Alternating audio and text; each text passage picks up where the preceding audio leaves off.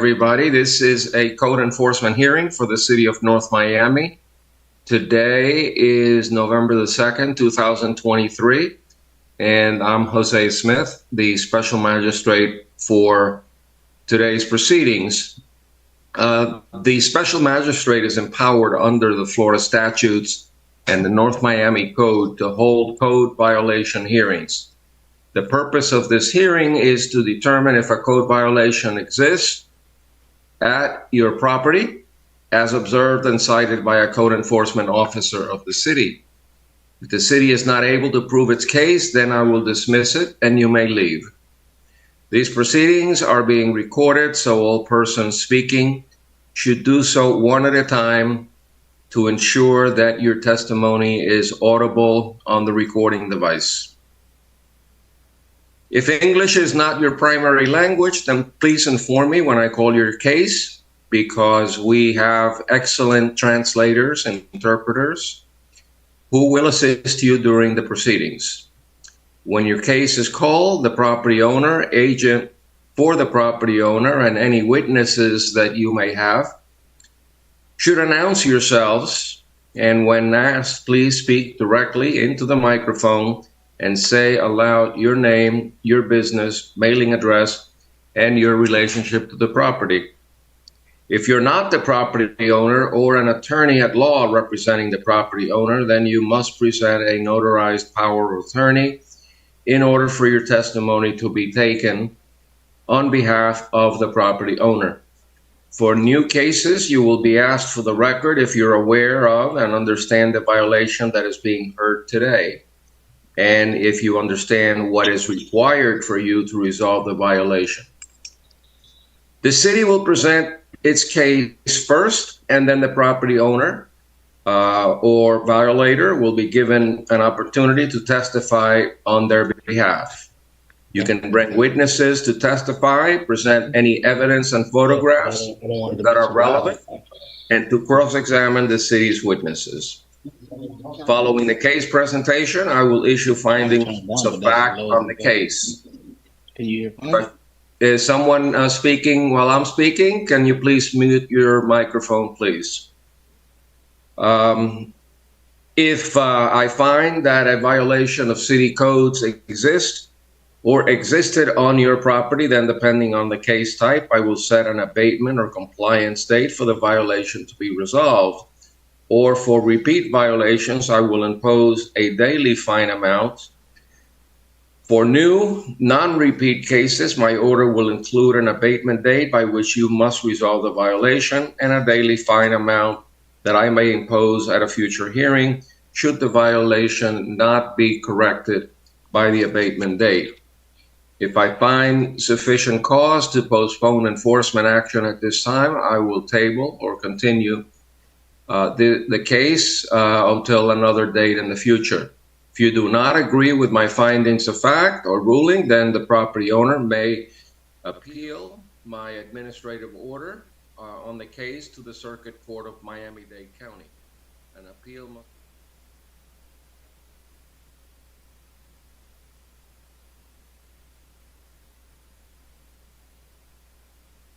decides to appeal any decision made by a special magistrate with respect to any matter considered at these proceedings, then the person will need a verbatim transcript of the proceedings.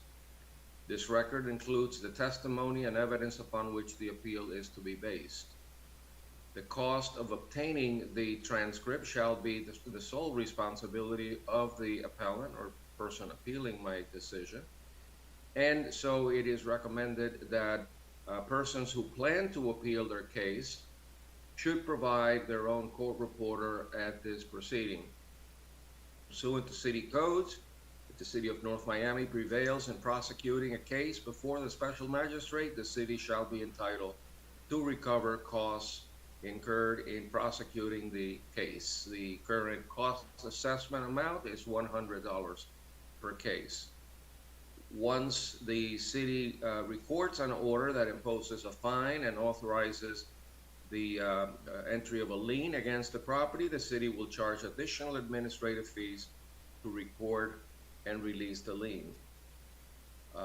So I'll turn it over now to the clerk to proceed with the oath, Pledge of Allegiance, and other administrative matters.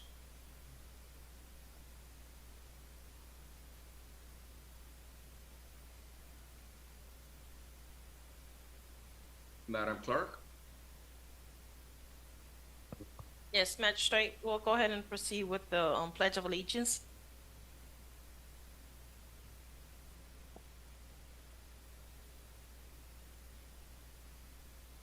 If everyone can enable their camera. Do we have an officer present? Officer John?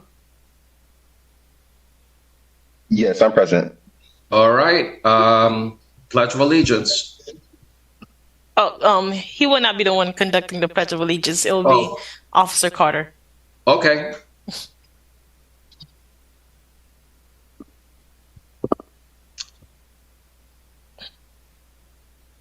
Officer Carter is here. We're just having some technical difficulties with the camera.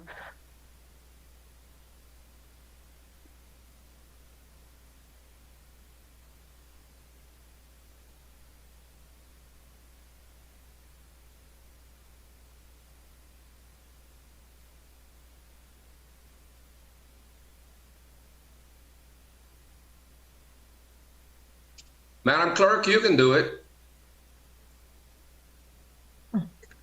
Yes. Okay. I pledge allegiance to the flag of the United States of America and to the republic for which it stands, one nation, under God, indivisible, with liberty and justice for all. All right. I'm going to swear in the witnesses, the interpreters.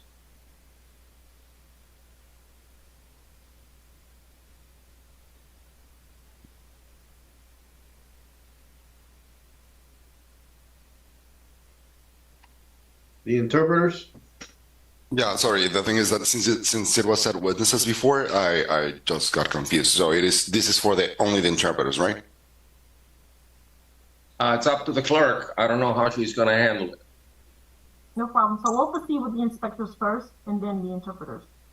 All right.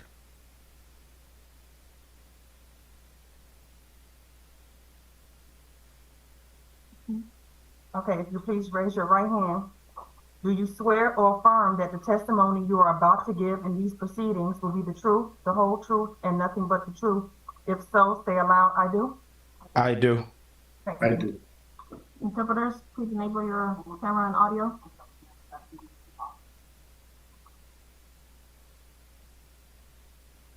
Please raise your right hand.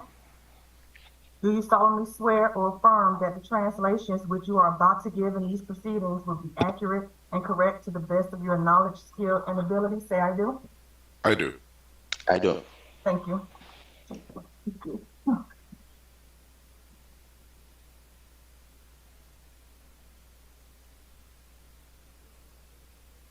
Magistrate, I'm going to go ahead and read into record the procedures. Is hearing.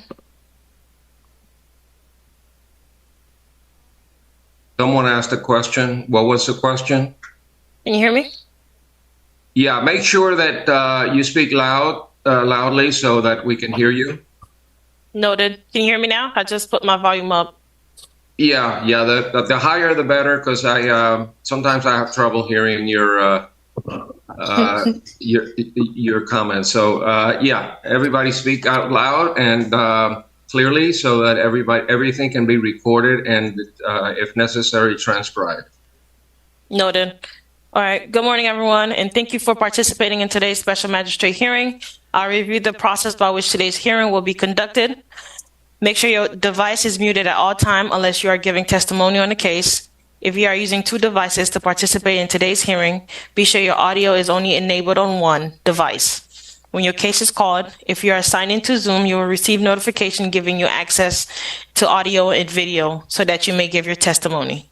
If you are physically here in person and wish to give testimony, you must sign in with the code clerk and await a text message indicating your case is ready to be heard. Upon receiving that message, you should immediately come to the office to be provided access to a computer. If you would like to speak on behalf of a case, once the case is called, you should click the raise hand button to be acknowledged. Before giving testimony in your case, please state your name, property address, and relationship to the property. If you wish to have an interpreter assist you during your case, please indicate that when the case is called. Magistrate, that concludes all the instructions for today's hearing. As far as any amendments to today's agenda, I do have a couple of cases that were postponed. And I'm going to go ahead and read those cases into record. Item number 5, which is 13100 Sunrise Plaza, LLC, case number CEGMP 2023-00210. This case is postponed from today's agenda.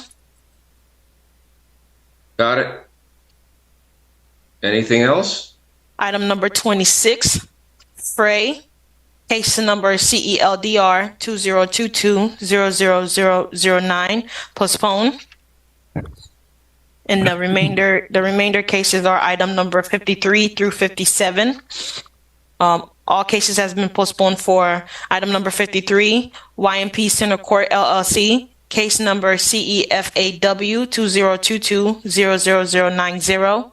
Item number 54, case number CESCN 2022-00029.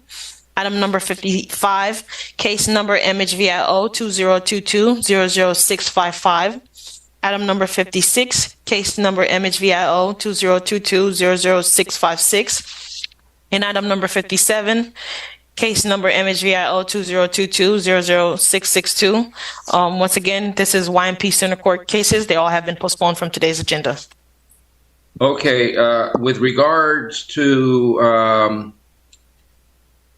items 56 and 57, which I've reviewed, I have no problem with postponing those cases, but I would like the building official to keep an eye on the violations because, as I said, I did review the files, and those two items, 56 and 57, could potentially be life safety issues.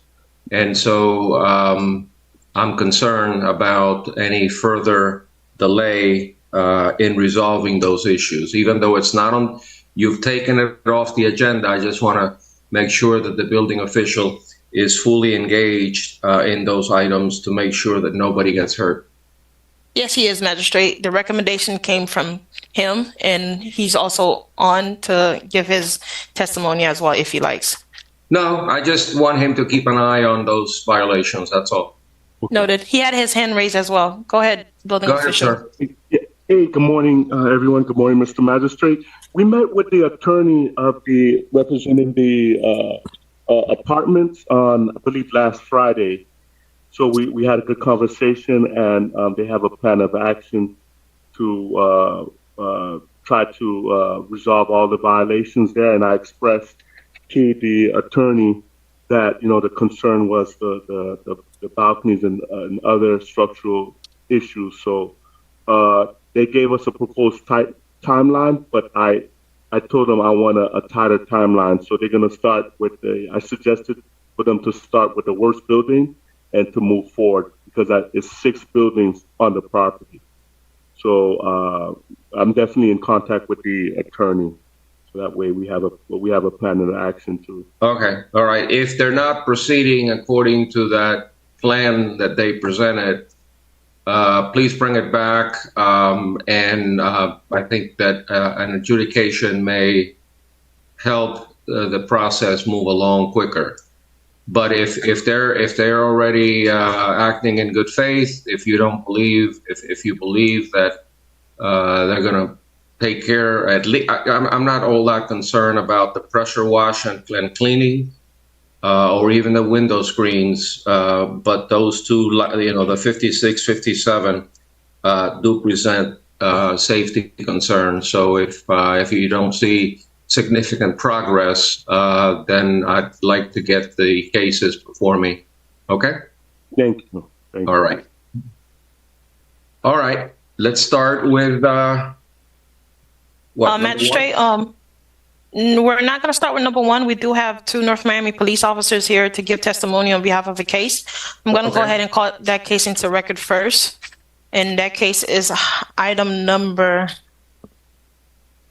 Is that the short-term rental case? Yes, it is. Okay. That is item number 28, Hermione LLC, case number CSTR 2022-00038, and the officer is Shanna Sanders. Okay. Anybody present on behalf of the owner? The owner is Hermione LLC. Yes.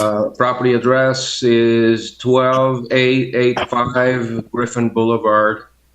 And this is a short-term rental violation. Will the owner announce his or her presence? We have Natalia Castano here on behalf of this case. Natalia, please. Okay. Please raise your right hand, ma'am. Do you solemnly swear or affirm the testimony you're about to give in today's testimony? Do you solemnly affirm? I'm sorry, y'all. Do you solemnly swear or affirm the testimony you're about to give in these proceedings shall be the truth, the whole truth, and nothing but the truth? So help you God. Please say I do. I do. Okay. Ms. Castaño, I'd like you to state your full name, your address, and your relationship to the property. Yes, good morning, Mr. Magistrate. My name is Natalia Castano. I'm the property manager in behalf of Hermione LLC. The property address is 12885 Griffin Boulevard. Are you authorized to speak on behalf of the property owner? Yes, sir. Has an affidavit been filed, Madam Clerk? No, there's no affidavit. No? No, sir. she only provided us with the contract that was on file. Okay, I saw the lease. I'd like the city to, by the way, Ms. Castaño, do you understand the nature of the violation? I may have asked you this before. You understand why you're being cited? Okay. Yes, sir. I'm going to ask the city to present its case first, and then Ms. Castaño, I'm going to give you an opportunity to rebut, refute, or admit the violation. Okay? So which inspector is it? Shana Sanders? Yes, Shanna Okay. Sanders. Shanna Sanders, neighborhood service inspector. I am the officer who opened up the violation. It was originally sent to me from the police department September of last year, noting that they had visited the property. In short, there was a short-term rental that had taken place. There was a conversation that was had between the then tenants at the property along with the police department at the time. From what the conversation stated, I believe the tenant stated that he was a short-term rental taking place there and that he would be leaving for the weekend. Again, I am the neighborhood service inspector that was given the police report and opened up the violation, but I'll have the officers who are here give testimony as to what transpired, what conversation was had, and why it was given to me to proceed with a violation. Okay, I'd like the police officer who wrote the incident report and the narrative to authenticate the report, and also to testify as to what he saw, why he responded, and comments made by the tenant to the police officer. So, which officer is going to testify as to those items? It's going to be Officer Jean. Okay. All right. Sir, I'd like you to explain why you responded to this particular address, and what did you hear and find once you got there? Yes, sir. We got a call of a door that was removed from the unit, and the renter was stating that it was removed because he wasn't paying his portion of the rent to another tenant. I'm not sure if he was subleasing it or what their relation was, but he's saying that his power was cut off and the door was moved because of the fact that he wasn't paying the rent. He stated that he did pay his portion to the other tenant. I don't believe he may have been like subleasing it, like on a short-term rental basis. I don't remember the exact dynamic of the conversation, but he did confirm it was a short-term rental that he had with the complainant at the time. And we advised them, hey, you got to provide access to the residence to this gentleman if he's paying rent to you, and you'd have to go through the eviction process if you want him removed. And what happened after you told him that? He allowed access to the complainant, but I'm not sure. And he said he was going to leave at some point, the complainant said, but I don't confirm what happened after the fact, after we left. But he did allow the complainant to re-enter the residence. Okay, by the complainant, you mean the individual that was residing in the premises and paying rent on a short-term basis. Is that correct? Yes, sir. Yes, sir. Okay. Is this a single-family home? Correct. Yes, it is, sir. Okay. And then after, then you left? Yes, after he was able to regain entry into the residence, we left at that point. Okay. Anything else? And that's your report that is being displayed? Yes, correct. Okay. And we did examine the residence. There was a door missing from the door frame, and the power was in fact cut off to that unit. I want to say his name is Kevin Cruz, the one that was subleasing it, advised that he would restore power to that unit as well, if I remember our conversation correctly. Okay. Kevin Cruz was your understanding after investigating the circumstances, you came to the understanding that Kevin Cruz was the tenant? Yeah, I believe he was the one that was the owner at the time, because that's how he presented himself to me. He was the owner of the property, and he was renting it to Leighton Robinson. Okay, he told you he was the owner? Yes, that's how I'm not sure verbatim, because it was a while back as far as the case, but he presented himself as the property, like as far as ownership of the property, and renting to Leighton Robinson at that time. Okay. So in your report, you referenced a landlord and tenant dispute. So your understanding is that Kevin Cruz was the landlord and the other gentleman, Leighton Robinson, was the tenant? Yes, sir. Okay. Let me see. So let's see, 1, 2, 3. The fourth paragraph in your report, it says Cruz stated that he was using his property as a short-term rental. Yes, sir. Did Cruz explain to you what that meant, or what is your understanding of a short-term rental? To my understanding, a short-term rental is anything under, I would say, a year, or like on a month-to-month or week-to-week basis. Okay. All right. Anything further? No, sir. Okay. Stick around in case the property owner wishes to cross-examine you, or if further testimony is necessary. Just hang on, and let's turn over to Natalia Castaño. Yes, sir. Ms. Castaño, I reviewed the lease documents that were submitted. I'm very familiar with landlord-tenant law. Tell me why, well, first of all, are you contesting the violation? Yes. You are. Tell me why. When we received the first letter of notice of the court hearing, we did it last month. We weren't aware that the tenant was saying he was the owner, but we have facing many issues with him because he didn't pay us the rent for many months, and we got evicted. We got him evicted, and he left the property. He was subleasing the property, as he stated when the police arrived. So that's why we're trying to get this resolved.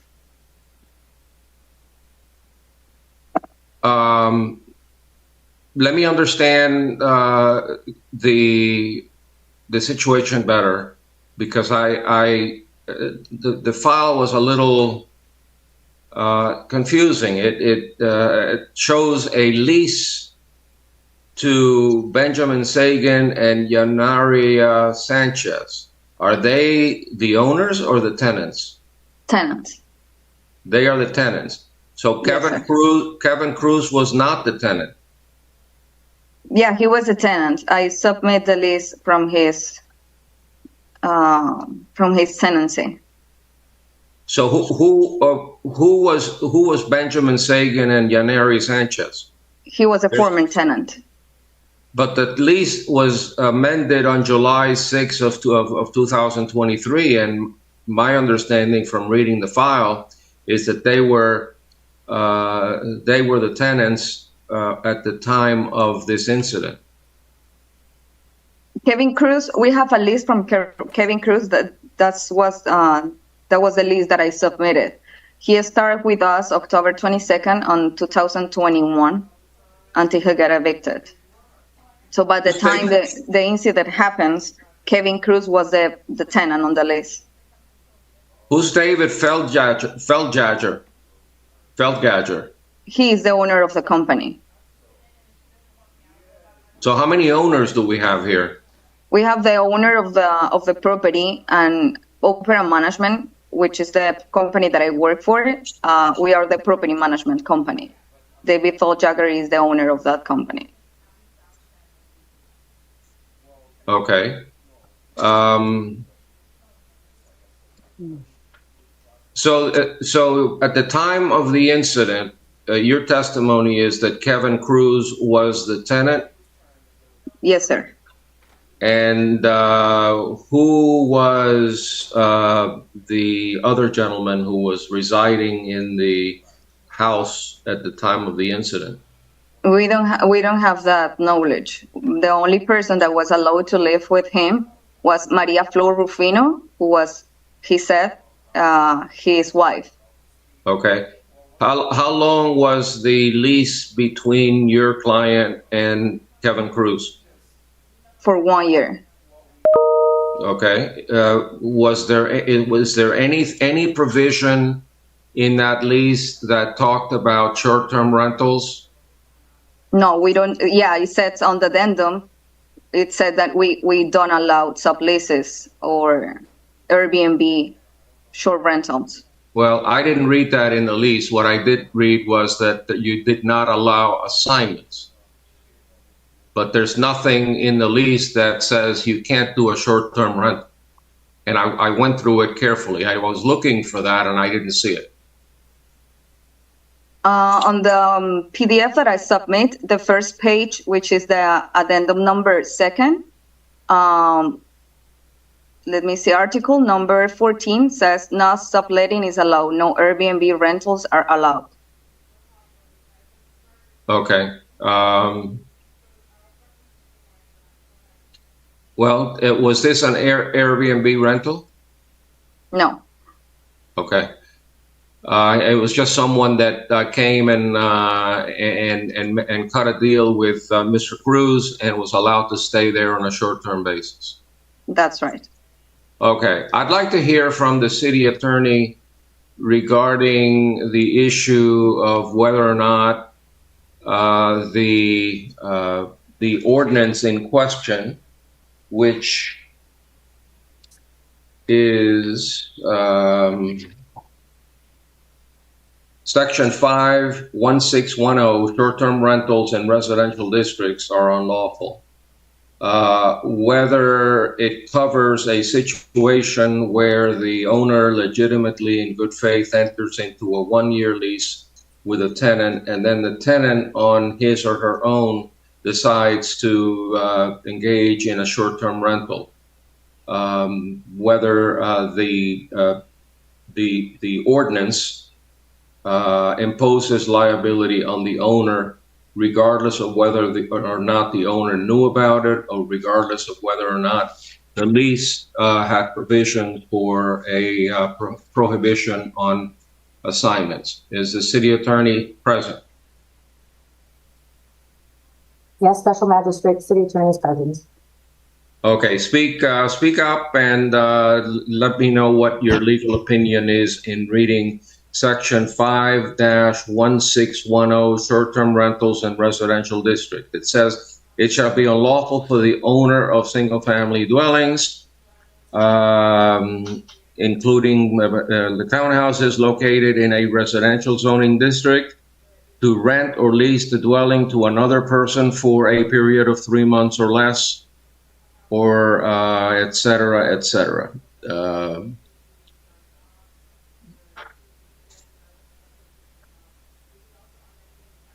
What is your interpretation, considering that the owner, through the testimony of Natasha Castaño, has said that she didn't know about it, didn't allow it. As soon as she found out about it, the tenant was evicted. Any responsibility on the part of the owner under those circumstances, according to your interpretation of the code?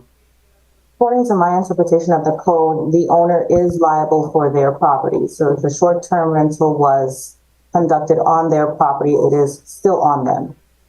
Okay, so it's almost like a strict liability statute, whether you knew it or not. If your tenant engaged in a short-term rental situation in violation of the lease, violation of the code, the owner is still responsible, and of course the owner has remedies against the tenant. Correct. If it's violated. So I'm going to give Natalia Castaño, the owner's rep, tenant's rep, property manager, an opportunity to make a final statement. Yes, sir. In the circumstance of that, the owner is responsible, even though the tenant acts by himself. Is still the owner responsible, because it's hard to know how you are subletting or renting short term. Well, the owner is responsible because the code places the ultimate responsibility for compliance with the code upon the owner, regardless of whether or not the owner knew about it or didn't know about it. So you just have to be careful when you have owners, when you have tenants that are likely to put their premises out for short-term rentals. You have to stay on top of it to make sure that it doesn't happen. And specifically in the lease, maybe you can, add a deposit amount or something to protect you from the tenant violating the law. That's the way the code is written. That has always been my view, and I've interpreted it the same way. I was just asking the city attorney in case something changed, but the code, the violation of the code is always the responsibility of the owner. The city could have written the code to say that the tenant is responsible. And in many cities, like in the city of Miami Beach, this particular provision says that not only is the owner responsible, but the realtor who procured the lease and also the tenant and any subtenants, they're all in violation. So when a violation is issued in that city, it's issued against everybody. In this city, in North Miami, the violation is issued directly to the owner to ensure that the owner does everything within his or her power to control the short-term rental issue. Because of your lack of knowledge and because of the fact that you evicted your tenant, which to me shows evidence of good faith, and hopefully you will never allow this to happen again, rather than issuing a $500 fine, which is what the code calls for, I'm going to issue a $250 fine under the circumstances for this violation. So that's how we're going to deal with it. It's a $250 fine instead of a $500 fine, which is what the code says I can fine you. Okay? Okay. Thank you, sir. All right. So have a good day. Thank you. Thank you all.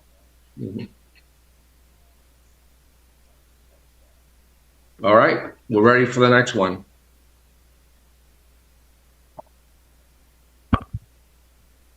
And before we proceed, Officer Madrid and Officer Jean, you guys are dismissed. Those were the Thank you. Thank you for your testimony, officers. Thank you, sir. Magistrate, I'm going to proceed with item number 22. Item 22 is B. Shakaw, LLC. Case number CEGMP 2023-00222, and the inspector is Bernardin. All right. Anybody present on behalf of the owner? Yes, we have Jose Sim. How do you spell the last name? S-I-M-E.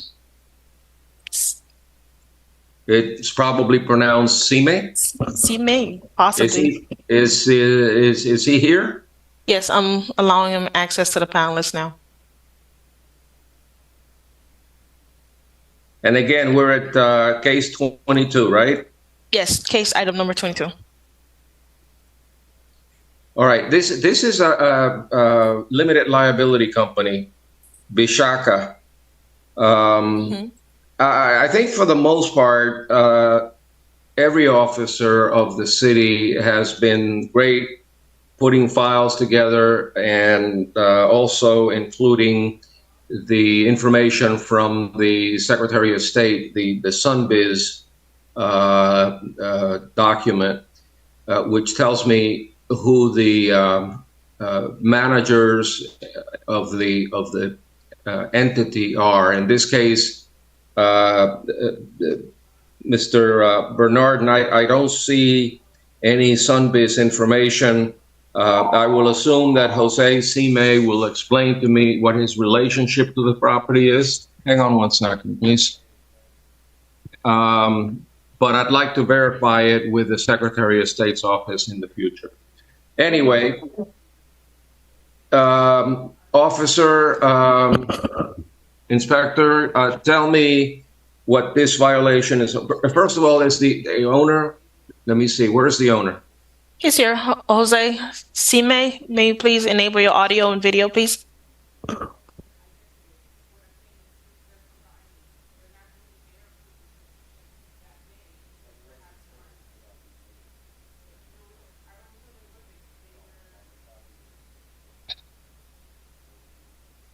Okay, they're here. Good morning, sir. State your name and address for the record. Good morning. My name is Jose Sime. And your address? 12250 Northwest 7th Avenue, Miami, Florida 33168. And Magistrate, while we have him, I'm going to go ahead and swear him in, okay? Let's swear him in. Sir, please raise your right hand.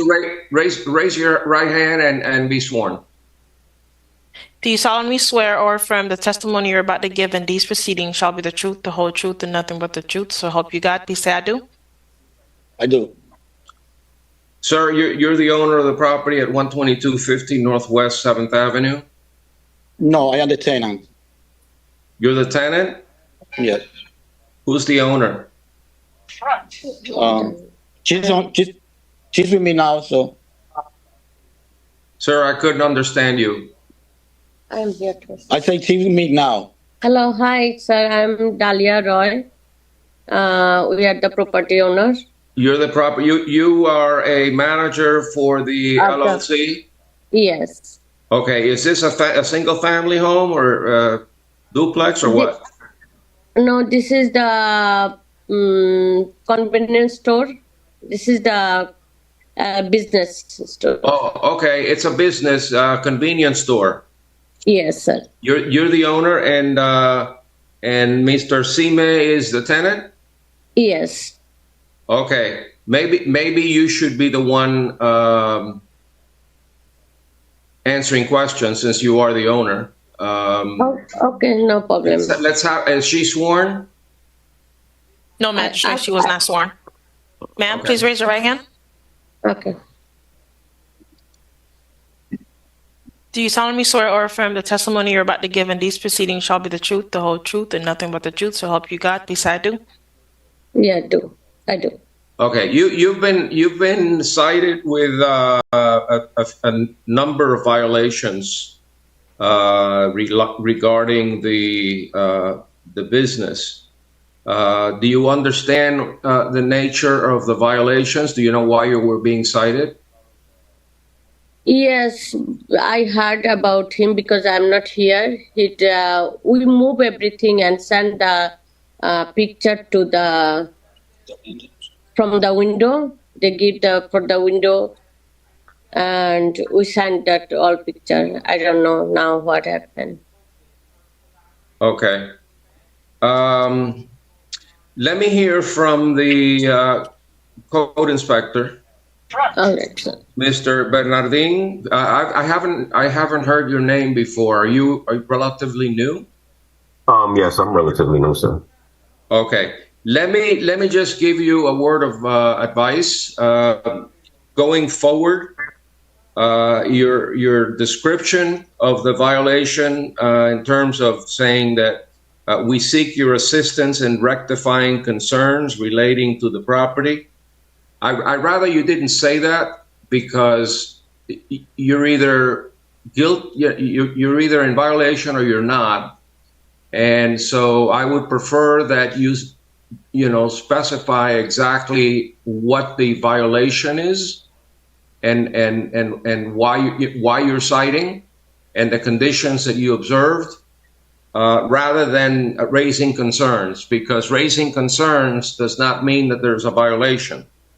And I'd like to have I'd like to have the code violations in question cited so I can look it up to make sure that I'm understanding what the violations are about. So going forward, I'm sure that you'll, as you get the hang of it and you get to understand how we run things around here, you'll also provide me with a Sunbiz document showing who the owner is, because if I had that information, I would have known about this nice lady testifying being the owner, as opposed to Mr. Sime, who's the tenant. So anyway, with that said, what are the violations that you're citing this property for? Well, good morning, Special Magistrate. My name is Alex Bernardin, Inspector for the Neighborhood Service Department. Okay, so the property was cited for... Yeah, so the property was cited for exterior conditions due to the property itself. Walls need to be pressurized, repainted, preferably. The parking lot, the condition of the parking lot itself, as you can see in the pictures, there's some formations of a few potholes along the way. Okay, just hang on to that picture. Can you point out where the potholes are? It's a formation of a pothole. It's the grain in the front by the yellow striping. There's a yellow striping, a little place where they usually put the gas tanks are. Yes. In front of that, directly in front of that, the gray darker pouch is a formation. The primary issue with this property was the signage, which you can see in the background of this. Yes, in the rear, next to that vehicle. And I believe you have a better photograph indicating the condition of that sign, correct? Yes. I believe so. Let me double check that. Go through the pictures. You'll see. I believe I saw one that is closer. It's a closer shot, and it shows that it's not in. Yes, it's a few pictures down. They're showing a better picture of the sign itself.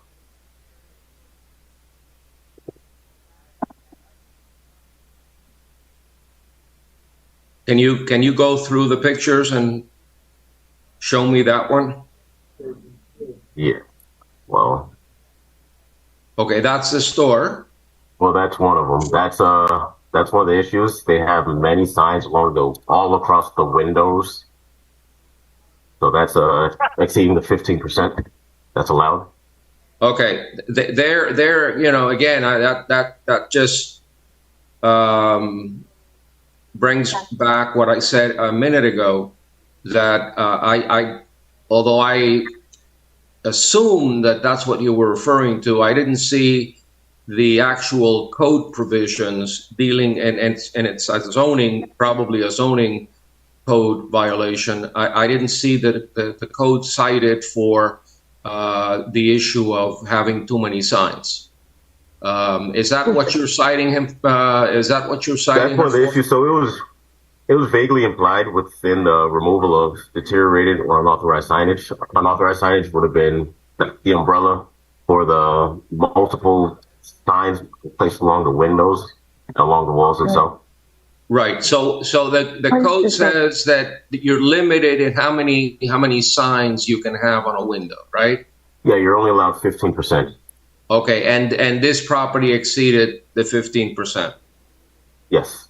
Okay, and can we go back to the outside sign, the one that we saw earlier, outside on the corner of the property?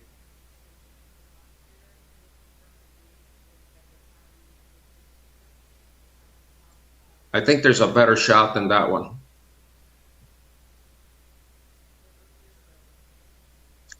Let's look at other pictures.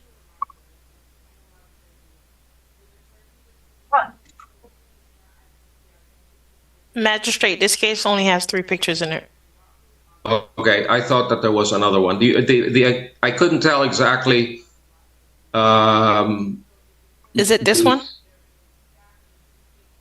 No, no, it's the one on top of the car where the car was. Go back. No, that one. Yeah, that one in the rear, in the center. Okay. Are you Inspector? Are you also charging the property owner for the condition of that sign? Yes, it's a bit faded, and the wording was it looked like the wording was, what's it called? Peeling off also. So that's another issue. Okay. So the citations that were issued on this property fall under the general maintenance provision of the code? Is that the code section? The general maintenance portion would be along the, let's see, the second picture where it shows the building itself. There's dirt all along the walls. It needs to be pressure washed or either repainted. General maintenance would also fall into, during the time of the inspection, the property was unkempt, as in like the grass and weeds were growing everywhere. And now, I mean, that issue was rectified, but there's still the fact that it has to be pressure washed because you can see dirt along the walls itself. And on the pillars in this picture here, you can also see dirt and, you know, smudges all across the pillars itself. Okay, did you communicate that to the property owner? I haven't gotten a chance to speak to the property owner. No one's reached out to me in regards to the cases. Whenever I brought the orders, notice to appear and every paperwork, it was just hand in and no questions were really asked. Okay, because I can see the property owner saying, well, you know, what do you want me to do? You've identified some conditions like external conditions and proper maintenance and signage and proper maintenance of the parking lot. What's wrong with the parking lot? So in, I believe, the last picture itself, you can also see potholes along the parking lot. Okay. The restriping of the parking lot, it looks fairly done, but there's also still, you know, formations in the parking spaces itself of potholes, and there are actual potholes after the striping of the parking lot. All right. Let me ask the property owner, are you aware of, since you have a tenant, are you aware of these violations on your property, ma'am? Actually, no, because we maintain, but I don't know what he's saying. Like we have the lot of what is that called? Post sticker in the window. I don't see if you can. He can come. He can show me where is the lot of sticker. And Well, even they took. Ma'am, let me stop you on that issue. The zoning code only allows a certain number of signs on a window. You can't cover your entire window with signage. That's not legal. Yeah, I know, sir. Okay, you have to go to the planning department, and they can explain to you, how many signs you can have on a particular window, and it's based on the size of the window. So I know that this is difficult, so bear with me. I'm gonna try to make sure that you understand what you need to do in order to have your property comply. Do you see the issue? Do you see a picture with a parking lot and there's like a crack on the surface on the right-hand side of the photograph? Do you see that? Yes. Mm-hmm. All right. That's a violation right there. So you have to somehow get up. I don't know if you need a permit, but you need to resurface that. All right. Okay. We'll do. Okay, but what you need to do really is get in touch with the inspector and make sure that the two of you understand each other as to what needs to be done. The signage, and there's some potholes from what I understand. Those need to be fixed, and then you'll be in compliance, and I will not fine you. But what I'm going to do is I'm going to give you time for you to address these issues. I'm going to give, how much time do you think you'll need in order to correct these violations? And also, I just want to ask you, do we need the permit? We already submit the permit for the painting the building, and I don't know how long. If we need the permit, then I don't know how long I need. But if I don't need permit, then you can give me 1 month.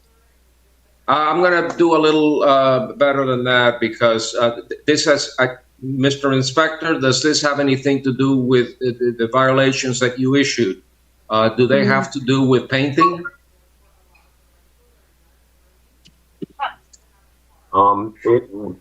Honestly, they wouldn't have to really repaint. It's more of a pressure wash issue. It's just the dirt on the property itself. If they wish to paint, that would be fine. Okay. But I believe the property owner and the tenant want to come into compliance. I believe they're acting in good faith.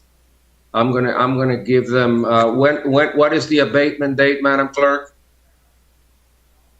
Magistrate, for today's hearing, we have 3 abatement dates. We have January 24, 2024, February 21st, 2024, and April 17th, 2024. Okay. I'm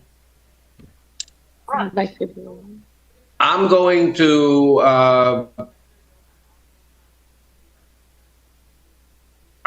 abate the to require them to abate by January 24th. So this is my ruling is that based on the testimony of the city's code compliance officer, the photographs and the evidence presented depicting that the violations exist, proper notice has been given, property owner and the tenant have appeared before me, I find in favor of the city and set an abatement date of January 24, 2024. In the event of non-compliance, there shall be a daily fine of $250 until the violation is abated. Ma'am, I'd like you to communicate, and the tenant as well, communicate with the inspector, communicate with zoning, and make sure that the violations are corrected by January 24th of 2024. I know you're going to do it, and I won't have to issue fines. Inspector, I encourage you to communicate these violations to the to the property owner so that the two of you can be on the same page and the violations get corrected by the abatement date. So I'd like to see more interaction between the code officer and the property owner on this case. Thank you. Mr. Director, do you want to add anything? Yes, Special Magistrate, through you. This was actually an initiative by the city started a couple of months ago. And part of it was, like you said, was the communication component. This is a case where I think you're absolutely right. We could have done a little bit better job in communicating the circumstance. There was 63 violations, and this in terms of being transparent with the property owner. You were one of 63 as part of this, and it was a little bit more strict because it's been a long time since we've done something like that. So as the officer said, a couple of those are pretty quick. And what I'll do, so in the spirit of making sure everything's okay, I'm going to assign the manager, Mr. Jose Perez, and he will be by there. He will be contacting you, and I'll make sure if this is a situation where you're working in good faith and to see fines be applied to a property owner that's working in good faith, it's not a good business deal. So I'll make sure that I follow up as the special magistrate stated, and I hope to see you soon. Excellent. Good job. Everybody seems to be acting in good faith, and I like that. So and Jose Perez is excellent. He stays on top of things, and he knows the code as well as anybody. So let's move on to the next case. Okay. All right, Magistrate, we're going to proceed with item number 31, which is Jesus Gayton and Yolanda Gayton. Case number MHVIO 2019-00420. I believe the building official will be presenting this case today. Okay, who's here on behalf of the property owner at 1500 Northeast 141st Street? We have Yolanda Gayton here. I'm just allowing her in to the panelists.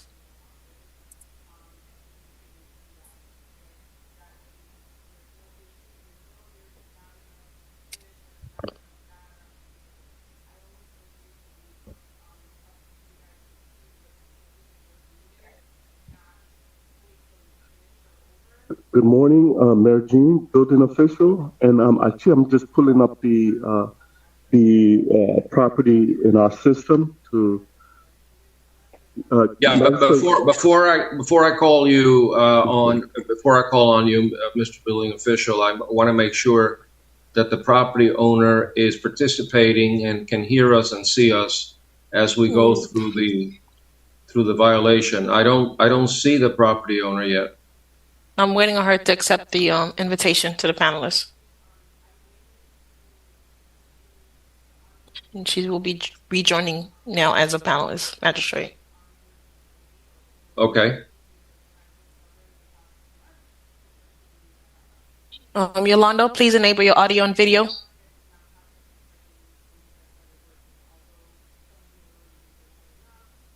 Hi, good morning, Mr. All right, there she is. Hello, good morning. Good morning, Yolanda.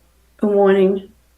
I guess you and your husband own the property? Yes. Yes, that's right. We don't see you yet. We could see her now. Oh, now okay, Yolanda Gaitan. You're the wife of Jesus Gaitan? Yes, he's right here next to me. Okay, so the two of you own the property. Have they been sworn? No, Magistrate. Let's swear them in. Please raise your right hand.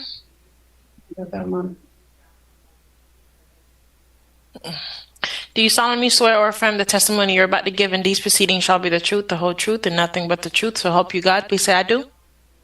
We do. I do. All right.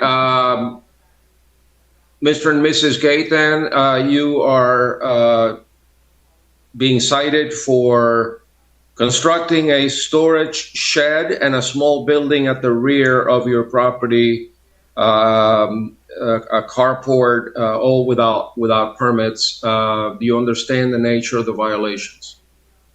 Yes, I understand what the paper said, but I have been a long time ago trying to explain that when we buy the house, that I mean, we did not build anything in the property. That was already there when we bought the house. I'm trying to explain that too many times, and then I never been here about that. I have the papers also that shows that that it was there, but that's why we're here today. Okay. First, let me have the building official explain the violations and show me the photographs that I remember seeing as I was going through the agenda. And indicate, please, to the property owners the improvements, the construction that forms the subject matter of these violations. And it doesn't matter if it was there before, ma'am. It doesn't matter if it was there 20 years ago. If it was built without a permit, it's on you. You're the present owner. And the law says that when you buy a piece of property, you have to check to make sure that the conditions existing on the property are all in compliance with the code. And Mr. Building Official, isn't there a requirement that there be a recertification certificate when someone buys a piece of property, which triggers an inspection to see if everything is in compliance? I know I threw a lot of things at you, but I'm sure that you can sort them out. Correct. There is for single-family residences and condos and apartment buildings. There is a recertification certificate that's required by the city of North Miami. So that's basically just check to see life safety items, and if there was something that was added at the property, then that would be a condition that they would need to enter to resolve. The previous owner would need to enter into that condition to resolve with the upon transfer of the property. Do you know if one was done on this property? Hello. I'm checking. I have the property pulled up. Hello. Okay, there was one. There's one. 2012. It was denied. Let me see here for the.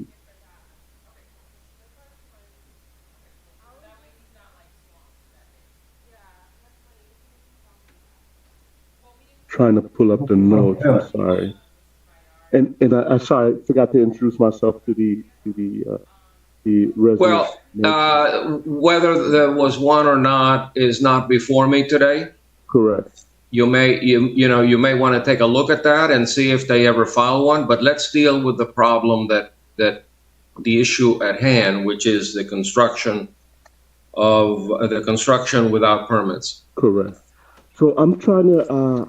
I don't know if the clerk can pull up the photos. Because I'm trying to pull up the photos, but I'm not able to pull up the photos for this case.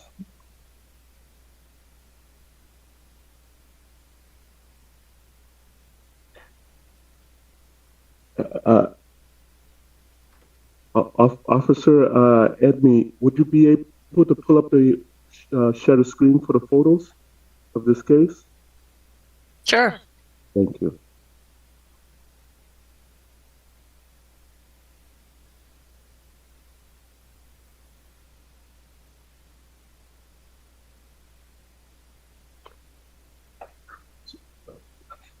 So, Mr. Magistrate, for this case here, it was previously done by Officer Gary Beswick. It indicated that there was construction. I think the shed was at the rear of the property. It should be.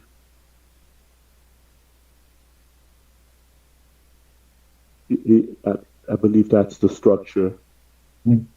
Behind the fence? Behind the fence. The fence is not in violation. It's the property behind, it's the structure behind it. Yes. Is that a concrete structure, and what is it being used for? Okay. That is a shed. It's like to put stuff inside. It's not concrete. It's not concrete. What material is it? Excuse me. Because I couldn't speak or understand in English, but my husband didn't speak English. So there's a possibility that he can have interpreter. All right, let's use the interpreter. Spanish interpreter? Yes, please. Okay, Mr. Interpreter, I would like to ask the property owners about the shed and how it was constructed. Is it concrete? Is it plastic? What is there? What does that picture show? Entonces quería preguntarle respecto al cobertizo, ¿de qué está hecho? ¿De qué material está hecho? ¿Es de plástico? ¿Es de concreto? ¿De qué es? Duro chirro. I didn't hear that. Lámina de duro chirro. Es duro chirro, de láminas de duro. No sé cómo se dice. Sí, ¿cómo se llama? Este es su intérprete, perdón, sigo sin entenderle. Él dijo la palabra lámina, que está construido de lámina. Sí, de duro. O sea, no sé si está bien, pero es duro chirro. Okay, so Mr. Interpreter, I know that you're having difficulty translating that word. But I guess the best I can get from her answer is that she really doesn't know for sure. Yeah, that's true. Okay. Yeah. The word is lámina, but I'm not sure that I understand what that means. Okay, entonces usted solamente para confirmar de qué se refiere usted con lámina, ¿me pudiera decir qué es? Él está diciendo láminas de duro. Son láminas de duro. Se llama así duro. Construcción antigua, me está diciendo él. Lo compramos, estaba. Pero. Let me see if I can find that in English, that term. Láminas de duro me dice, ¿no? Sí, de duro chirro. No sé si se dice así. Eso fue con la que fue. So it is something hard sheets. Durock? A hard sheet. I'm going to withdraw the question. I don't know that really matters much, but Mr. Building Official, what is that structure made up of? What is it? Okay, Mr. Magistrate, also to clarify, there's two items on here. There's a storage shed, and the picture that's before you is the small building at the rear. So what I gathered, what the resident was saying is probably made out of some type of Durock sheeting that forms the exterior of that. So it's most likely wood frame with Durock sheeting to form the exterior envelope of the building. Okay, and those were you able to determine if those were built subsequently to the original construction, and if so, were they built with or without permits? Mr. Magistrate, we have back to from the reoccupancy. It was final in 2012, but I don't see any additional permits here for any shed or standalone structure. Why don't you, Mr. Interpreter, interpret what the building official said? Sure.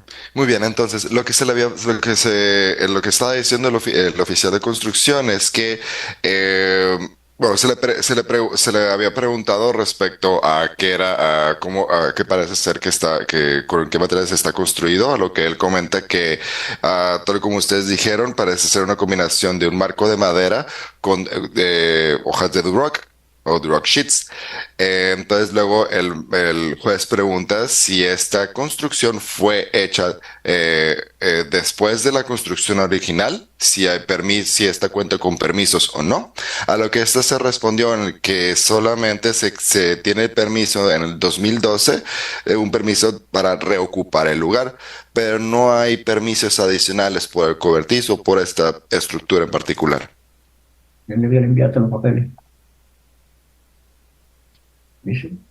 All right. Este es intérprete, perdón. Sí, go ahead. Se le envió los documentos, ahora mismo no lo enviaste. Okay, Mr. Building Official, what I'm looking for is how do we know that this addition, this shed, this carport was built without permits? How do we know that? How do we know they're not covered by the original CO? Well, the previous code officer, Gary Beswick, was the one that created this violation. And I know with him, he went through the property records to,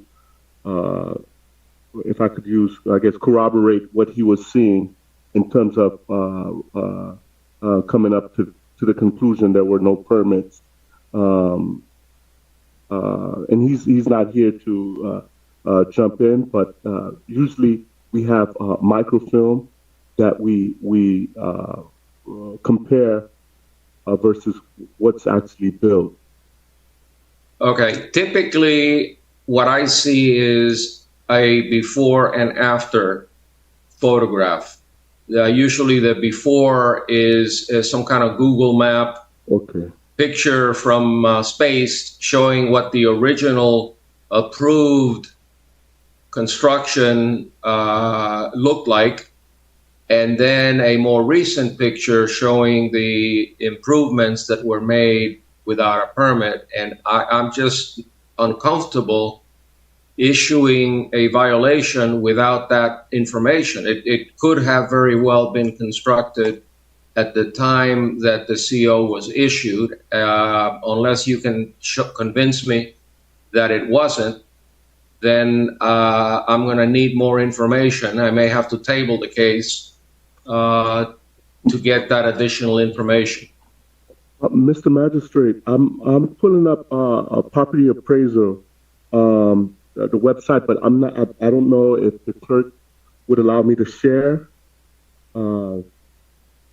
some information with you on the screen. What information? You don't, if we can't get it on the screen, just tell me what that information shows. Okay. So I went back in 2012.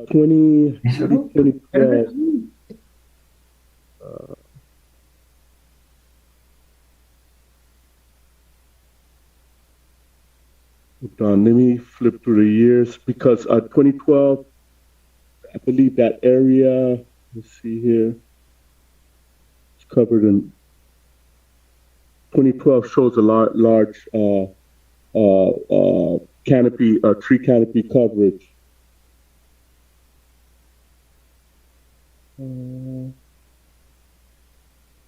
Magistrate, can you see my screen? Yes. If you see here where it says aerial year 2012, it's pretty much being covered by a large tree, as the building official mentioned. And if you were to go to, I'm just going to scroll probably up through the. If I can say something, please, because about the picture that we're seeing, like we're looking at right now. Yeah. Ma'am, I'll let you speak as long as you want. I just want to finish with the building official. Okay. And Magistrate, this is an aerial view for 2013, when they gradually started building around, I guess. Okay, and that wasn't there before? It was 2012. Those two structures at the end, I did not see anything. I'm gonna go back to 2012.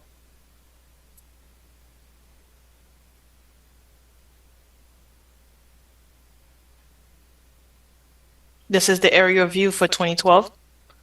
It's a bit blur and covered up with trees.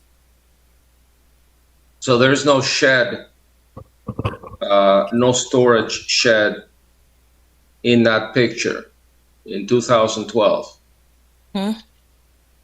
Correct? Let me, I'm trying to verify the. And building official, you also have access to share the screen as well if you like. Okay.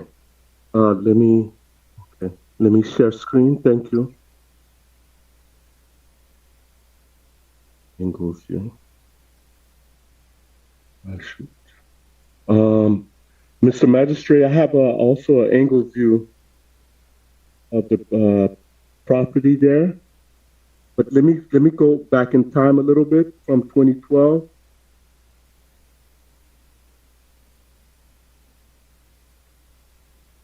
Hopefully that actually.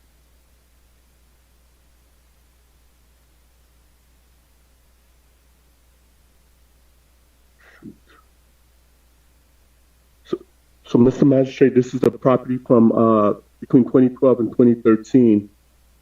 Let me go through 2014, actually 2013, sorry, 2013 to 2014.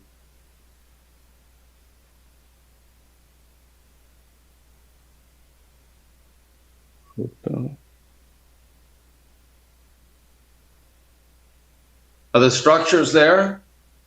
Okay, in 2014, 2015, there's some structures that appear at the lower right-hand side.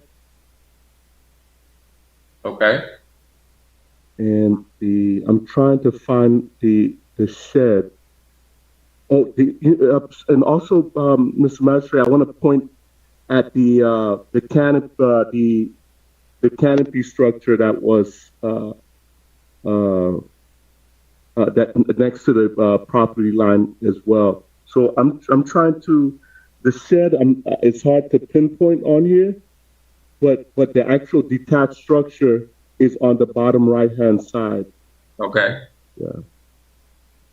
So, Mr. Magistrate, I believe I had a chance to talk with the residents. I believe might have been a couple of months back, but we couldn't come to any resolution on how we can basically cure the violation because the resident at the time was upset at regarding the violation, and he also contacted the mayor's office to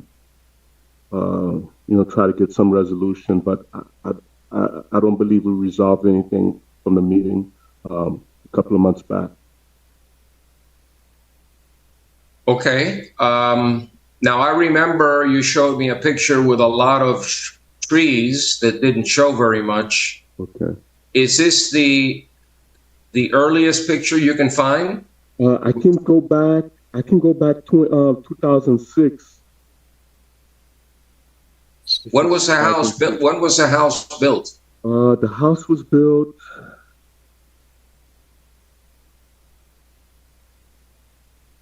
Sorry, give me one moment. There was the original structure, 1951.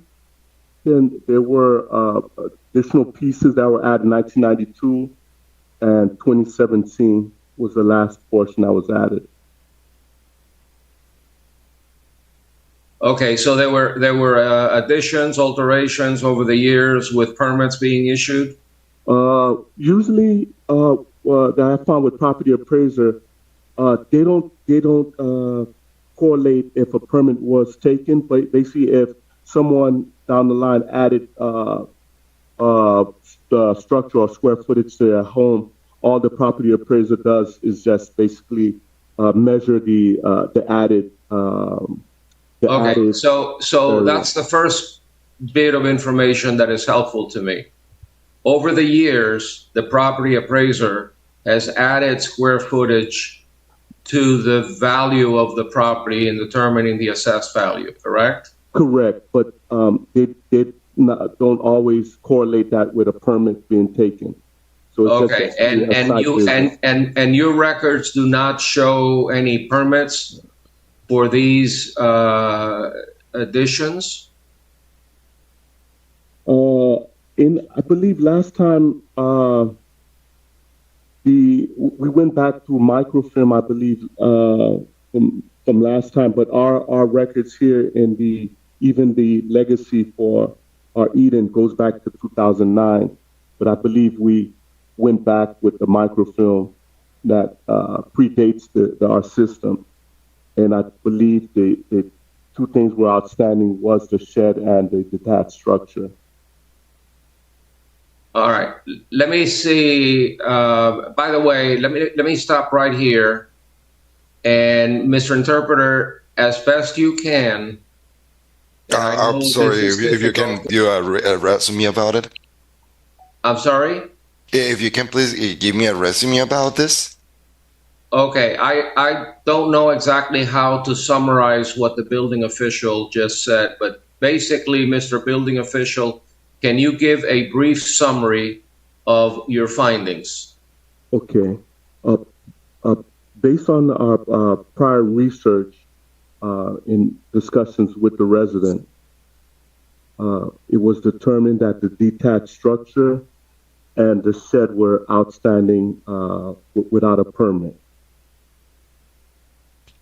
Entonces, basados en la búsqueda y discusiones con el residente, se encontró que hay una estructura, hay dos estructuras añadidas a la construcción. Okay. So what is your recommendation? What do they need to do? They need to apply for after the fact building permits, or how else can they resolve this issue? Well, they can apply, but I think they're going to they might need a variance or some type of remedy for the detached structure because it's built close to the property line. So they can try to apply, but there's going to be additional challenges with zoning. Being that all right, so it's a setback issue? Yes, correct. Has the next door neighbor complained about it? No, but they can go through a variance process, and it may be some type of remedy, but it may they may need additional application with additional costs that I don't know if the resident would. Okay. So to sum it up, the house as shown in this photograph, which is the current condition. This is from 2008, 2009. Oh, okay. But this one might. Actually, I can go to 2017. Well, 2017 might not be the best. And actually, this is probably 2017 here. But 2017 also, captures information that the property appraiser has indicated on the records that possibly are not permitted. All right. If there's a setback issue, obviously that's a code violation. If it's a construction without a permit, code violation.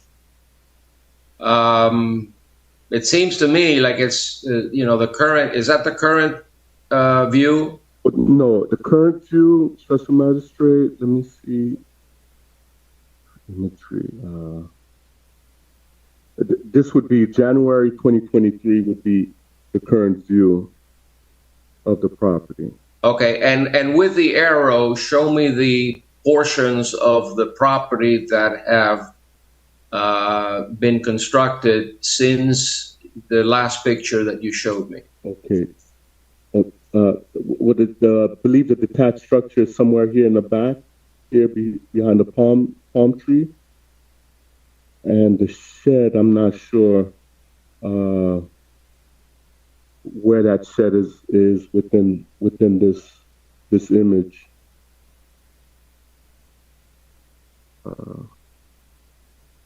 Let me go back 1 year. Actually, All right, let me just stop it right here. I am unable at this hearing to determine whether or not there is construction done without a permit, new construction done without a permit. I don't. Maybe the pictures are not good enough. Maybe you need to bring me a diagram showing the new construction, what was added without a permit. You know, what you're presenting me is just a mishmash of pictures, and I can't make heads or tails over it. If there's a zoning issue with the setback, I'd like to know that as well. I'd like to know where the setback is and where the construction is. So what I'm going to do is until I'm going to table this case. I'm going to table this case until the city better refines the scope of the violations, where they are exactly, and in the meantime, if the city could speak with the owner about what our what we're looking at, and if he has evidence that it was already permitted sometime in the past, I encourage them to bring it forward. But right now, today, I'm not going to spend the next hour trying to figure out what is and what is not new construction, and what is and what is not built with permits. And the issue of the setback is not before me. So I'd like a better presentation, hopefully at the next meeting, and then I can make a decision on what needs to happen. So I'd like the interpreter to explain to them that we're going to postpone this hearing until I see better information from both sides as to whether or not there's new construction that was done without a permit. Bien, entonces, en este caso, debido a la falta de información que se tiene por parte de la ciudad, así como no se puede determinar si las estructuras que se añadieron después, cuándo fueron construidas, si fueron construidas originalmente o se añadieron después, tampoco se tiene claro si estas cuentan con permiso o no, por lo que en este momento no voy a poder tomar una decisión. Esto mejor se estaría haciendo después en la siguiente junta, para que ahí las dos partes traigan una mejor presentación de su caso para poder tomar una decisión en base a eso. Maybe, Mr. Building Official, maybe a floor plan or a sketch or some way of explaining what structures are new and what structures needed to have permits, maybe by way of an illustration, as opposed to these aerial photographs, which really don't tell me very much. Okay. And Mr. Magistrate, I apologize. I'll make a better presentation. No, it's difficult. It happens. And because these folks bought the property with the additions, certainly they didn't know. If they had known, they would have insisted on the seller giving them whatever they needed. But I just can't rule one way or the other given the information that is in front of me right now. These photographs are very far away, very unclear as to which areas we're talking about. And you raised a new issue, which is the setback issue. I want to know where the setback is, and maybe planning and zoning can show me where the line is for the setback and where the encroachments are. And so that would be a separate issue, but I'd like to hear it all together. So with that said, Mr. Interpreter, just tell them that we're going to be tabling this hearing. Perhaps another meeting with a building official can better explain what the city's concerns are before it comes to me again, and maybe they can resolve it themselves. If all they have to do is get an after-the-fact building permit, that should be simple. Shouldn't be very difficult, but I'm concerned about the zoning violation where they might need a variance. So that's my ruling for today. Bien, entonces lo que estará pasando el día de hoy es que estaremos poniendo pausa a esto, es decir, que lo estaremos dilatando, ya que estaremos llevando a cabo esto hasta la siguiente junta para que así se puedan explicar mejor los hechos. Esperemos que solamente se necesite un permiso para después de un permiso que se llama para después de lo realizado, que este permiso es bastante fácil de conseguir, por lo que esperemos que sea eso, pero es que también ahorita ya se está viendo otra violación con respecto a zona, por lo que es mejor esperar hasta esta otra junta para ya poder ver todos los factores. Explain to them, it's not before me today, but Mr. Interpreter, the fact that if there's an encroachment on the setback requirement, that they may need to go and get a variance from the zoning department. Y esto, la razón por la que se está diciendo lo de la zona es porque existe un contratiempo, porque al parecer hay una deme un segundo. This is interpreter, sir. When you're meaning the setback is, as I am mentioning, a contratiempo, or you're meaning a structure? No. What a setback is, it's the space between one house and the next house or the next property, and that the zoning laws require that there be a separation between the construction and the next property, and they have encroached into that area according to the building official, and if they have encroached into that space, then they need to get a variance, una varianza. Thank you very much for explaining that.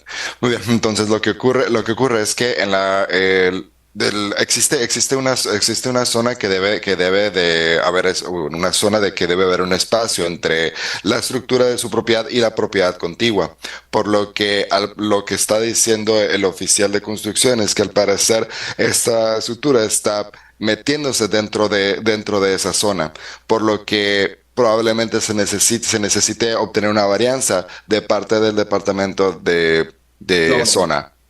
Sí, referente a la última foto, the last picture that was shown on the screen is that the space is open already. I showed the pictures to the city. I went with the pictures that we opened that space. So the walls were knocked down. There are no more walls over there. I showed them that I took all the pictures to the city. I complied with that because they said that I cannot have my backyard walls closed. So I showed them picture before and after I put the walls down. So I see that they show the pictures again over here when I showed in the city that I opened those walls. I don't have no more walls right there. Okay. All right. So I guess at your, ma'am, when you meet with the building official, hopefully in the next couple of weeks, you can show him pictures of what you have. So if you've corrected, if you've taken down a wall to meet the zoning, the encroachment issue, then that issue goes away. But we still have to understand if there was new construction that was done without a permit. That's the issue that I'm not clear on yet, but will become clearer once the city does a little bit more homework. Okay? So you may have to come back. I'm sorry about that. We'll do it by Zoom. but I'm not able to make a ruling at today's meeting. So let's move on to the next case, and this case will be reset, table until my next meeting. Okay. Thank you so much.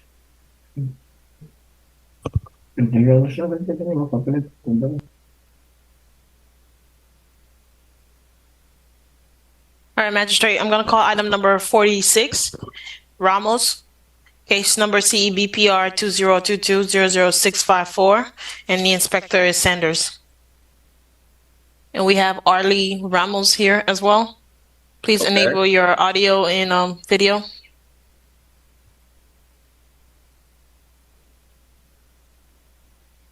And Spanish interpreter. Yes, I'm here.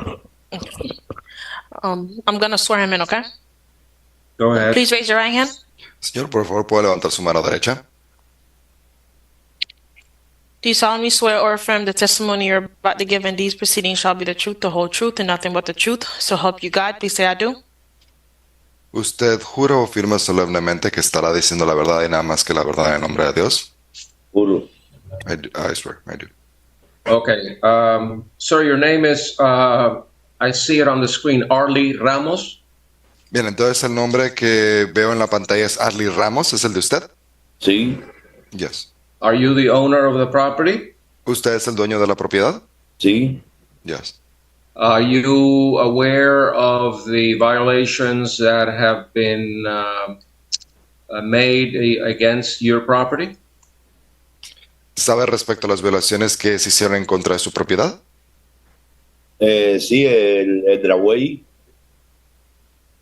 Yeah, about the driveway. What about the driveway? ¿Qué pasa con el driveway? Que se había pasado de los límites, o sea, que se había pasado de los límites del concreto del permiso. That it got over the concrete limit that it is stated on the floor. Okay, I believe he means that when he poured the concrete, he poured concrete within the setback area. The setback we've already, from the last case, I think you understand what that means. Okay, entonces, lo que estoy entendiendo es que lo que pasó es que cuando usted puso el concreto, este concreto rebasó el área donde debería haber un espacio de separación. Sí, sí. Yes. Okay, and is it my understanding, sir, that you have removed the concrete from the setback area? Entonces, el entendimiento que tengo también es que usted ya ha removido ese concreto de este espacio de separación. Sí, de hecho lo removí ahora, acabé el día 24 por ahí porque no me encontraba bien económicamente, pero el 24 sí acabé de removerlo, So yeah, in fact, I removed that on the 24th. I didn't do it before because I wasn't in a good economic situation, but it was removed on the 24th. Okay, you poured the concrete originally without a permit, correct? Y usted echó ese concreto previamente sin un permiso, ¿correcto? No, yo lo eché con permiso. Lo que pasa es que se pasaron de las medidas. No, I did pour it with a permit, but the thing is that it expanded over the limits. Okay, so just to be clear, your testimony is that the original pour of concrete on your driveway was done with a permit from the city. But your understanding is that the reason you are being cited is because the pouring of the concrete on your driveway encroached on the setback. Is that your understanding? Okay, entonces, solamente para ser claros y entender cuál es su testimonio. Usted me está diciendo que la colocación inicial de concreto fue con permiso de la ciudad, pero a su entendimiento, la razón por la que se le está citando aquí es porque al momento de hacer esa colocación de cemento, esta pasa el área de separación. O sea, pasa más del por ciento que ellos me habían, o sea, del por ciento que se permite en la ciudad. O sea, tenía más de 60-40. So it overlimited the percentage that is permitted by the city. So it was more than a 40 or 60. Okay, we're not going to get into zoning law here. I just want to I want Ms. Sanders to explain exactly why this gentleman is being cited. En ese momento se le está dando la palabra a la señorita Sanders para que ella esté explicando el motivo por el que usted, caballero, ha sido citado. Okay. Can't hear you. Ms. Sanders, we cannot hear you at all.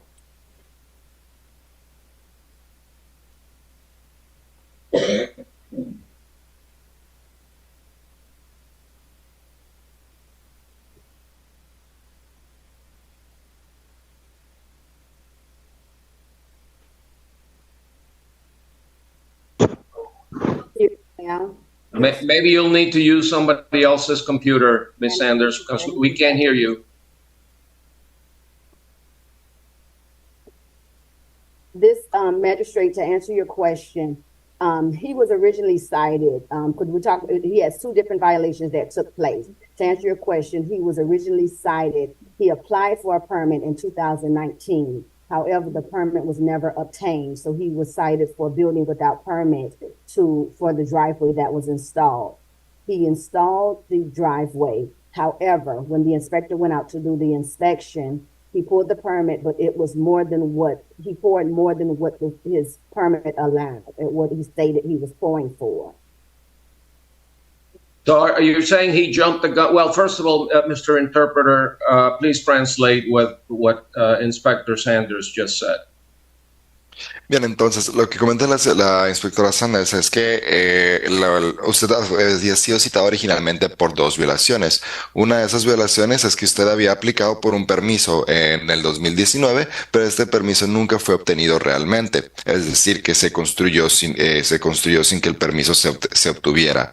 Después, cuando ya fuera la persona a inspeccionar, cuando fue el oficial a inspeccionar, es cuando se dan cuenta que se había puesto más concreto del que se es permitido. Sí, o sea, yo sí tengo el permiso de driveway. So yeah, I do have the permit for the driveway. Show it to us. ¿Lo puede mostrar? Sí. Yes. Magistrate, while he's showing that, I want to say he has a permit. However, now what he has a permit for does not depict what he actually poured at the driveway. Now, upon doing another inspection, even though the violation states now the setback, from what I'm understanding from the building department, he has now poured an additional concrete in the backyard. All right, show me the pictures, Ms. Sanders, and explain to me where he did work without a permit. Let's see.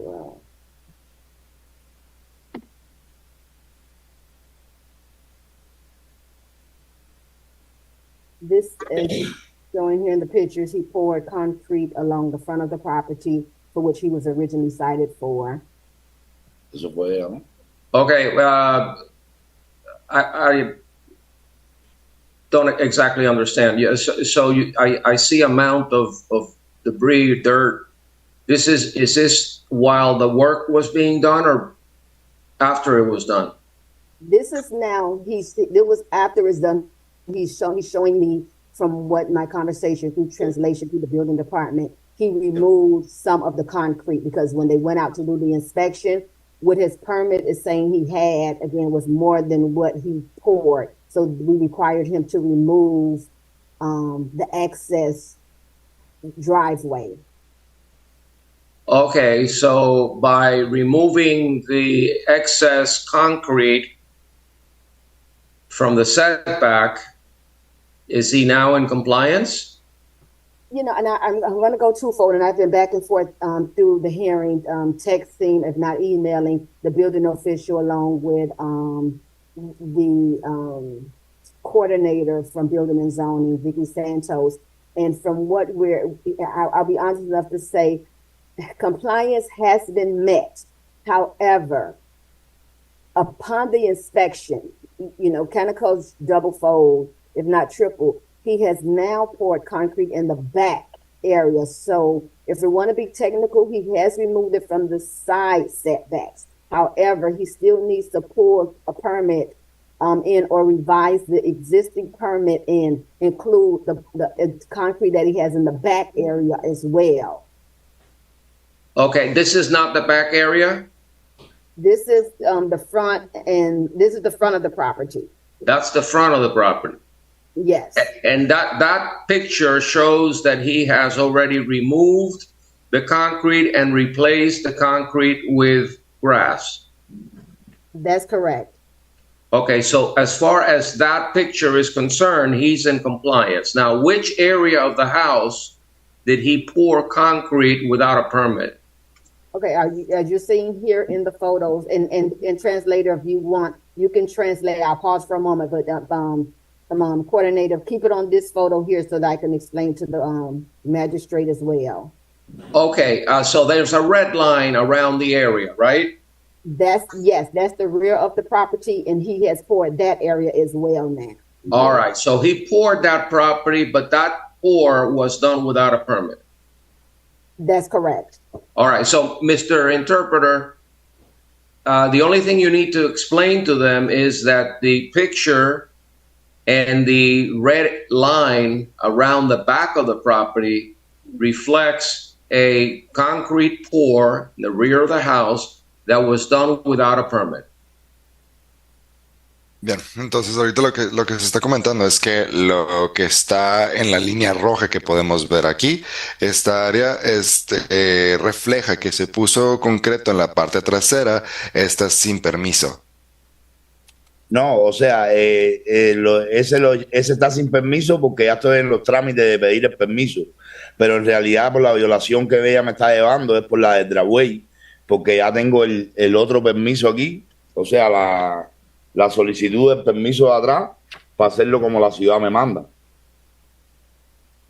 So, yeah, that one was done without a permit, but I'm in the process of getting a permit for that. But the one that I was cited for, I was cited by her, it was the one for the driveway, which is the one that I had the permit here and that I already, doing all what the city was requesting.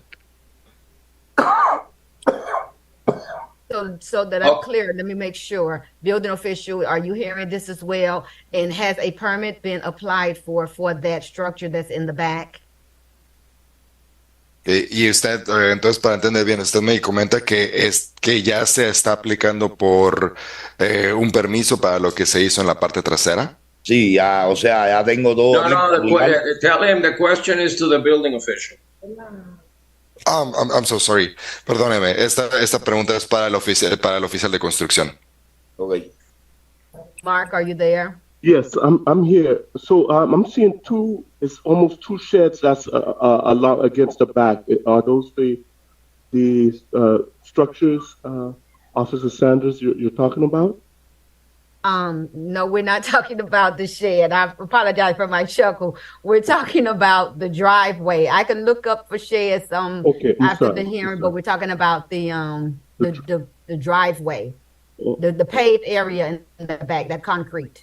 Okay, Mr. Magistrate, can you allow me a minute to look into our system to see if? Yeah, let me see if I can make it clear so that we don't have the same confusion as we did earlier.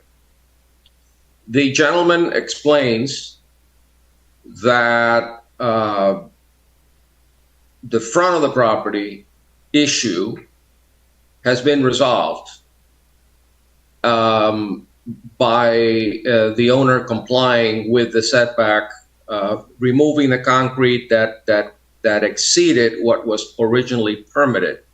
So he removed he removed concrete from the front of the house, replaced it with grass. Now we have a separate issue, not cited, by the way, but a separate issue. The rear of the house has now been, the surface has been poured, concrete has been poured in the area marked in red. The gentleman explains that he's already applied for a permit, and that's the issue. Have they applied for the permit for that area there marked in red? Well, with the permit from 2019, and this is just from the information. I don't have a diagram in front of me that shows the extent of the permit that was applied for. And it shows, it says 1,009 square feet concrete driveway with 2 approaches. So that would be most likely the front area. I only see one permit application that was here for a driveway. That's all I have in my system, Mr. Magistrate. Okay. Explain that to the gentleman, Mr. Interpreter, that there is no permit applied for the rear. So I'm sorry, just to confirm, so as my understanding is that there was an application for the driveway, but this is not approved. The application was not approved. No. I think we're talking about 2 different issues. We're done with the front. Now we're discussing the rear of the property.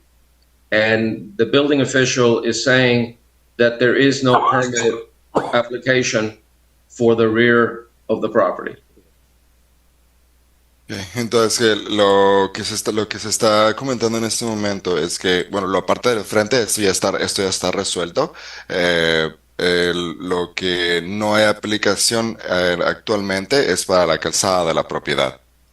Sí, porque la parte de atrás, el problema es que yo lo fui a entregar el lunes, pero la muchacha me dijo que como es algo que está hecho y que hay que arreglarlo, necesito la firma de un contratista. Entonces lo que estoy esperando ahora mismo es que el contratista me firme para poder arreglar la parte de atrás como la ciudad quiera. Explain that.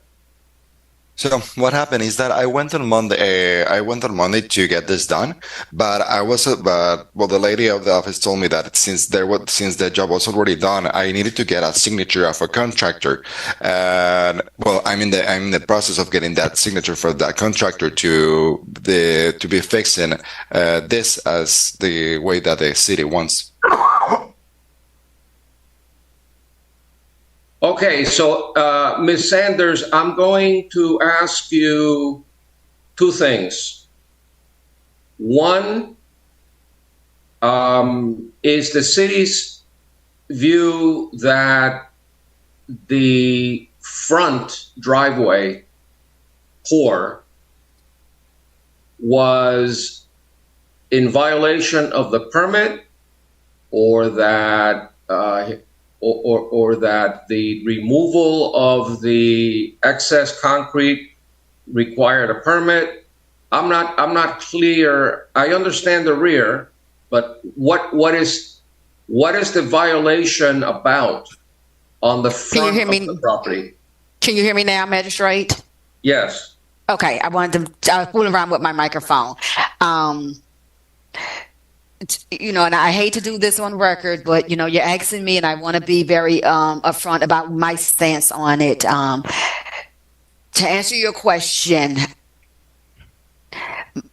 compliance has been met. I think you're diligent with looking at your history, and as you see or may not have seen, I closed the violation out on May 20th of this year because at that time he obtained the 2019 application went through and he obtained the permit.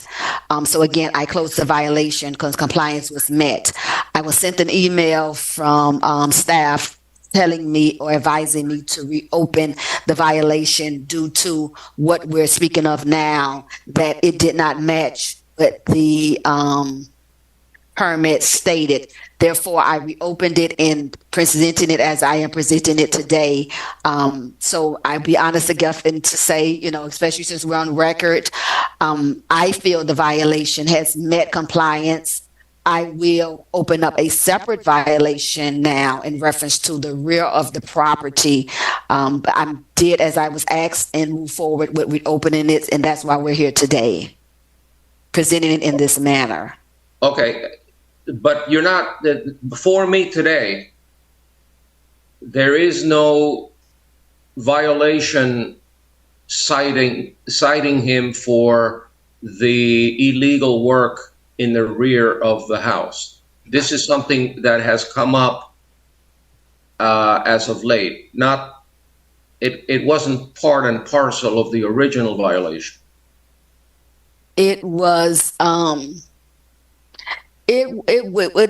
would say yes and no. I think as he pulled the initial permit, as he's been going back and forth with the inspections from the building department, the building official, as well as the coordinator, I believe that's her title, Vicky, has been explaining to them to this, that he needed to either revise the permit to include all of the work, the side setbacks in the rear of the property. However, he only did the side. But from again, I do, as you clearly see, he's Spanish. I walked next door and through translation, they did explain to him. And again, they've stated, the property owner has even mentioned, people's names from building department that they've spoke to who has been advising them with this. So they are aware of what they need to do. However, revisions have not been made, regarding the size and or the rear. I don't mind at all closing the violation, since I did specifically say the side setbacks, and we could start over with a violation for the rear. And that's what I'm very comfortable with doing. But again, and I don't want to seem as though I'm passing the buck. I'm doing as asked, and they told me to reopen it. So I reopened it and presenting it in this manner. Okay, are they required to amend the original application to reflect that the sides of the property where concrete had been poured, that indicating now that the concrete is removed and grass placed within the setback? Are they required to change anything in the building application, the application for a building permit? Is that still a requirement? Mark, you might want to say this. I'm not sure. Yeah, Mr. Magistrate. So with the permit, currently it's final. So to resolve the back issue, he would need to provide a separate permit. Because the permit for the front is closed. Okay. Does the property owner need to do anything with the original building permit application for the front of the house, or are we now totally in compliance? He's in compliance now because he removed the concrete to be within the scope of the permit he applied for. Okay. I am going to deem the back area part and parcel of the entire case opened against the property owner. And I am going to give him until January 24th to abate that violation, meaning that he has to obtain his building permits and come into compliance on the rear of the property by January 24th. So Mr. Spanish interpreter explained that to him, that I'm not going to fine him today, but I'm going to consider the rear violation to be part of this same case that we're hearing today, because they all deal with a building permit for concrete work at the same location. and he was aware at all times that this rear section needed a permit, that it wasn't covered by the original permit, it needed a separate permit. So I'm going to give him until January 24th to get his building permit approved. Muy bien, entonces, señor, lo que ocurre es que lo que respecta al permiso de la parte del frente, usted sí está en cumplimiento de eso. Por el momento no se le estará multando, pero para enero 24 usted tiene que estar consiguiendo el permiso para el trabajo que se hizo en la parte trasera. Sí, ya que es el mismo caso en el sentido de que en los dos trabajos se colocó concreto en la misma locación. Entonces, debido a eso, usted pues debido a que usted ya sacó el permiso original y sabe que en el permiso original no está cubierto la parte no cubre lo que es la parte trasera, es por eso que se tiene que estar teniendo un permiso por separado. Para ello se le estará dando hasta enero 24 para conseguir el permiso por separado del trabajo que se realizó en la parte trasera del lugar. Dígale que sí, que perfecto, que muchas gracias, que eso es lo que yo quiero, tú sabes, estar bien con la ciudad y con todo el mundo, porque yo lo que no quiero es problemas, All right, so yes, perfect. I will do it because I would like to be a good stand with the city, and I would like to avoid any kind of trouble. I'm going to say it in Spanish so he understands that I also understood exactly what he said without having to go through the interpreter. Señor Ramos, yo entiendo perfectamente lo que usted acaba de hacer. Yo sé que usted está actuando en buena fe y le estamos dando hasta el día 24 para obtener todos los permisos necesarios para que no esté en violación, y aprecio mucho el hecho de que usted está haciendo las cosas correctamente y no va a haber necesidad de multarlo. No, porque el problema fue que cuando eché el de adelante, me dijeron que por el de adelante salía este de atrás, pero ya me doy cuenta que no es así. Entonces déjeme arreglar el de adelante. Ahora ya yo le meto mano a ese de atrás, ya automáticamente mañana, el lunes yo estoy en la ciudad. I love your accent, and you can only be Cuban, right? ¿Usted es cubano? Sí. Yeah. Classic Cuban. And Mr. Spanish interpreter, I know that there are differences between Cuban Spanish and other Spanish, but I understood every word he said. So I appreciate everybody's cooperation. He knows what he needs to do. He was confused. He thought it was covered by the first permit. Now he knows he needs a second permit. So based on the unrebutted testimony of the city's code compliance officer, the photographs, the evidence presented depicting that there's a violation on the property, proper notice has been given. The property owner is fully aware of all facts and circumstances. I find in favor of the city, enter an adjudication and set a compliance date of January 24, 2024. In the event of non-compliance, there shall be a daily fine of $250 until the violation is abated. Muchas gracias, señor Ramos. Right. So I will translate that what you have said. Entonces, bueno, ahorita ya se aclaró con usted todo lo que respecto a los permisos, donde usted se entendió que usted estaba confundido debido a que creo que el permiso que se le había dado cubría la parte del frente y la de atrás, pero ahora que esto ya ha sido aclarado, donde la parte del frente ya, pues eso sí está bien, y la parte de atrás necesita un permiso por separado, pues se entiende que se debe de hacer así, y pues ya dando la determinación del juez, pues se ha dado la notificación propia, así como igualmente al dueño se le ha hecho saber de todos los hechos, por lo que la fecha que se estaría fijando para el cumplimiento sería enero 24 de 2024.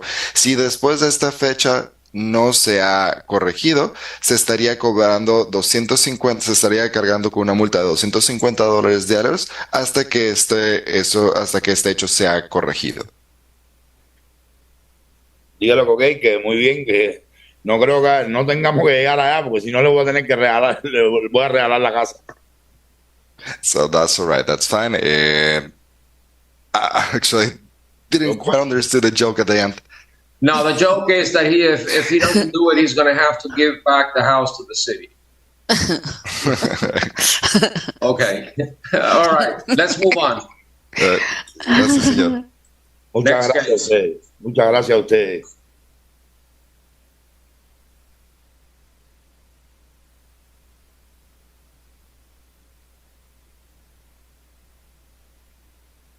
All right. What are we hearing next?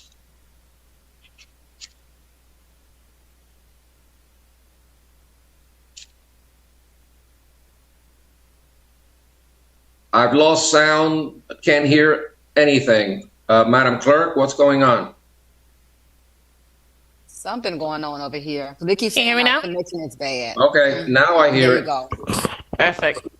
I'm going to call item number 49 through 52. All the same property. Yep. Item number 49, which is the Oaks in North Miami Condo Association. Case number for item number 49, CEMHS 2022-00563. You wanna call them all together? Yes, that's exactly what I'm going to do. I was hearing feedbacks, that's why. Yes, item number 49, the Oaks in North Miami Condo Association. Case number for item number 49 is CEMHS 2022-00563. This case was previously found guilty with an abatement date of September 21, 2023. Fine was set at $250 plus $100 cost assessment. Item number 50, case number CEMHS 2022-00564. Previously found guilty with an abatement date of September 21, 2023. Fine set at $150 plus $100 cost assessment. Item number 51, case number CEMHS 2022-00566. Previously found guilty with an abatement date of September 21, 2023. Fine set at $250 plus $100 cost assessment. And item number 52, case number CEMHS 2022-00569. It was also previously found guilty with an abatement date of September 21, 2023. Fine set at $300 plus $100 cost assessment. And Christopher Colson is the inspector. We have Nikki Naranjo. I'm going to allow her into the panelist now.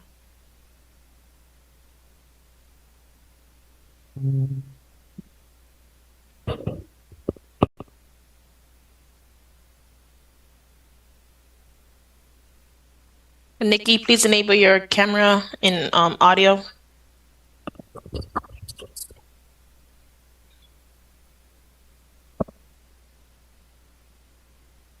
And please raise your right hand. Well, it says Carlos Chialostri. I'm the property manager. Nikki was my assistant, and I would just, and that's why that name is Nikki. It's Carlos Chialostri, the property manager. Noted. What's the last name, sir? Chialostri.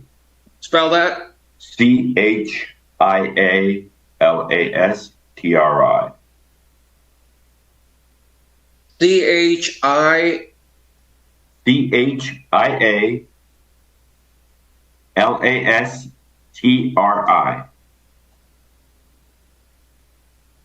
Okay. Sir, please raise your right hand. Do you solemnly swear or affirm the testimony you're about to give in these proceedings shall be the truth, the whole truth, and nothing but the truth? So help you God. Please say I do. I do. Sir, you've already told us your name, and you've testified that you are the manager of the property? Yeah, we represent the management company that manages the association of the property. What's the management company? Rizel. That's T as in Tom, R-I, Z as in Zebra, E-L. All right. So you're a principal in the management company? Correct. And are you aware of all these violations which have resulted in a finding of guilt? Correct. By Magistrate Cazao back in August of 2023? Yeah, I was made aware of it this past week. We have been going through, we took over the property and some budget, but yes, I am aware of it. Okay, let's talk about them one at a time. Correct. And let's start with the dumpster enclosure, item number 49. Yes. I want to hear from the city first, and then I'm going to give you an opportunity to respond. So, Officer Colson, are you present? Good morning. You want me to present them all first, and then you want to talk about it? You want to go one by one? I want you to testify as to the first violation having to do with the dumpster enclosure, which needs to be repaired. Tell me about that. Good morning, Officer Colson, City of North Miami, Inspector. Case number CEMHS 2022-00563. This is an old case, previously found guilty on September 21st, 2023. This case involves a dumpster door that needs to be repaired. The dumpster door is off of one of the dumpster doors on the south side of the property is off. It needs to be repaired and put back on. For my final inspection, I did finally meet somebody on the property, Magistrate, and they were doing maintenance work, and he was like, we'll get to it, we'll get everything done, but they didn't make contact back to me before this, so that's why we're here today in court. But that was the first time since I posted the property he ever took pictures that I met somebody who had. Do they need a building permit? No, there's just to put the doors back on. No, because the doors are there. The doors were there. They said I was like, what happened? Why did the doors come off? They were telling me that it had something to do with Waste Pro, who picks up, and I told them just contact Waste Pro if that's the case and tell them what's going on. But y'all need to put the doors to the dumpster back on. Who's are they Waste Pro's doors, or are they the condo's doors? They are the condo's doors. So I told the condo people they are responsible for those doors, dumpster doors. What kind of doors are they? They're just regular plastic doors that go on hinges that open and close. All right. Let me ask the property owner, Carlos. I can't pronounce your last name. I'm sorry. Tell me why the doors were removed and how soon can they be replaced? What's going on with that? Yeah, we're it's totally right. We were trying to. We just had to. First of all, we just took the management. We had to new board, and I had to get new budgets. Anyway, we're going through transition. Yeah, those doors. We were having a situation because they were keep being damaged, and we didn't want to make sure that they were hinge straight. They got to be maintained. We do have them, and I'm aware of that, and that should be done. I think my maintenance man already have the little parts and everything to put that door back in place and working properly. We should have that, and I apologize for not attacking this, but we're through the transition. We got behind in a lot of a lot of issues, not only those in the property, but we are fortunately on top of that, and we should have that done by next week or even by Friday or Saturday, because we are working with my maintenance men there trying to correct that situation. So we're right on top of it. We just need maybe about a week more to get that particular thing done. Does the association have the funding to get it done? That was the big problem. We just passed a special assessment.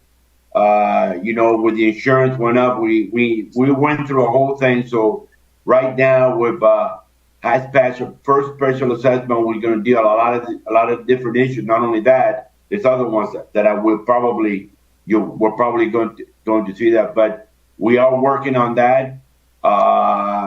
And and the funding has finally we approved. We presented a new budget to the association, and obviously we had to take care of the insurance first, which, it went like double. We didn't realize how much, but that is being addressed. And the answer is yes. We have the funding to do this item that we have there. Have you started construction of the door, or no? The door, they do no construction. You think parts, and we're trying to do everything within our budget, but we had the parts, and we can get that done with the monies that we have available, sir. All right. Look, I came prepared to ratify the fines, which would cost the condominium a significant amount of money. Yes. And I know the financial issues that are facing most condominiums. I do not consider this violation, however, necessarily to be life safety. It's more of a nuisance issue. People do not want to smell other people's garbage, particularly neighbors. I trust that you will do that. You said you could do it within a week.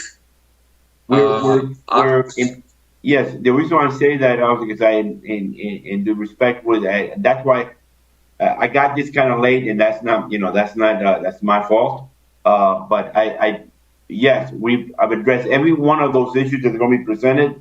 We're working on them, and this particular one, it will be done within the week. Yes. All right. I believe you, and I don't want to punish the association. If I could, I would punish the old board, because this has been going on now since 2022. This is a 2022 case, well over a year. And, if the code means anything, it should be complied with, and otherwise there are consequences. And I hope the new board understands that.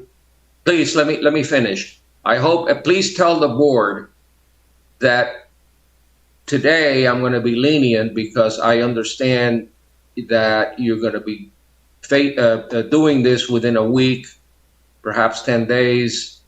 You have the funding, and you're going to do it. You've told me you're going to do it, so I'm not going to punish you on this.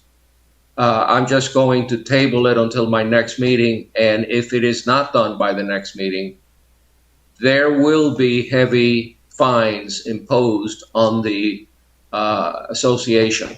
And unfortunately, everyone in the association is going to have to pay for it, these fines, because they're going to get heavy.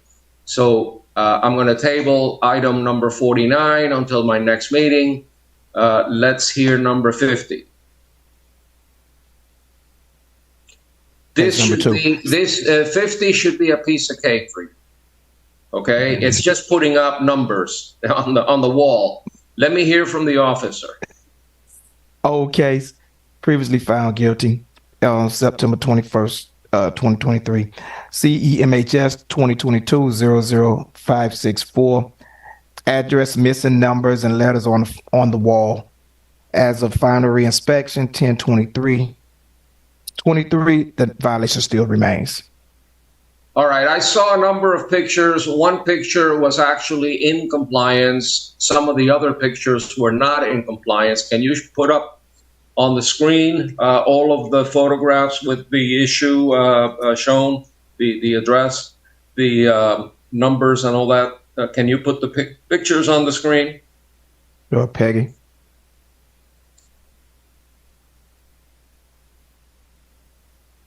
All right, I believe that picture shows that the address, the name, everything there, I believe, unless you tell me otherwise, I think it's in compliance.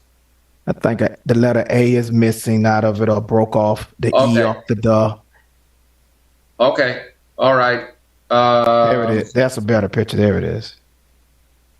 Okay, so it's the A on the Oaks that has to be fixed? Yeah, the A on the Oaks, the E on the duh. It was an old sign. They removed it down. Some stuff they have been doing since, I guess, this new people took over. They are trying to do some things. So just a matter, All I right. guess. That can be done in a day.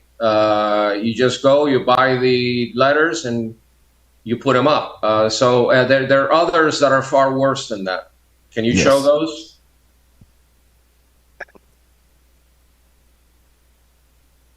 Probably that.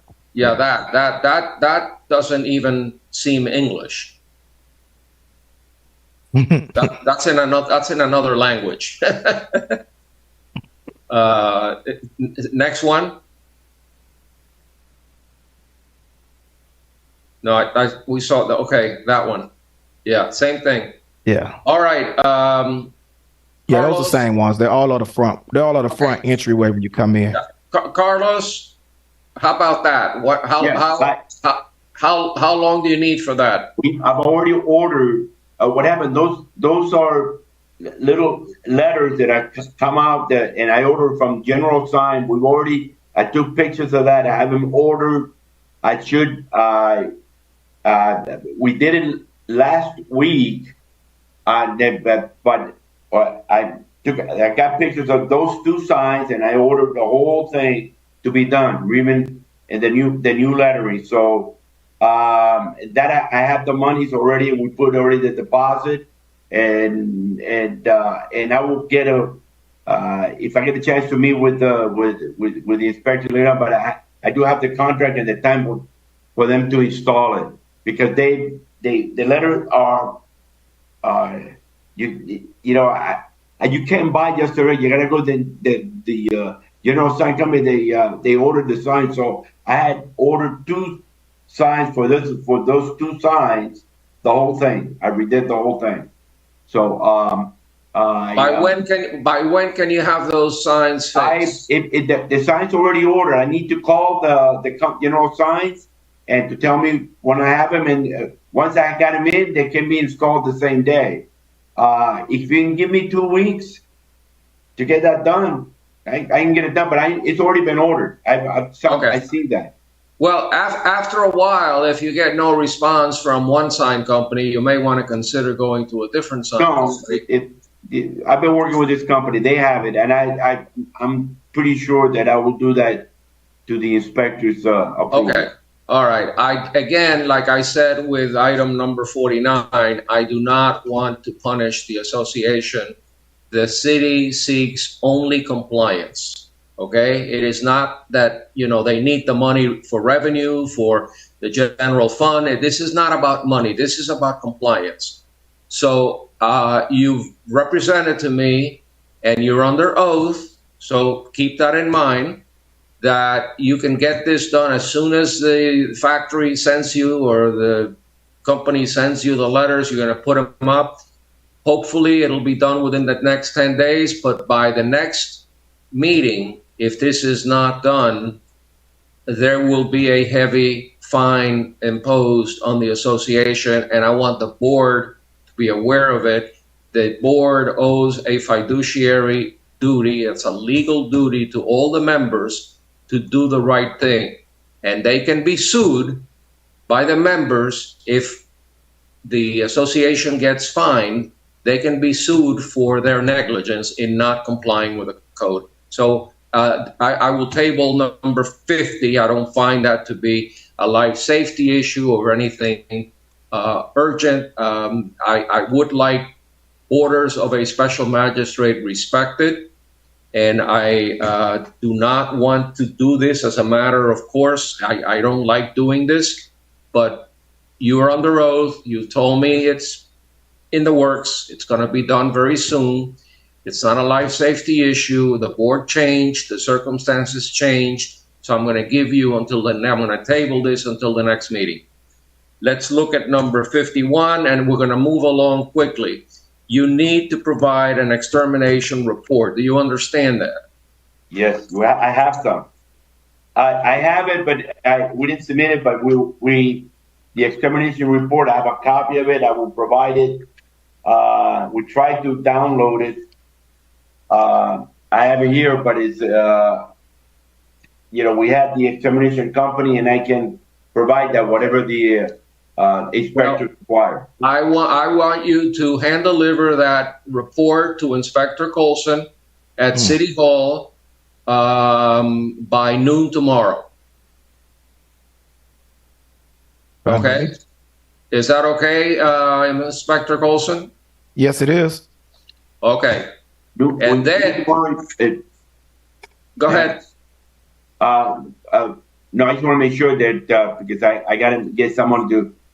I'm going to go personally to the. Will you be there at the building, or should I drop it there, or how would you want me to do?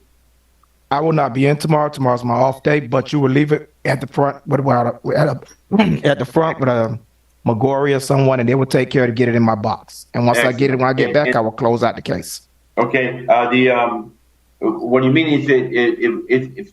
What do you? Is the?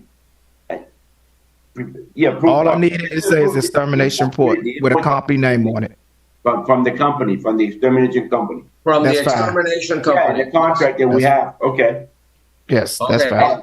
And the report should reflect that that the property is clear of any kind of vermin or roaches or rats, mice, whatever. People are entitled to live in a condominium without that problem. Yeah, and if there is a problem, then a remediation report should be attached saying you need to do this or that. But you need to provide the report by noon tomorrow. Okay. Yeah. Okay. Next. The last one has to do with some broken concrete in front of the property. I saw the pictures. Inspector Colson, can you just put them up for the record? Okay. There's a sign. There's a pole with a light, lighting, and then it's at the bottom. There's some pieces of concrete. I don't know what the concrete is there for. Maybe there was a barrier or maybe a sign or something, but it's broken and that needs to be addressed. That should not be a big deal. I think, you send in a couple of workers, you remove the concrete, and I think you're in compliance. Can you do that, Carlos? I've already, I think if you go by there, all those concrete have been removed and cleared. And I also have a proposal from a company because to reinstall the curb. Those were curved, they're curved around there. And I have a proposal, but I'm checking with the city to make sure that if we need a permit, I believe that needs a permit. And I think he does, but the building official is on here and he should be able to answer that. But I think you do because it's not just that part, Mr. Building Official, I guess there's a curb that goes around that perimeter where that box is or that concrete structure is on the palm tree or the trunk of the tree. Do they need a permit to replace that concrete? I believe they may need one because that's with engineering. They may need one. He can send me an email and I could find out with the with Public Works. Basically, if he can handle it as a maintenance or a permit would need to be obtained. Okay. In the meantime, Carlos. In the meantime, when you come to City Hall tomorrow with the extermination report, I'd like you to take a picture reflecting that the concrete has been removed from the that site. Yeah, I have it already. Okay, so bring a picture showing that the violation as to the concrete blocks there, that has been removed. And then the next issue you will have to address with Public Works is whether you need a permit to replace it or not. That's correct. Okay. I've already instructed the contractor to give it a proposal. I think we approved it. I told him it includes whatever permit fees. Okay. That's not before me today. So just the concrete blocks. show us that it's been removed from that site, and then you'll be fine. Then the inspector will, if after he examines it, after he reviews it, then he will close the violation. But for the time being, the violation is still open, and if it's been cured, if it's been complied with, then it'll not come back to me. If it's still there, which I don't think it will, but if it's no longer there, then if it is still there, then it'll come to me at my next hearing. And I think that covers all 4 cases. Yes. Make sure you stay on top of it, and if there is a problem with any of these issues, whether it's the enclosure door or the address or anything else that is not done by the next meeting, I would like the president of the association to appear so I can read him the riot act. And I will be strong. I will find him, and I will have him on camera so that everybody knows that there has, that he didn't comply. So hopefully that won't be necessary. But if any of these items are not addressed properly by my next meeting, I want the president of the association present. Okay. Let me assure you that. Okay. All right. Thank you very much. Let's move on to the next one.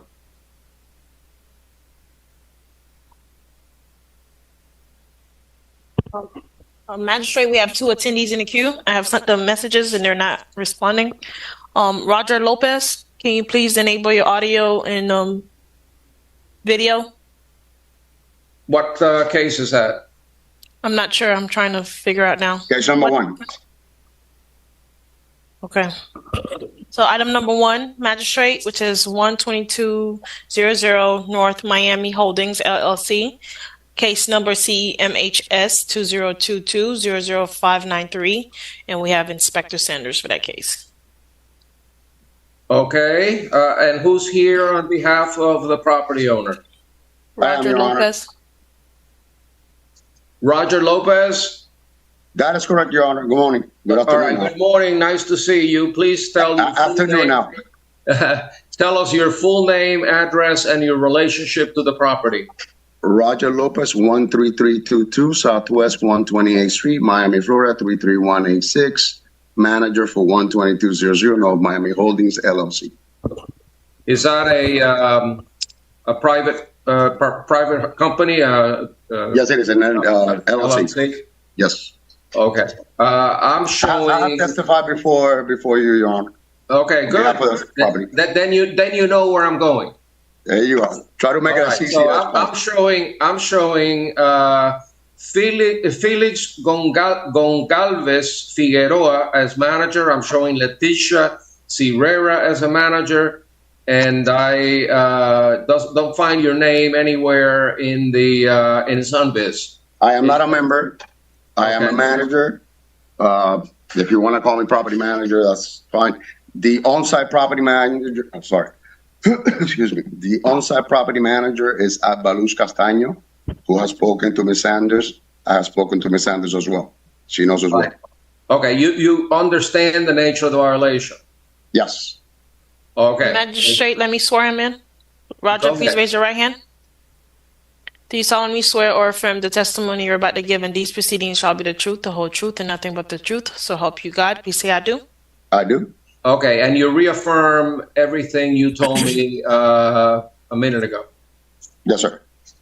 All right, let me hear from Ms. Sanders as to the violations having to do with the concrete soffit areas. Tell me about that. Shanna Sanders, Neighborhood Service Inspector. I'm looking here. This is a case that was originally opened by now retired code officer at that time, Aaron Barber. It was given to me in her absence, so I'm kind of trying to look over to review this. It was originally opened October 12th of 2022.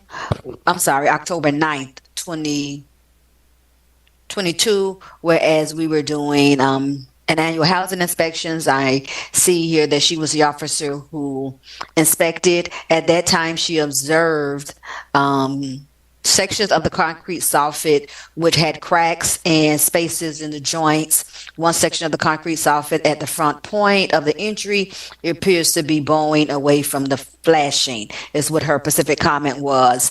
Upon this being given to me within the last couple of weeks, I inspected the property. I do see some work appears to have been done.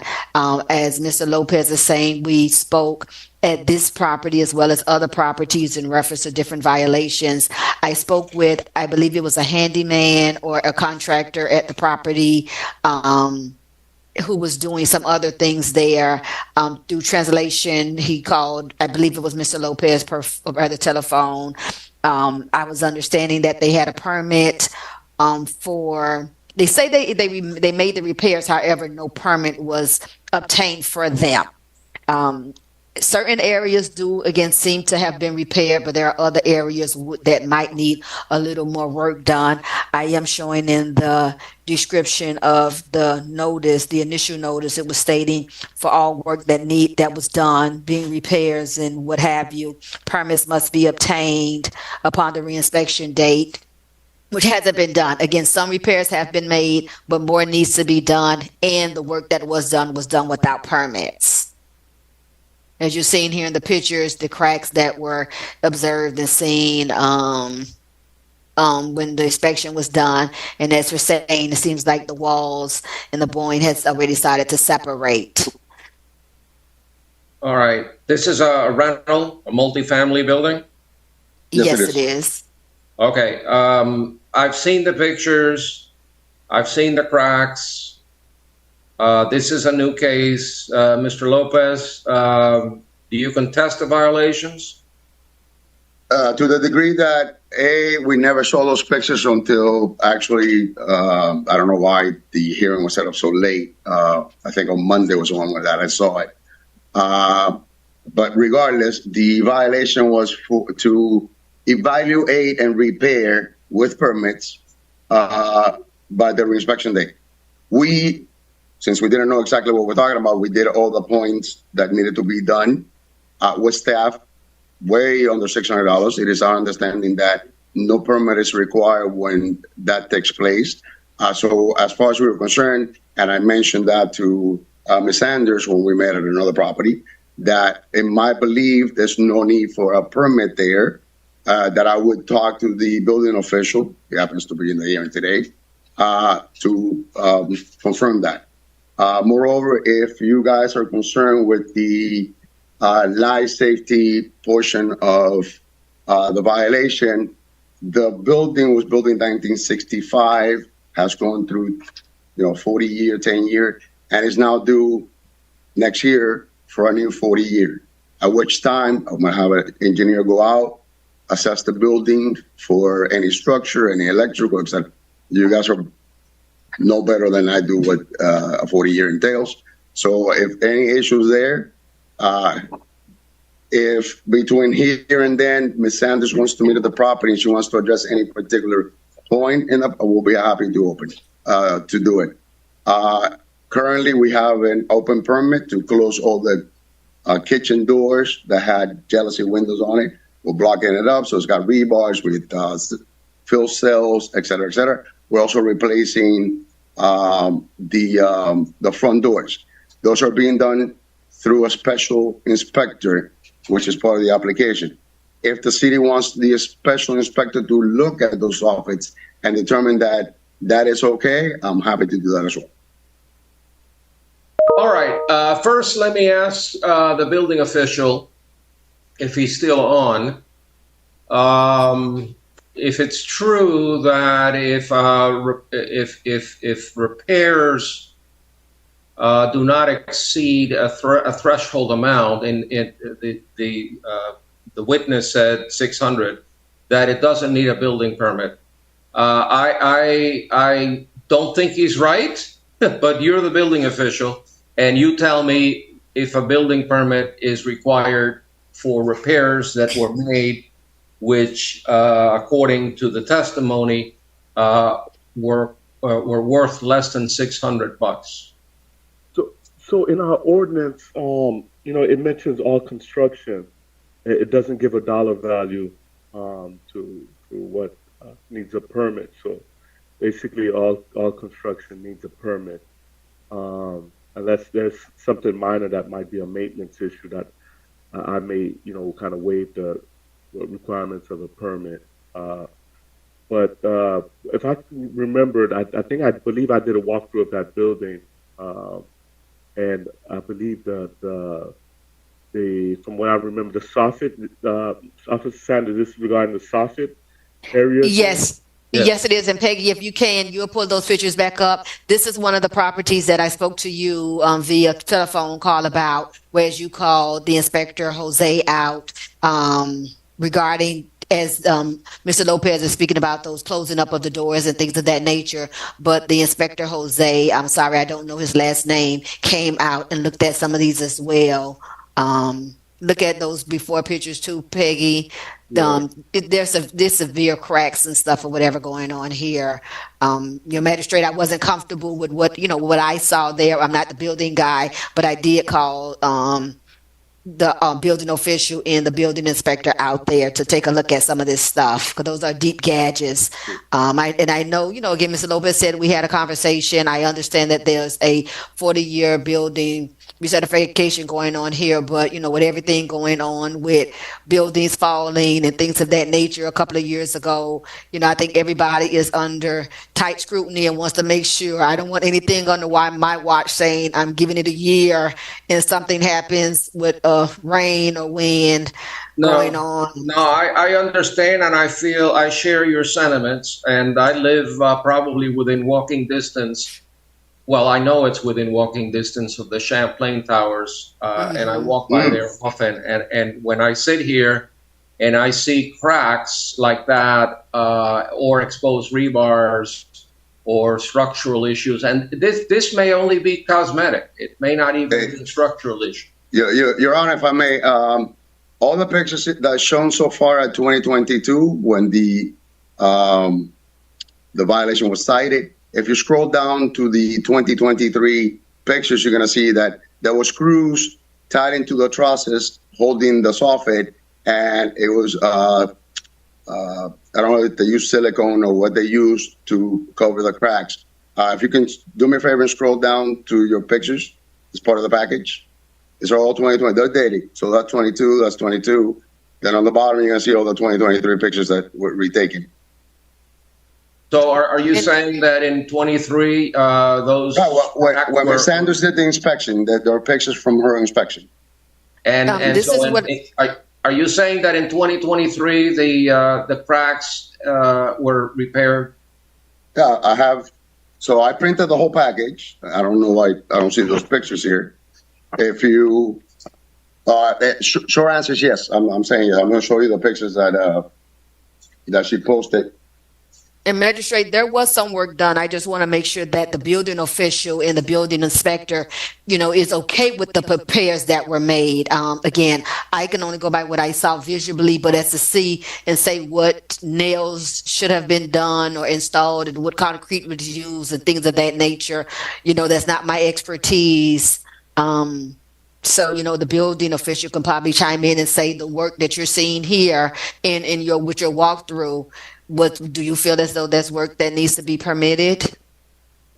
Well, as regarding to the soffit, it does need to provide some type of drawing in terms of how things are fastening, whether it's in what repairs need to be done. Because I saw that seemed to be a crack along the horizontal crack with the separation between almost like a roof, concrete slab, a roof slab, and the wall. So, in terms of some fixes, only could be recommended by that's at the minimum an architect, but a structural engineer to basically give a recommendation on how to go about the proper. Mr.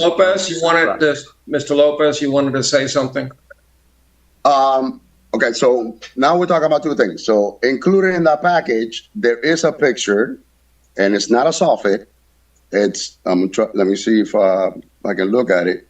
If you can pull up that horizontal crack that he's referring to, you're gonna see there's a railing there, and there's a stairs. So all that is can you keep scrolling? And if we can, Magistrate, while Peggy's put on the picture, all I ask is that Mr. Lopez meet up with the building department as he could possibly confirm, just to make sure all of this stuff that he's saying was done, the proper way, done, with or without permits if it's needed. But I just want to make sure that the building department reviews that packet that he's saying, again, to make sure that it was done structurally and in the correct manner. Okay, well, I can't determine that today, so I'm going to have to table this until, as you suggest, the building manager and the building official get together, decide, A, what needs to get done, how to do it right, and B, whether or not you need building permits to do that work, or is it just cosmetic? I know that the building code talks about minimal work. There's some things that can be done without a permit.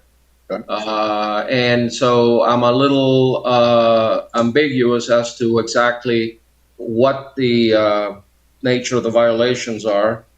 And if there was work done, was it done with a permit, without a permit? Did it need a permit? So until these issues are resolved, I'm not prepared to rule on this case yet. So at this time, we're going to table this until my next meeting. Thank you, Your Honor. We're not going to go back and forth. Just make sure you get a hold of the building official and the Inspector Sanders, so that she's aware of what needs to happen. Absolutely. I worked with Mark on other properties as well. He has my number. I have his contact information, and definitely our contact information for the office is plastered all over our building. So I'll be happy to contact them in whichever way they want to handle it, through a special inspector, a report, an engineering report, a permit, whatever it is they decide, we'll do it.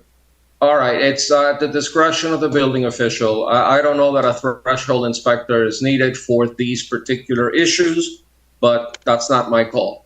I don't oversee the building department. Let's hear the next case. Thank you. Go ahead.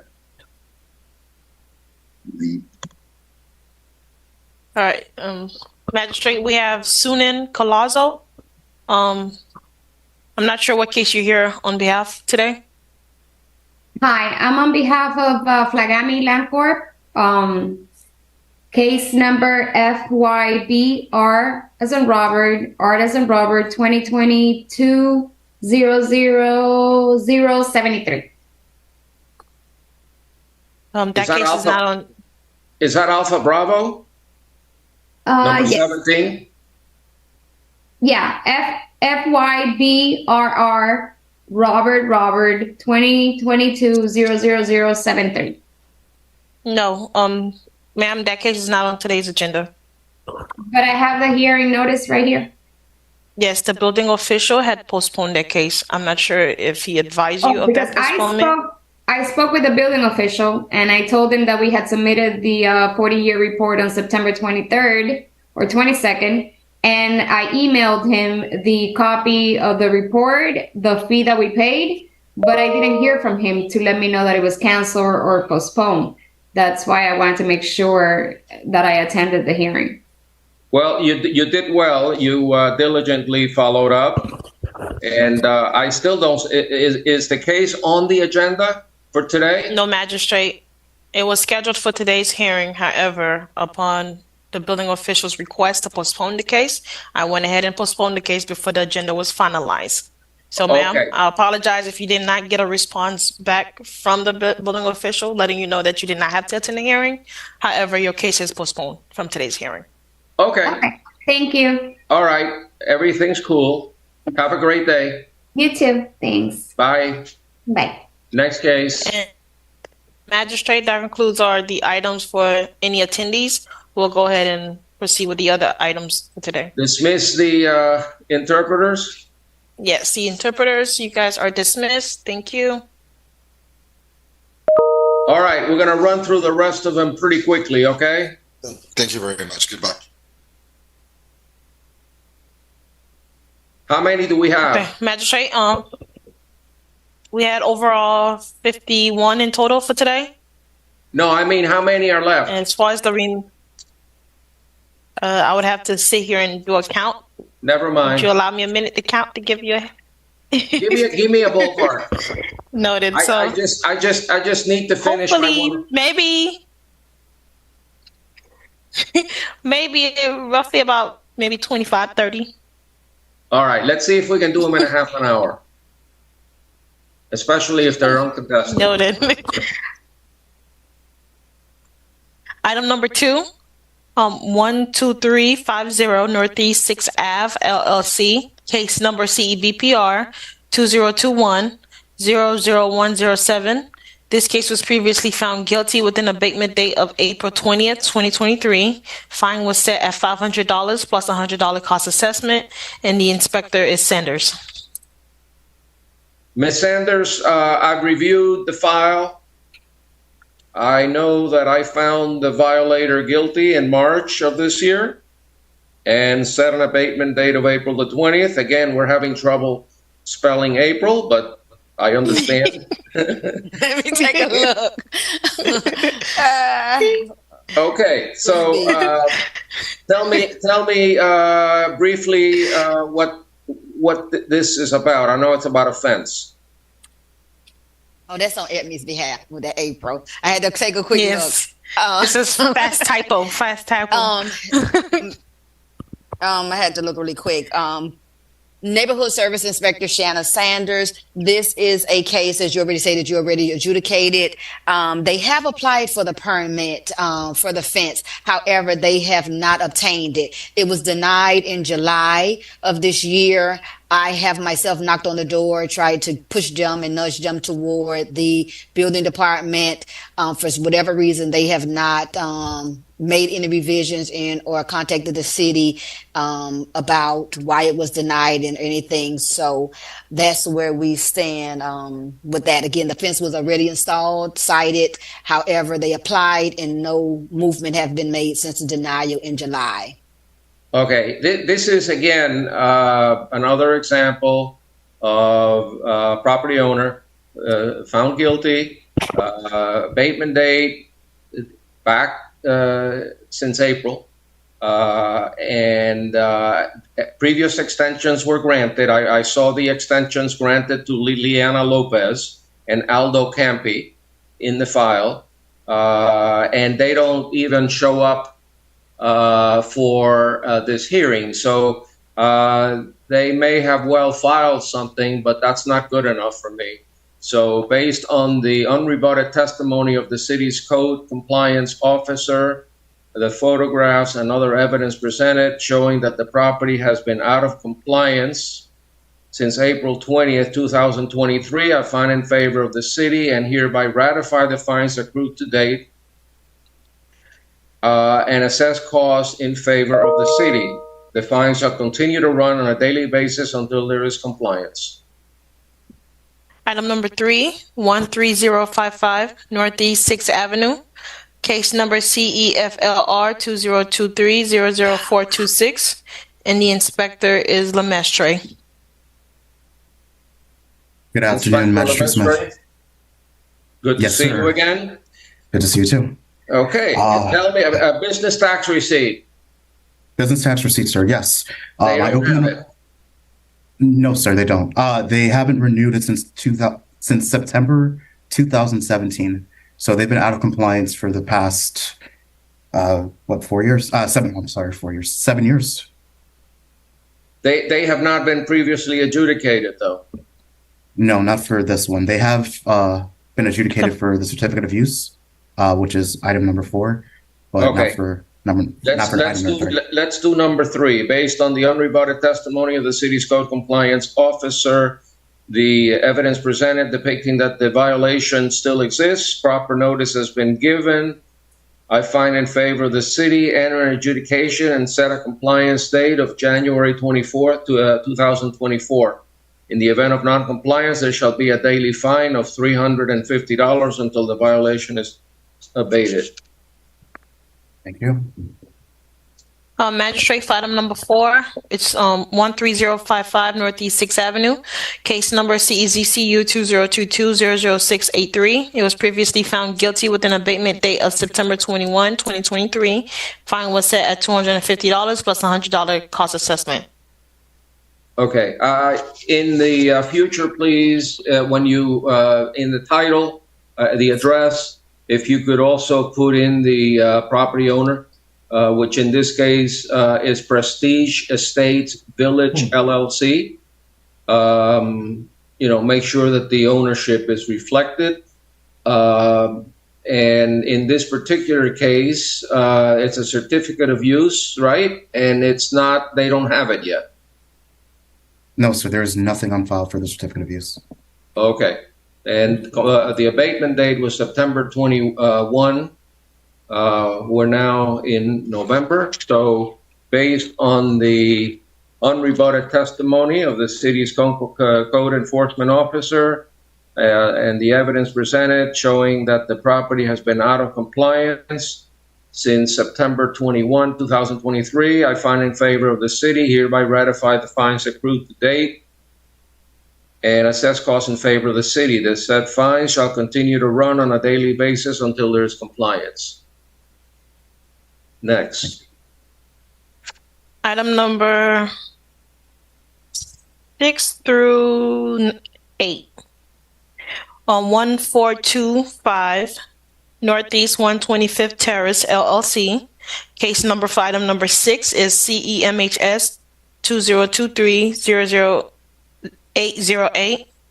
Item number 7, case number CEMHS 2023-00812. And item number 8, case number CEMHS 2023-00814. And the inspector is Colson. All right, Inspector Colson, this is the consequence of an annual housing inspection. The first one deals with a balcony railing, a stair railing located near apartment 111. First floor is loose. Just for the record, I did a Sunbiz search, the 3 managers of the property so that everybody in the world knows who they are. And I hope they're embarrassed by the fact that they're not here. Abraham Ebenstein, Samuel Ebenstein, and Todd Stock, all managers of this particular LLC at 1425 Northeast 125th Terrace. I hope they're listening. I want to hear on about number 6 rather. What's with that? New case. Your magistrate, good afternoon. CEMHS 2023-00808, Inspector Colson, City of North Miami. This case involves a loose stair railing. As you go upstairs, I was an annual housing inspection. I shook the stair rail and it's loose. I have had no contact with anybody on the property. Several letters been posted, and I've been out to the property several times. No contact to this present moment. And as a final reinspection on 10/23/2023, the violation for the railing still remains. Okay. New case, right? New case. Based on the unrebutted testimony of the city's code compliance officer, the photographs and evidence presented depicting that the cited violation still exists, proper notice has been given. I find in favor of the city, enter an adjudication and set a compliance date of January 24, 2024. In the event of non-compliance, there shall be a daily fine of $500 until the violation is abated. Next case has to do with window screens. Yes, case CEMHS 2023-00812. Case was founded and opened on 7/26/2023. As of the final reinspection, 10/23/23, violation still remains. Screens are deteriorating and they need to be changed out. Some are even missing. Show me some photographs. This is, for the record, it's a violation of Code Section 5-22, which deals with screens. You have to have them, and they have to be in good shape. Okay, what else? You got more, right? Yeah, this was a missing one right here. Those are the ones that were, just took one. I took this one of the damaged one, but it's more throughout the property. And then the other one is a missing screen that was on a whole different side of the property on this one. Okay. So this, all right. Based on the unrebutted testimony of the city's code compliance officer, the photographs and evidence presented depicting that the cited violation still exists, proper notice has been given. I find in favor of the city and enter an adjudication setting an abatement date of January 24th, 2024. In the event of non-compliance, there shall be a daily fine of $500 until the violations are abated. Next. Next case involves extermination report, CEMHS 2023-00814, also a new case. The violation was open 7/26/2023 at the Angel Housing Inspection. As of the final inspection, 10/23/2023, violation still remains. Like I stated before previously, I've had contact with nobody on the property. I've been there several times and nobody has reached out via email, text message, or phone call. And the violation here is under section 5-28, parentheses 2. Based on the unrebutted testimony of the city's code compliance officer and the evidence presented depicting that the cited violation still exists, proper notice has been given. I find in favor of the city and enter an adjudication and set a compliance date of January 24, 2024. The event of non-compliance, there shall be a daily fine of $500 until the violation is abated.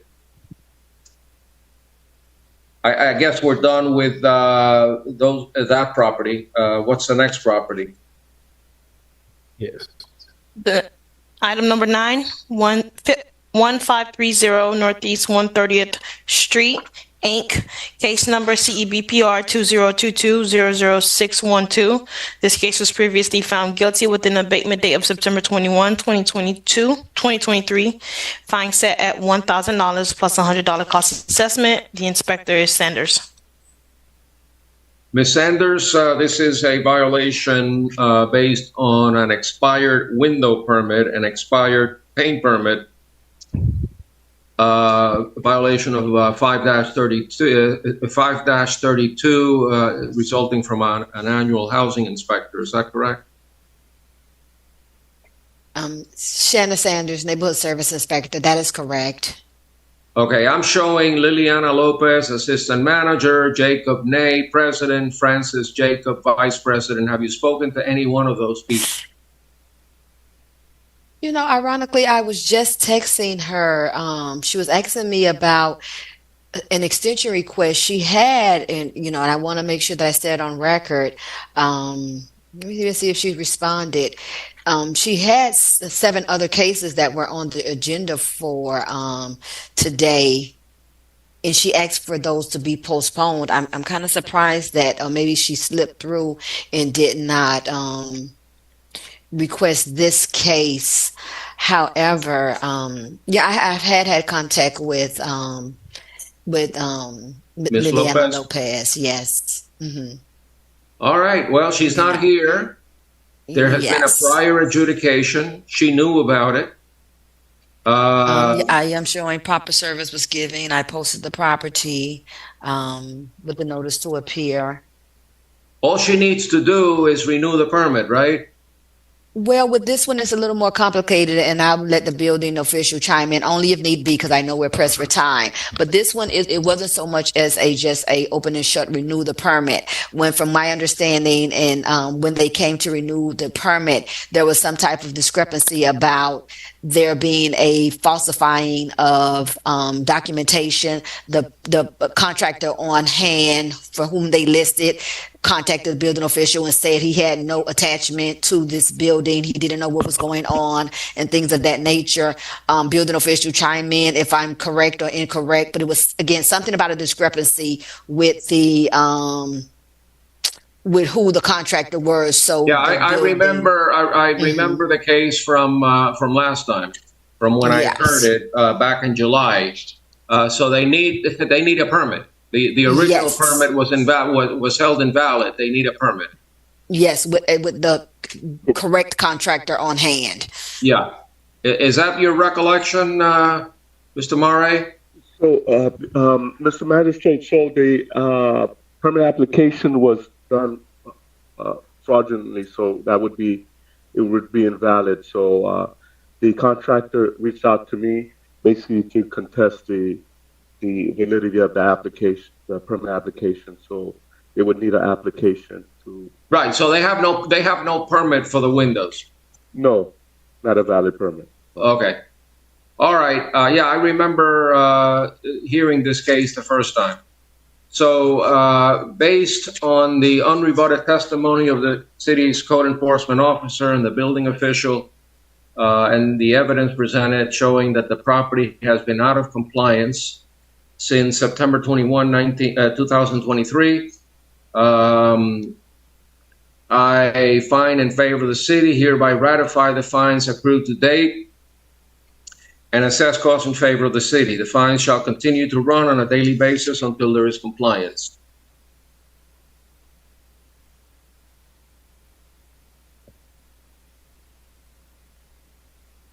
Thank you.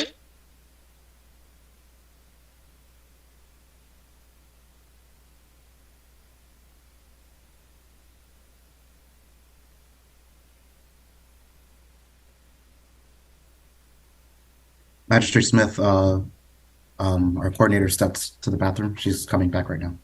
Okay.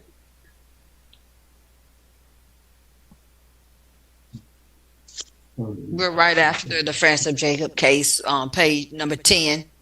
Magistrate. Yes. My apologies. What was the ruling for the case with reference to Liliana Lopez? I ratify the fines and assess costs in favor of the city. Noted. Thank you. Now I'm going to call item number 10 through 12. Item number 10, 400 Northeast 137th Street, Prestige Vista. Case number for item number 10 is CEMHS 2022-00531. This case was previously found guilty with an abatement date of September 21, 2023. Fine was set at $250 plus $100 cost assessment. Item number 11, case number CEMHS 2022-00532. This case was previously found guilty with an abatement date of September 21, 2023. Fine was set at $250 plus $100 cost assessment. And on item number 12, case number CEMHS 2022-00535. This case was also previously found guilty with an abatement date of September 21, 2023. And fine was set at $250 plus $100 cost assessment. Inspector Colson. All right. Number 10 is a business tax receipt. This is another one of those prestige cases. Is that correct? Yes, it is. And it's JP Management LLC. I see their names a lot on some of these violations. Tell me about the first one is a business tax receipt. What's the latest on that? Case CEMHS 2022-00531 is an old case, previously found guilty by Magistrate Smith on September 21st, 2023. I have had no contact with Prestige at all at this moment. So to tell you where their status is on the BTR, I checked the system. They still haven't gotten it yet. So as of the final reinspection date, the violation still remains, in which final reinspection date was 10/23/2023. All right. Based on the unrebutted testimony of the city's code enforcement officer and the evidence presented depicting that the property has been out of compliance. Special Magistrate, I'm sorry to interrupt you. Yes. I have a representative from Prestige because I called them this morning and told them that the case, you have several cases on the docket. So they're trying to come to actually trying to get in now. I was trying to help them to get on, but I don't know if. You say the JP Management Company?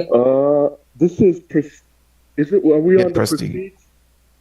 Yeah, Prestige. Which one? Prestige, the Prestige properties. Yeah, there's 3 violations that we're considering right now. Okay, because they're trying to the representative trying to get into the meeting, at least because I called them earlier this morning and told them if they can please be present. All right. Well, I'm gonna give them. We're going to recess for 3 minutes. If they're not on in 3 minutes, we're proceeding with the case. Okay. Okay. If I can, I'm going to jump in, Magistrate. I have some prestige cases too. So, Mark, even if they can't jump on in 3 minutes for Colson's, please have them jump on for mine. I think I have 1, 2, 3, 4, about 8 or 9 cases for them moving down the docket. So please try to get them on. Okay. Okay.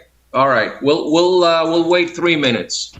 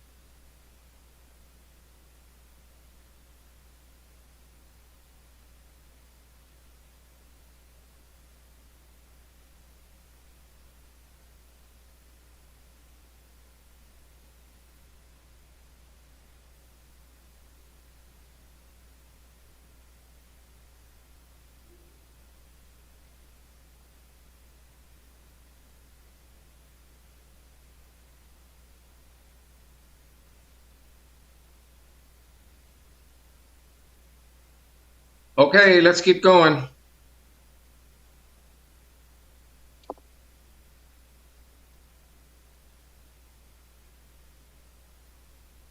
So, yeah. All right. Magistrate, yeah, they're having trouble. It's they're not here. They're not here. That's they're right. having trouble. Do you know what they are trying to tell us? Well, I had called one of the gentlemen there. I told him, I called him this morning. I also texted. I said, you have a couple of cases on the docket. Please be present. So, it's kind of where we are. So, Well, yeah. Considering their actions previously, and the fact that these violations apparently are still in place, I want to hear. Let me hear case number 10. Is that what we're on right now? Yes, Magistrate. All right, Yes. Mr. Colson, I want to hear. Did they get a business tax receipt or no? No business tax receipt Okay. as of final inspection Okay. on 10/23. All right. Let them go to the city manager and get mitigation if that's what they want. Based on the unrebutted testimony of the city's code compliance officer, the evidence presented showing that the property is out of compliance since the abatement date of September 21. I hereby ratify the fines accrued to date in the amount of $250 and assess costs in favor of the city. This fine shall continue to run on a daily basis until there is compliance. The next one is a certificate of use, number 11. Mr. Colson, any certificate of use on file? No certificate of use on file as of Okay. final reinspection date. All right. Based on the unrebutted testimony of the city's code compliance officer and the evidence presented showing that the property has been out of compliance since August 3, 2023, since September 21st, 2023, I find in favor of the city, hereby ratify the fines accrued to date in the amount of $250 and assess costs in favor of the city. The said fine shall continue to run on a daily basis until there is compliance. Number 12 is the mailboxes are broken. I've seen the pictures. I'm familiar with the case. Any corrections? Anything done to fix those mailboxes? The mailboxes are still in disrepair, your magistrate. Okay, based on the unrebutted testimony of the city's code compliance officer, the photographs and the evidence presented showing that the property has been out of compliance since September 21st, 2023. I find in favor of the city, hereby ratify the fines accrued to date in the amount of $250 per day and assess costs in favor of the city. The said fine shall continue to run on a daily basis until there is compliance. Item number 13 and 14, 575 Northeast 127th Street, LLC. Case number CESOD 20220013. This case was previously found guilty with an abatement date of September 21, 2023. Fine was set at $500 plus $100 cost assessment. And item number 14, case number CESWR 2022000001. This case was previously found guilty with an abatement date of September 21, 2023. Fine was set at $500 plus $100 cost assessment. Inspector Sanders. Ms. Sanders, this is about the resod required for the front lawn and the swale. I remember the case. I've seen the pictures. Are they in compliance or not? Janice Sanders, Neighborhood Service Inspector. No, compliance has not been met. Okay. I am showing proper service was given. I'm sorry. Proper service was given. I posted the property. October 9, 2023, whereas it was posted on the front wood, I guess I won't say door, but the board of the property. You were stating? Okay, are you done? Yes. Okay. Based on the unrebutted testimony of the city's code enforcement officer, the photographs and other evidence presented showing that the property is out of compliance and has been out of compliance since September 21st, 2023, which is the abatement date, I hereby ratify the fines accrued to date in the amount of $500 and assess costs in favor of the city. The fines shall continue to run on a daily basis until there is compliance. Let's hear number 14, which is the same property. Is it the same area that's, this is the damaged walkway. Yeah, the area leading into the front door, correct? That's correct. Yes, it's concrete blocks, rocks, things of that nature. Seems as though they need to be replaced. There are, severe cracks throughout them, especially because they're so close to the ones that have the most cracks are close to the walkway along the frontage. Whereas if a child walks by, could easily stumble over them and trip. It's a tremendous trip hazard to have that condition existing. Based on the testimony of the city's code enforcement officer, the photographs and other evidence presented, that the property has been out of compliance since September 21st, 2023, I find in favor of the city. I hereby ratify the fines accrued to date in the amount of $500 and assess costs in favor of the city. The fines shall continue to run on a daily basis until there is compliance. Magistrate, I'm gonna have to call the other items out of order. I do have Immacula Carpentier here. I believe she's the one that's for Prestige. Okay. Okay. Which item? So we're calling my cases, or we're going back to? I'm gonna go ahead and proceed with the other items.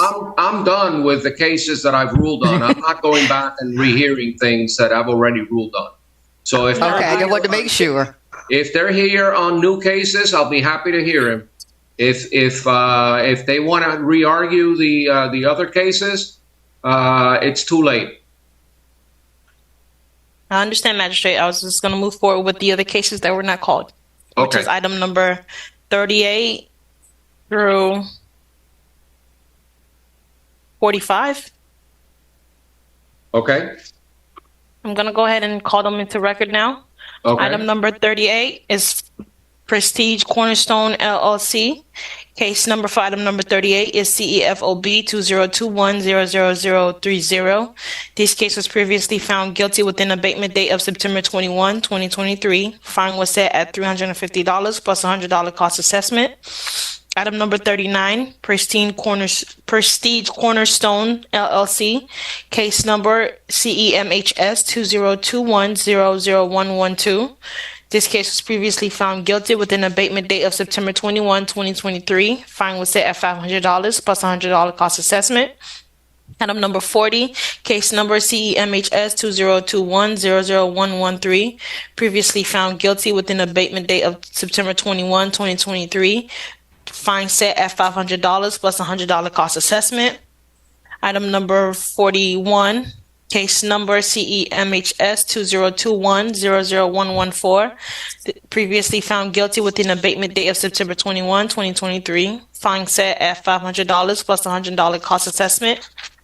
Item number 42, case number CEMHS 2021-00115. Previously found guilty with an abatement date of September 21, 2023. Fine was set at $1,000 plus $100 cost assessment. Item number 43, case number CEMHS 2021-00116. Previously found guilty with an abatement date of September 21, 2023. Fine was set at $350 plus $100 cost assessment. Item number 44, case number CEZCU 2021-00155. Previously found guilty with an abatement date of September 21, 2023. Fine was set at $350 plus $100 cost assessment. And item number 45, Oh, sorry. Item number 45 is another address, but we'll stop at 44 for now. Yeah, and that's a new Inspector case. Sanders. All right, let's hear anybody here on behalf of Prestige Cornerstone LLC. Yes, Your Honor. My name is Immaculata Carpentier. Okay. And who do you represent? Prestige. Prestige what? I see Prestige. Cornerstone. Cornerstone. Is that different from the other Prestige business? If somebody has a mic on, please turn it off. It's her background, Magistrate. Yeah. It's what? It's Immaculate's background that's loud. Yeah, Immacula, if you have another device turned on, you need to turn it off because I'm getting feedback. Okay. Anyway, let's move along. Okay. Can you hear me? Okay. Who are you?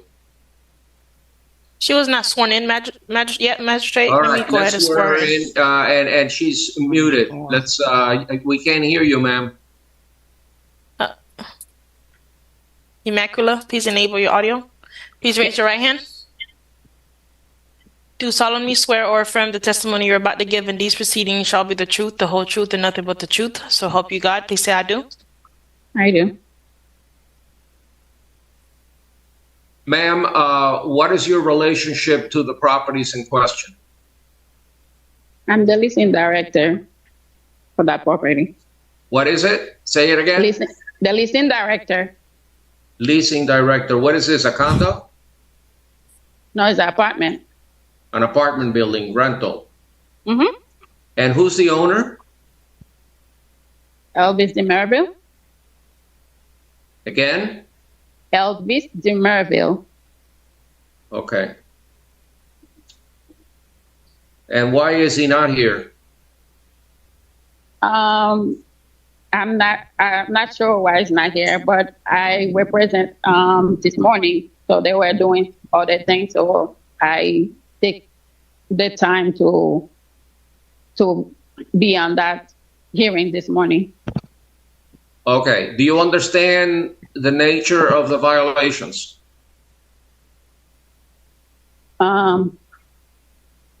Yes.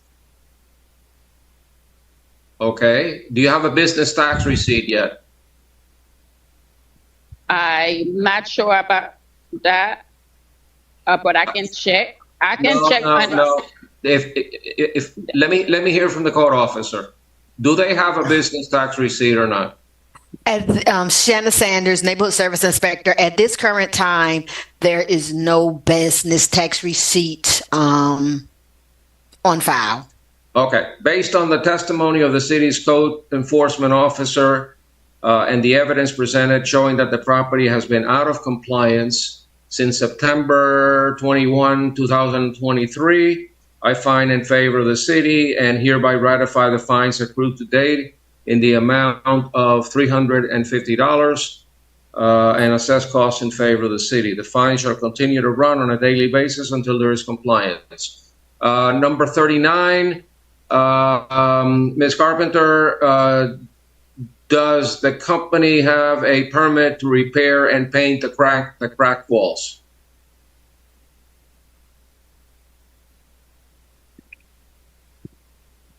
For the building. So I know we have a contractor, so I'm not sure if everything is already taken care of. All right. Ms. Sanders, do they have it? At this current time, there are no permits on file for the work that was done. Was the work done or was it required to be done? It was required to be done. It was done. However, it was done without permits. They've already repainted the building and made some repairs, but without the proper permits. Okay. So as to number 39, based on the testimony of the city's code enforcement officer and the evidence presented showing that the property has been out of compliance or failing to obtain a permit to repaint the cracked walls, I find in favor of the city. I hereby ratify the fines accrued to date in the amount of $500 plus assessed costs in favor of the city. The said fines shall continue to run on a daily basis until there is compliance. The next case has to do with broken light fixtures. I've seen the pictures. Have they fixed the light fixtures by a licensed electrician? Ms. Sanders. The light fixtures have been repaired. However, it was not done with a licensed electrician through permits. Okay, Ms. Carpenter, is that true?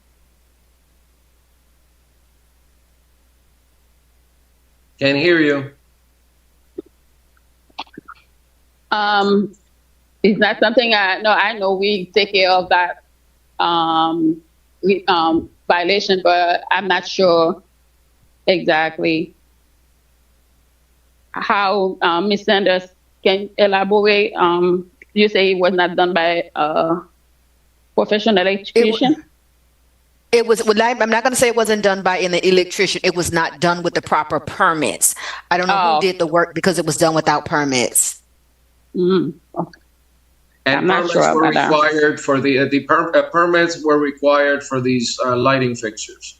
Yeah, for everything. I mean, it's a totally revamped. For time purposes, they did construction throughout the entire building, from the windows, the doors, lights, painting, everything without permits. So yeah, permits were needed for everything because it's a commercial building. Okay. Well, changing a light bulb doesn't require a building permit. Well, if it wasn't just change. No, it wasn't just changing. I mean, they changed all the light fixtures throughout the entire building. Okay, I saw one picture of a lighting fixture which had two bulbs and it was turned off. That picture that I believe you took. But you're telling me they have not done what is required under 526, Section 526 regarding lighting fixtures. No electrical permit has been pulled on this property. No electrical permits on file. Based on the unrebutted testimony of the city's code enforcement officer, the photographs and other evidence presented that the property has been out of compliance since September 21, 2023, I hereby find in favor of the city, ratify the fines accrued to date in the amount of $500 and assessed costs in favor of the city. The said fines shall continue to run on a daily basis until there is compliance. Next case that has to do with stairs. Did you do an inspection, Ms. Sanders? I inspected the property, and the stairs, from what I observed, were not shaking. There seems to be repairs made to them. They were very stable. However, again, the entire building was renovated. No permits was obtained for any of the work that was done there, including the repairs and replacement of the stairways and staircases. Was a permit required to repair the stairs? A permit is usually required to repair stairs. A building official I see is coming in. Mark, is a permit needed to repair stairs or replace stair casings and railings throughout a commercial building? Yes. In addition, it needs to also go through Miami-Dade Fire because of the top rail needs to be a certain dimension, and also the termination of railing needs to be approved by Miami-Dade as well. So definitely a permit is needed. In addition, Miami-Dade municipal permit is needed as well. Okay, Ms. Carpenter, you heard that? You have any evidence to offer in rebuttal? We will take care of that. All right. Or else it's going to cost you quite a bit of money. Based on the testimony of the city's code enforcement officer, the photographs and other evidence presented that the property has been out of compliance since September 21, 2023, I find in favor of the city, hereby ratify the fines accrued to date in the amount of $500 and assess costs in favor of the city. The said fines shall continue to run on a daily basis until there is compliance. And lastly, number 40, no, this is not the last one, is it? Two. We have two more. Okay, number 42, exposed rebar throughout the building, including balcony areas. Ms. Sanders? Shanna Sanders, Neighborhood Service Inspector. Again, as stated through previous testimony about all the other ones, repairs were made. However, it was not done with the proper permits. So compliance has not been met. Okay. Ms. Carpenter, do you know anything about that? Nothing I know about that one, but we will. Okay. If you don't have a permit, then you're in violation.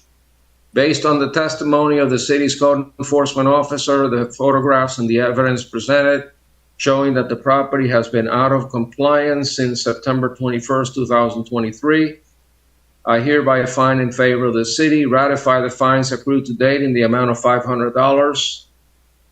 I'm sorry, this one is $1,000. $1,000 accrued to date and assessed costs in favor of the city. Said fines shall continue to run on a daily basis until there is compliance.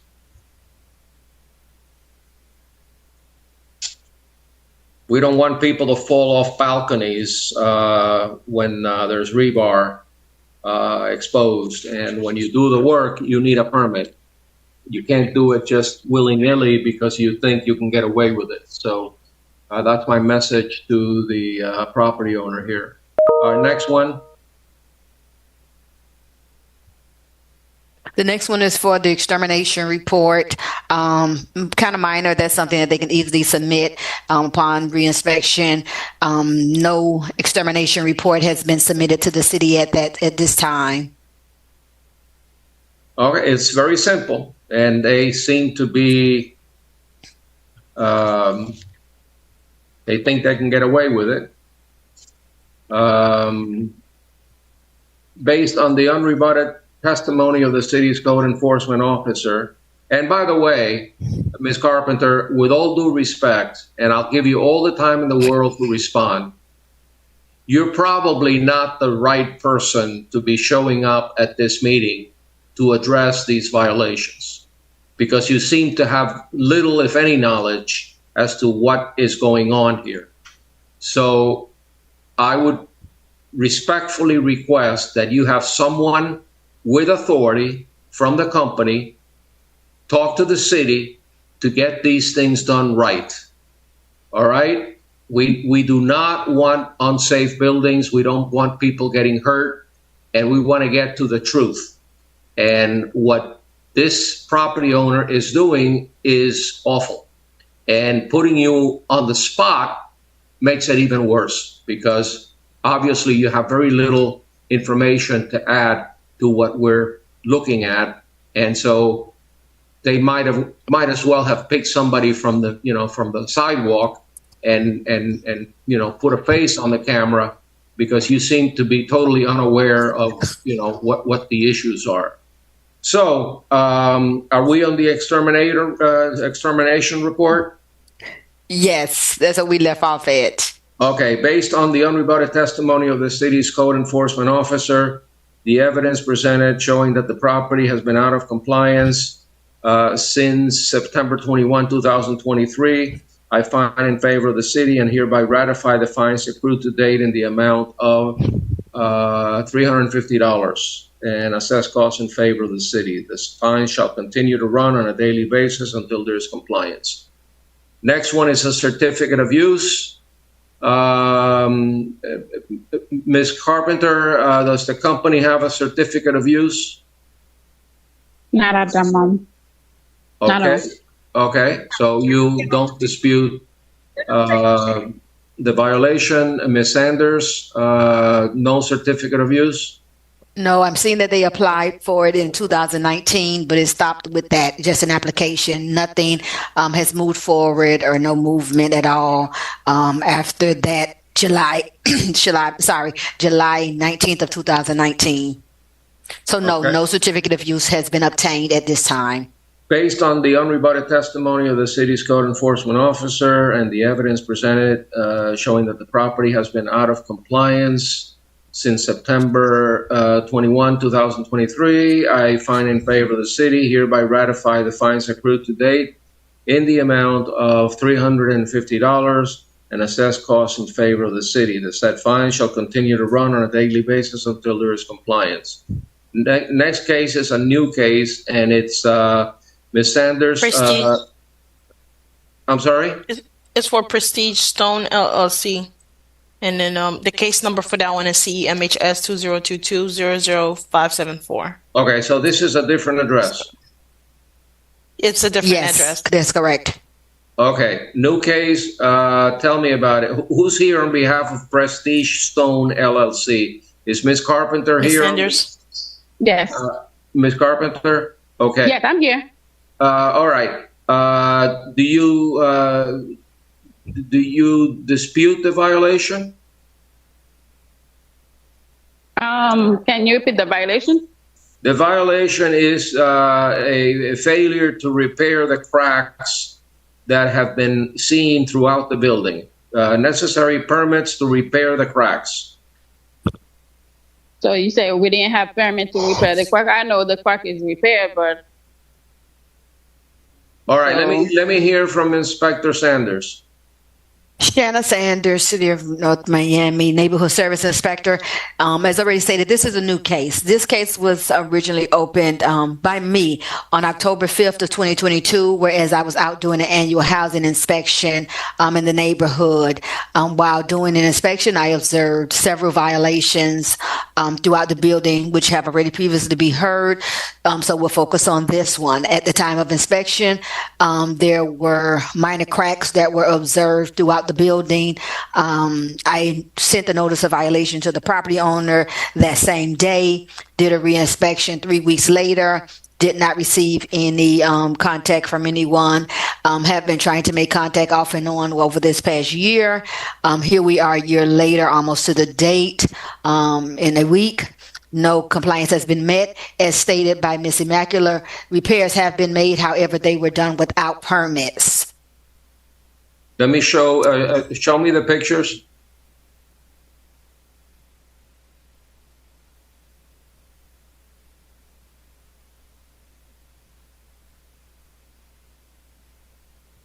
Oh.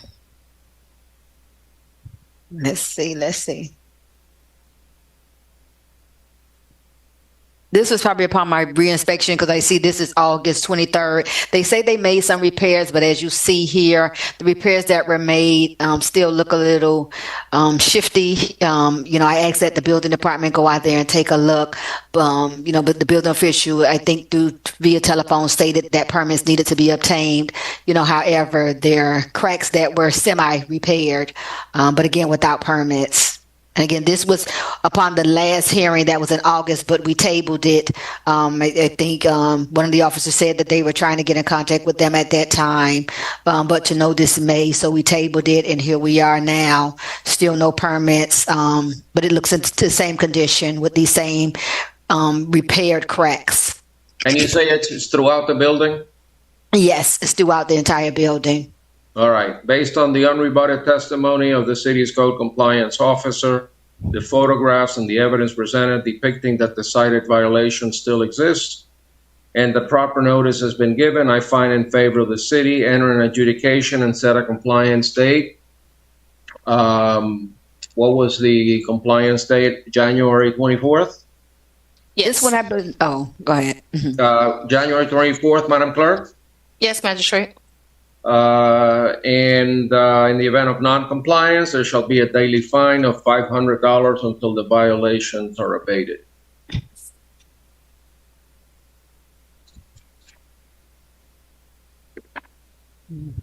Next. I believe that's all the cases, Shanna, for Prestige that you had? Yeah, I'm quickly trying to look, but I think so because the other ones we tabled already. Yes, that's it. Okay, everybody have a great afternoon. Thank you for your service to the city. I appreciate it. And Magistrate. We're not done. We're not done.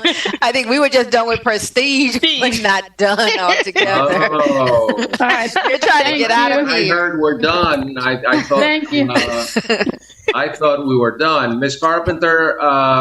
Thank you. Don't need you anymore. Have a good day. You too. All right. Let's go.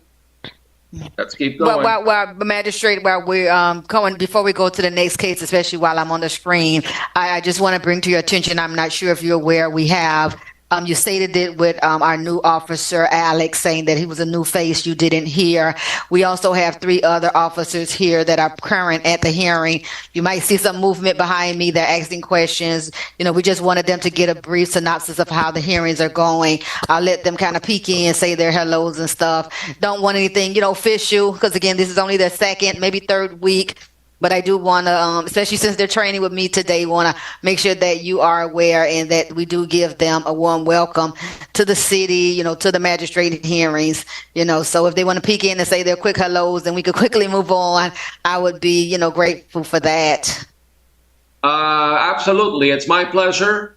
And I also would like to say, before we hear from them, that if the city ever needs to have like a training session with a special magistrate or both special magistrates to answer questions, give guidance.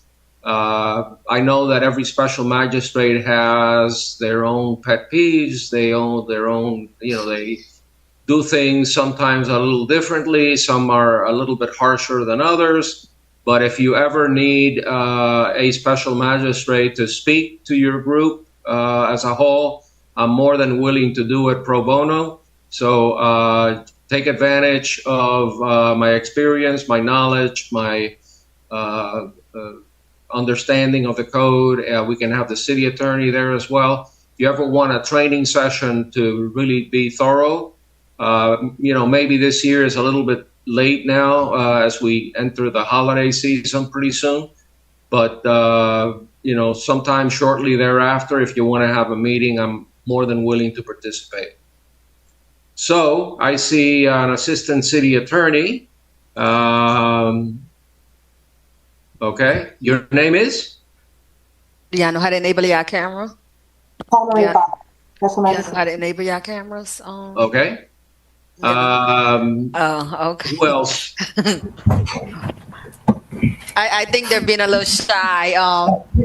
Hello, my name is Joseph DeSantis. I am a new neighborhood service inspector for the city of North Miami. I look forward to working with you guys.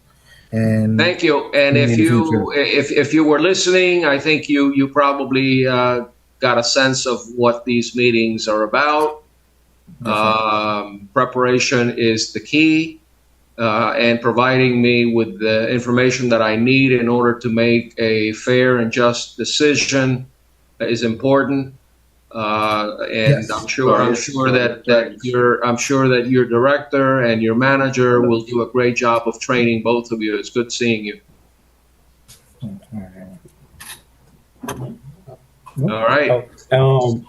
My name is Jamie Johnson. I'm also a neighborhood services inspector. I also look forward to working with you. All right. Well, welcome, and hope you do well in your new position. And you have great leadership, beginning with the director, all the way down to the clerk. Everybody is good at what they do. Anybody else? We have Evans here, but he's been a little shy. So I'll just say, he's here, but he's been a little shy. And then we have another officer, Crystal. She's out running the sanitation runs with our sanitation manager. So we have 2 additional ones, but they're not currently, accessible and available or want to be seen at this time. All right, I see an Inspector Evans. Go ahead, Evans. There he is. Welcome. Welcome. Good to see you. Look forward to working with you. You're muted. You're muted. Good to see you as well. I enjoyed the hearing. Again, my name is Ryan Evans. All right. Yeah, that was about it. All right. Well, you all have a lot of work to do. I know. You should be out there looking for problems and getting them resolved. And I wish you the best. Thank you. And Special Magistrate, may I? Sure. Go right ahead. We're going to definitely through our assistant city attorney. I would definitely like to take advantage of that. I've seen that done before in Miami Beach, where they have a quarterly, or was it, I think, biannually, just a rundown of what at that time it was Special Magistrate Laser, I think it was, and also Babic as well. And they helped a lot with the training. So if it's something that you're willing to do for us, we're definitely not going to say no. Of course, I'd have to take it through our city attorney, which I'm sure they'll say okay if need be. Yeah, it's done quite often, and I was the one who appointed Abe Laser in Miami Beach. And I know that he would, from time to time, meet not only with the city attorney's office, he often met with commissioners as well, take input. He developed some rules for the inspectors to follow and for the lawyers to follow. And I think that it would be helpful. Certainly, it's cost effective. I just, feel like it's important to have it.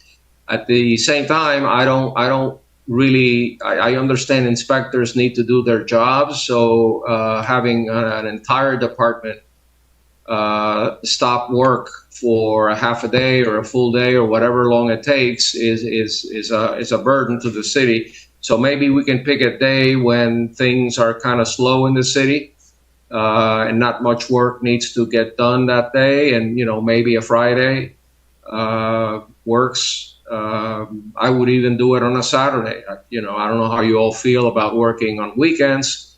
I sometimes do, but it's up to you. If you feel like my experience can help train some of your officers and even some of the attorneys.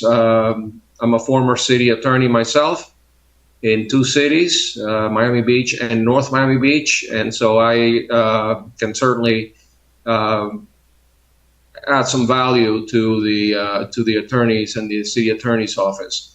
So with that said, thank you. I would like to hear the next case and see if we can finish in the next 10 or 15 minutes. Item number 16. 690 Northeast 133rd Street, LLC. Case number MHV at 0202200565. This case was previously found guilty with an abatement date of September 21, 2023. Fine was set at $500 plus $100 cost assessment. Inspector Lemestre. Good afternoon. Inspector, just introduce yourself and just tell me if the extermination report has been filed. Yes, sir. Jonathan Lemestre, Neighborhood Service Inspector for the City of North Miami. And no, the property owner or property management has never provided me with an extermination report. Okay. Again, these are the owners that are listed on Sunbiz. I've mentioned their names before, and I'm just going to mention them again so that, that everyone knows that they are flagrantly violating city code and should suffer the consequences of liens and other actions against their properties. We have an Abraham Ebenstein, a manager, Todd Stock, manager, and Samuel Ebenstein, manager. This is 690 Northeast 133rd Street. Permit address 690 Northeast 133rd Street, not providing extermination reports. So based on the unrebutted testimony of the city's code compliance officer, the photographs and other evidence presented showing that the property has been out of compliance since September 21, 2023, I hereby find in favor of the city, ratify the fines accrued to date in the amount of $500 and assess costs in favor of the city. The said fines shall continue to run on a daily basis until there is compliance. And the fact that they're not even present when these orders are being entered, it just shows a total disregard towards the laws of this city. It's shameful. So let's hear, go ahead. Let's hear, the next one is, what, 17? Item number 17, Alpha Bravo Investments, LLC. Case number CEZCU 2022-00723. This case was previously found guilty with an abatement date of October 19th, 2023. Fine was set at $500 plus $100 cost assessment. Inspector Lemestre. Inspector, do they have a certificate of use? As of today, I'm actually looking at it right now. They do not have a certificate of use on file. Okay. Nor BTR. And the state shows a Robert Benyo as the manager of this limited liability company, which was found guilty on September 5, 2023 by me. Based on the unrebutted testimony of the city's code enforcement officer, the evidence presented showing that the property has been out of compliance since October 19th, 2023, I find in favor of the city and hereby ratify the fines accrued to date in the amount of $500 and assess costs in favor of the city. The fine shall continue to run on a daily basis until there's compliance. Thank you. Item number 18, Anna Cecilia Garcia. Case number CEWWC 2022-00107. This case was found guilty with an abatement date of October 19th, 2023. Fine was set at $250 plus $100 cost assessment. Inspector Sanders. Yeah, I just want to correct you. The guilty finding was September 5 with an abatement date of October 19th, 2023. Yes. Okay. Inspector Sanders, is the torn blue tarp on the roof still there? It's still there. Yes. I had a conversation. I'm sorry. Go ahead. Have you had a conversation with the owner of the property? I did. I spoke to her, and she said that she would remove it. She did say she was still having leaks, and she would remove it and put a new one. However, it's still there. She stated she was going through some, financial woes and things of that nature. I asked her if she needed to have more time to go online and submit the request for an extension. However, she did not do so. So, I was at liberty to just go ahead and push forward with the case.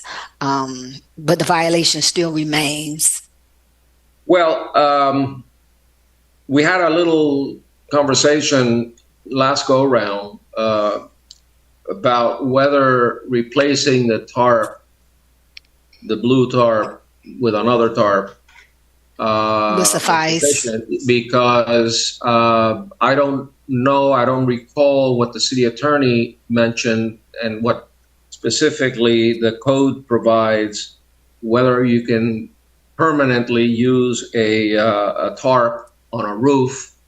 My sense is that the code requires a structure to be watertight, and I'm not sure that a tarp qualifies under that requirement. But I will ratify the fines. And I would love for Ana Cecilia Garcia, the owner, to, at the very minimum, try to address the issue. I know that roofs are expensive, but perhaps a tarp that is not torn might be a better solution. I don't know. But in any event, there is no compliance. So based on the testimony of the city's code enforcement officer, the photographs and the evidence presented showing that the property has been out of compliance since October 19, 2023, I hereby find in favor of the city, ratify the fines accrued to date in the amount of $250 and assess costs in favor of the city. The said fine shall continue to run on a daily basis until there is compliance. Item number 19, Andrew K. Pucci and wife Curlin. Case number CEBPR 2022-00434. This case was previously found guilty with an abatement date of March 16th, 2023. Fine was set at $500 plus $100 cost assessment. Inspector Sanders. Inspector Sanders, please introduce yourself and tell me if a permit has been obtained for the air conditioning AC unit installed without a permit. Shanna Sanders, Neighborhood Service Inspector. This case has already been previously adjudicated. As of my last reinspection, a application has been submitted to the city. However, it has not been obtained. I have been in contact with the property owner as well as the contractor as earlier or not as late as this morning. I was begging, if not pleading, them to log on to the hearing to give testimony.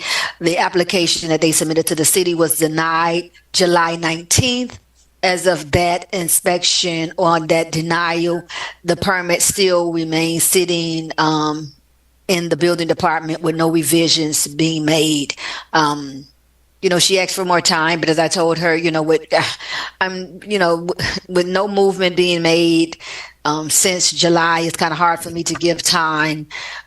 So I very much explained to her I would move forward, as well as with her contractor, that we would be presenting the case today with or without them. So to answer your question, no compliance has been met as of my last reinspection of this morning. Okay, I found them guilty back in December of 2022. I'm showing something. I'm not. Yes, that's Smith. It says Smith. That you found them guilty. December 16th. And the abatement date was March of 2023. Mm-hmm. That's correct, because she gave testimony that she needed time. She was going through some legal stuff. She stated after with COVID taking place, she had to move out of the state. I think her and her son showed up at the hearing, and you gave them a good amount of time. Okay. Based on the unrebutted testimony of the city's code enforcement officer, the photographs and other evidence presented showing that the property has been out of compliance since March 16, 2023, I find in favor of the city. I hereby ratify the fines accrued to date in the amount of $500 and assess costs in favor of the city. That fine shall continue to run on a daily basis until there is compliance. Item number 20 and 21, ND Predulus, case number CEFOB 2022-00349. This case was previously found guilty with an abatement date of September 21, 2023. Fine was set at $500 plus $100 cost assessment. And item number 21, case number is CEZCU 2022-00634. This case was previously found guilty with an abatement date of September 21, 2023. Fine was set at $500 plus $100 cost assessment. Inspector Sanders. Ms. Sanders, do they have a business tax receipt and a certificate of use for the property? Shanna Sanders, Neighborhood Service Inspector. As of my last reinspection of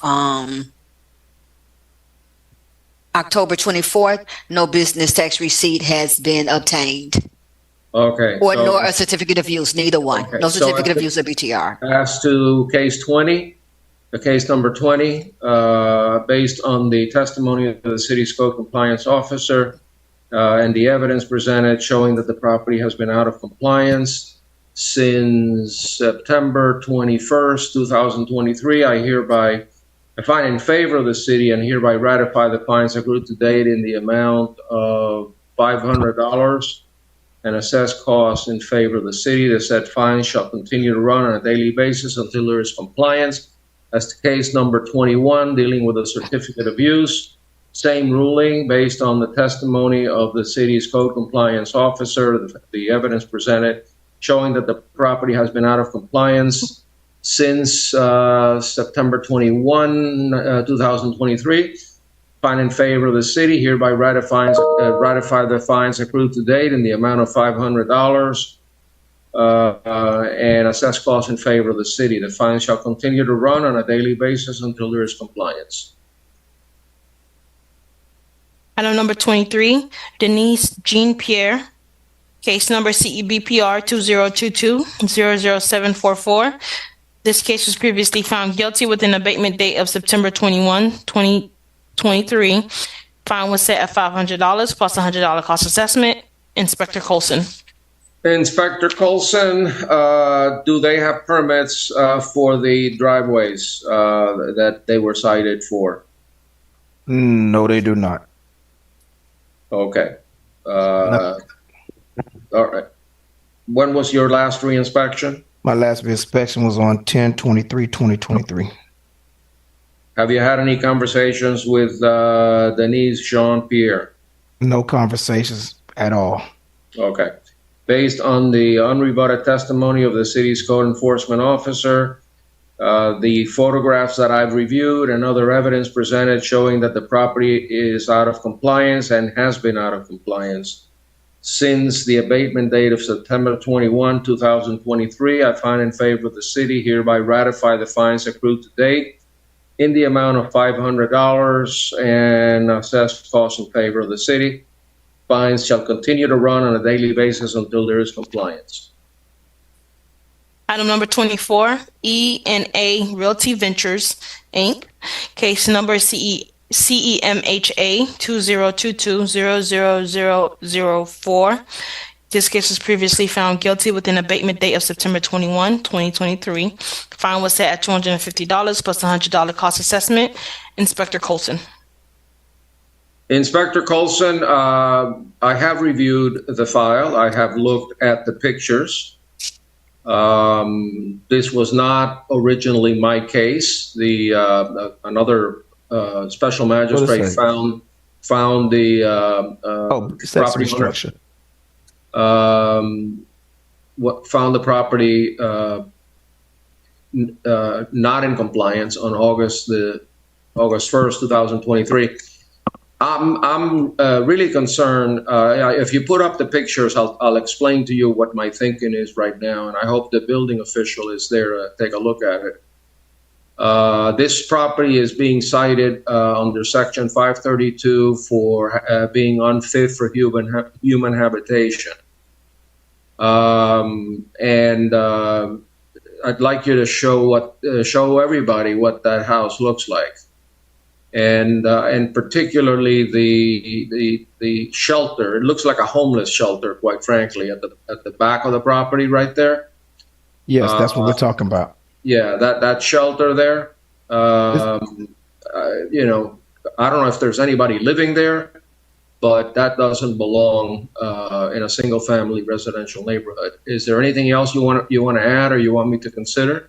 When I spoke with the guy, he was like, "That's it's made out of tarps and stuff," and I told him you can't have it. He said it's a place he puts up for him and his kids just to come be and not be in the sun. I say you can't have that. I told him you can't have that there, and I talked with the guy I think he's a renter, and he just has never taken it down. Well, maybe we need to advise the owner. Does the owner know? You have service on the owner, or all I have is what I mailed out. I have nothing on the owner. Usually when I talk to the renters, I ask them, do they have any information on the owner? Another place I could contact them.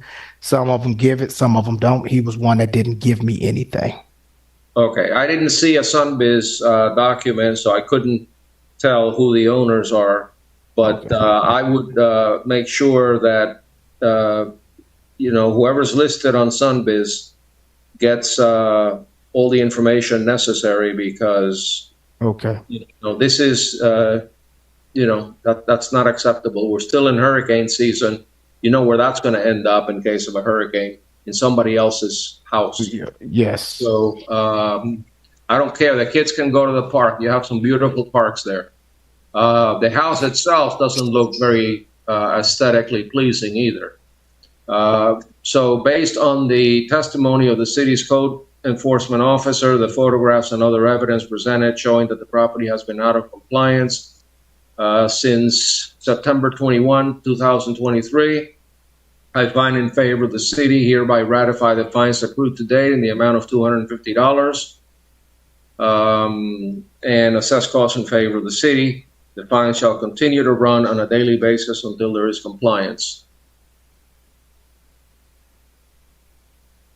Item number 25, Ellie Renier and Renee Renier, case number CEDSP 2023-00011. And this is a new case, magistrate, and the inspector is Lemestre. Okay. General maintenance, section 5-19. Please present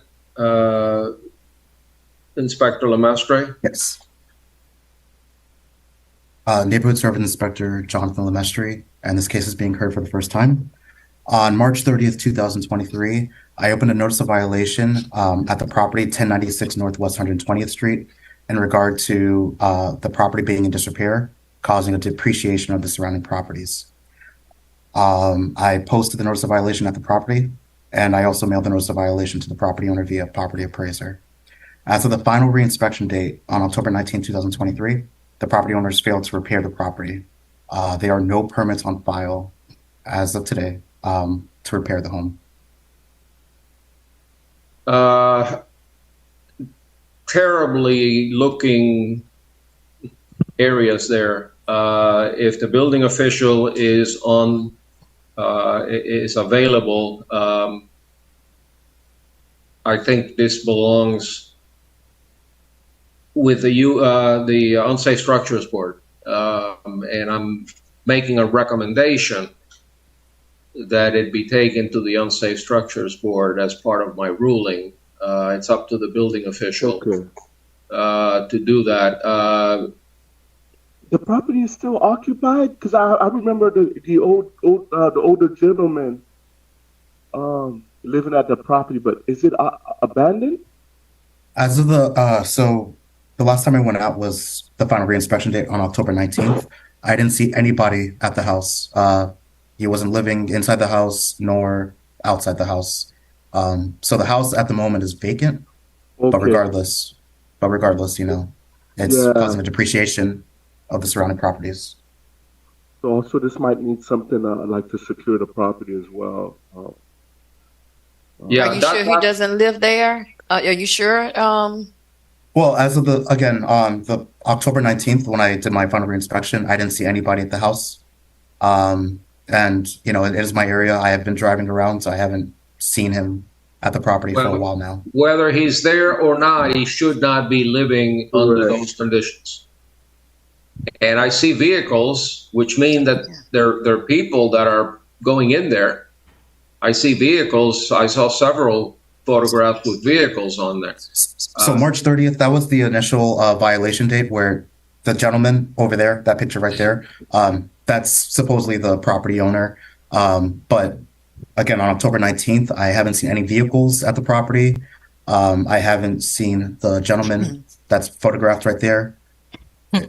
So I don't know the status of him or where he is now, but again. Well, community services should contact this individual and find him,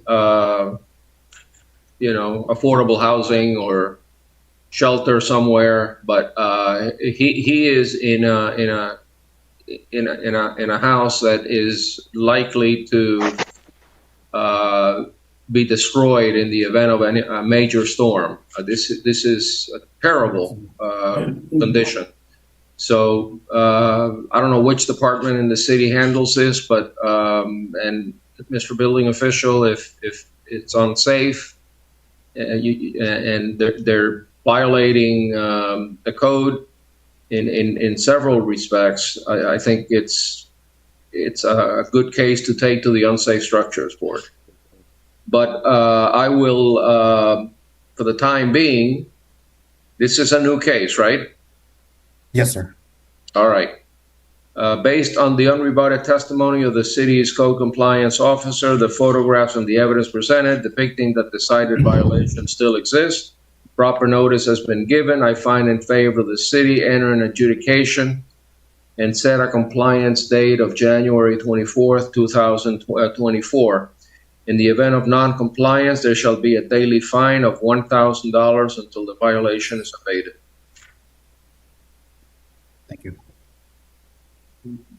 Item number 27, Hans Jean Baptiste, Case number CEGMP 2023-00201, and the inspector is Bernardin. Okay.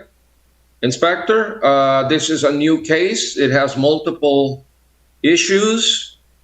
The exterior conditions, the signage, maintenance of the parking. Why don't you point that out for the record? If you have some photographs, describe the conditions that you observed.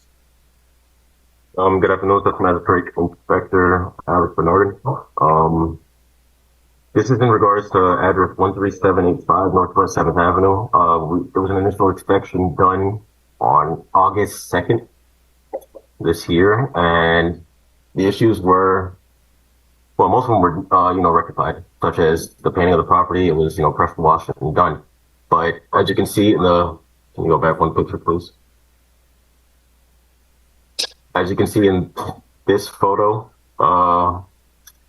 the boat, there's no permit for the boat. It's been there. They've had multiple multiple violations due to boat being stored on this property on multiple occasions for years. Potholes in formation along the parking spaces here.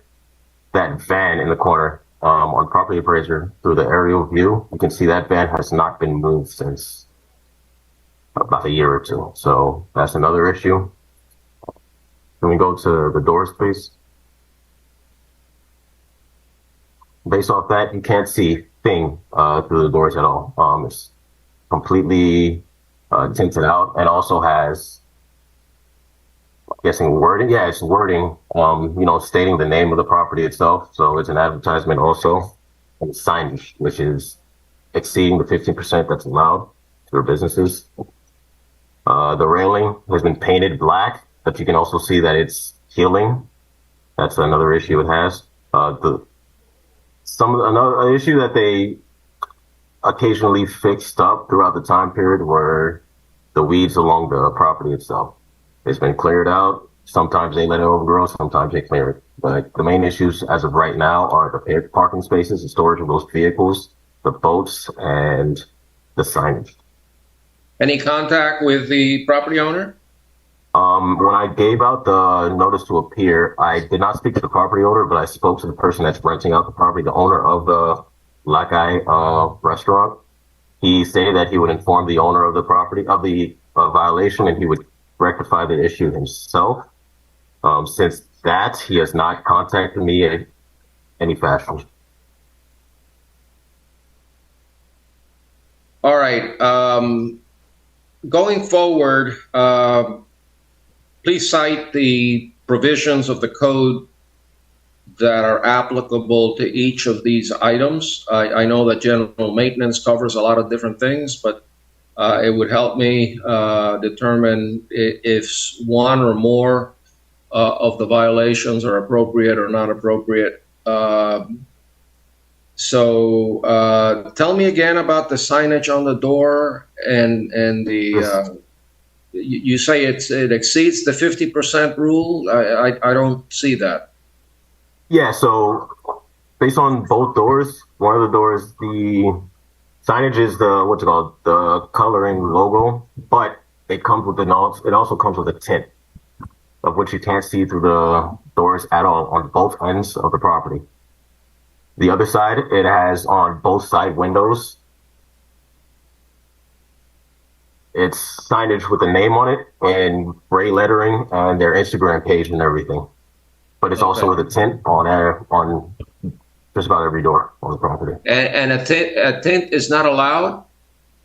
If not really, but unless you seek a variance through CP&D, but they haven't done that either. Okay, put the other picture on. There's another road sign back on top. Is that also defective? Where this? No, that one right there. This one here? Yeah. The main door, the first picture, right, with the door?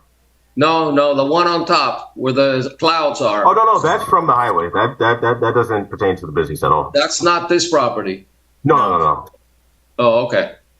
Yeah, I thought there was a problem with that sign. Okay. All right. They're not here to rebut anything that you said. So based on the testimony of the city's code compliance officer, the photographs and the evidence presented depicting that the cited violations still exist. Proper notice has been given. I find in favor of the city, enter an adjudication and set a compliance date of January 24th, 2024. In the event of non-compliance, there shall be a daily fine of $1,000 until the violation is abated. Thank you, Magistrate. Item number 29 and 30. Item number 39 is a new case, Magistrate, which is Mauricio Duauer. Case number CETRA 2022-00016. And item number 30, case number CETRE 2022-00021. This case was previously found guilty with an abatement date of May 18th, 2023. Fine was set at $400 plus $100 cost assessment. Inspector Sanders. Inspector Sanders, the first case is violation of 29-5-2301, which prohibits hat racking or destroying trees. Tell me about that one. Show me a picture. It's pulling up the photos. Shanna Sanders, Neighborhood Service Inspector. This one is, I want to say, this is the new case. It was postponed. This one is the new case for tree abuse. I received a phone call from the property from someone stating that one of the neighbors was cutting down trees. I visited the property on October 26th of 2022, whereas I met a gentleman at the property. I then called our code manager at the time, our code manager, Jose Perez, who translated for me because the gentleman spoke nothing but Spanish. He brought to his attention that he was cutting trees and he needed to obtain a permit, which he said he knew nothing about. He said he would visit the city within 3 days. I gave him actually a courtesy notice and allowed him to come into the city to submit the application. 3 days went to a week. After not visiting the city, I moved forward with opening up the violation. He came to the city and spoke with the Community Planning and Development Department and spoke about tree mitigation, what trees needed to be done, was submitted the application. From what I'm understanding from their department, he has submitted an application on July 26th of 2023. However, no movement has been made since then. I am showing proper service was given. I posted the property with the notice to appear on October 4th. My reinspection was on the 23rd, whereas no violation or compliance has not been met. Again, he has submitted the application. However, he has not moved any further than submitting it. What kind of zoning is on this property? What is it? Mixed use, residential? I think it's a 6-unit apartment buildings that's there. And it's kind of strange because the way it's divided is 120/85 and 120/95. Some odd reason 85 shows as being the city, and the 120/95 shows as being under a 30 folio number being the county. So even with saying that, he thought he was under the county, and he said he didn't know he needed permits and things of that nature. But it is a small, I thought it was a quadruplex, but I think it's like 5 or 6 unit, a little apartment building. Okay, so the way he comes into compliance is he has to provide tree mitigation. Am I authorized to also issue a fine in addition to that, or what's my role here? Yes, you can. In the past, they have done it in that way. He has to get tree mitigation, replace trees. Usually, community planning and development handles that. We only deal with the violation part of it. They'll tell him what trees he needs to replace. but we do come before the magistrate and ask for fines to be assessed just in case they don't do that, in which he hasn't. All right. The first thing I'm going to do is I am going to issue a fine, a one-time fine of $1,000 for violating Section 29-5-2301 because of the hacking, the way that the trees were cut. In addition to that, I am going to order that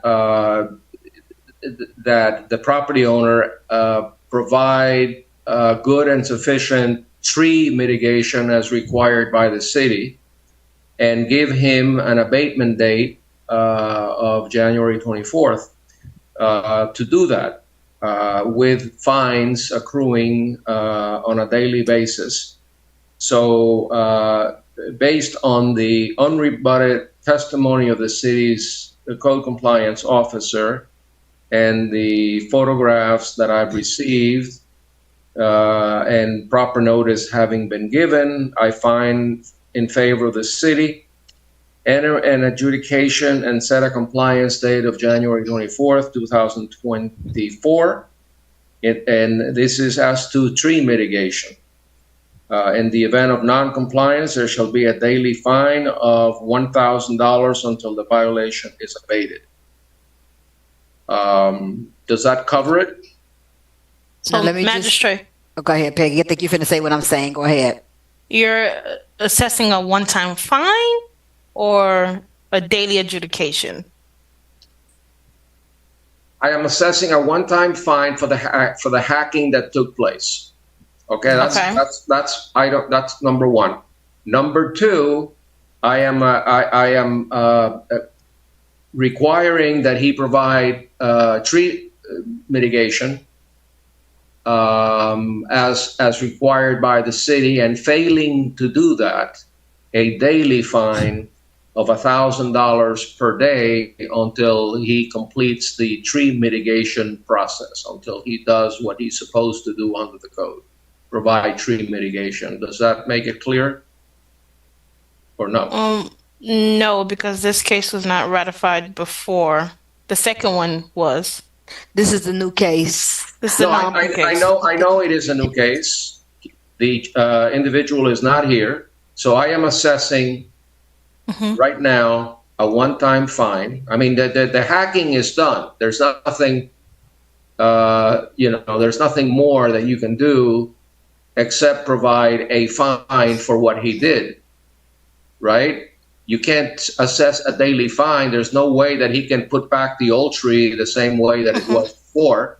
So for the act of violating this code section, for the hacking, there's a one-time fine of $1,000, which I believe. Okay, now he also has to provide tree mitigation as required by the city, and failing to do so by January 24th will result in a continuing fine, $1,000 plus $1,000 a day for every day that he does not meet the mitigation requirement.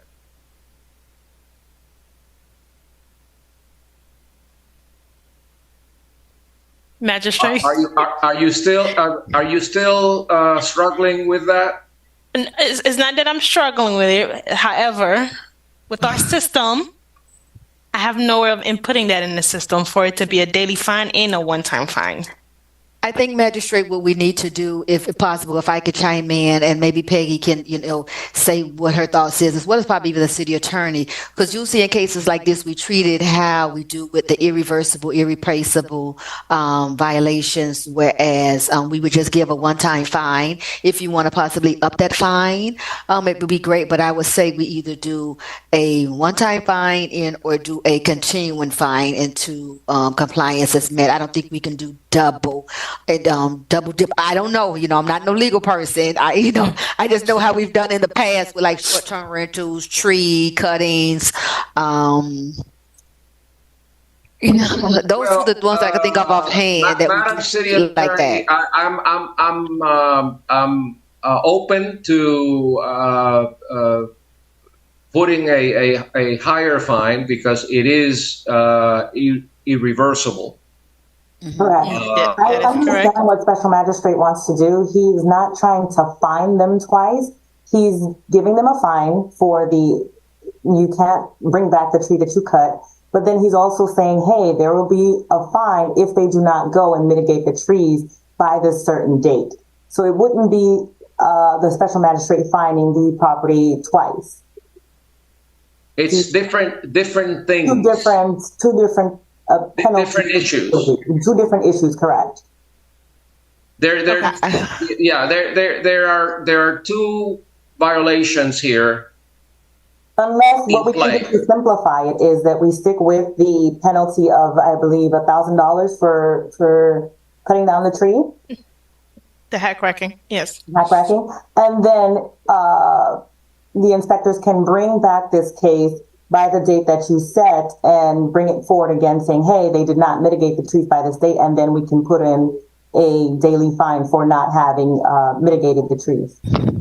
Exactly. That's you expressed my sentiments precisely. But considering the pictures that I saw and being reminded that this is irretrievably broken, and you can't put back that tree,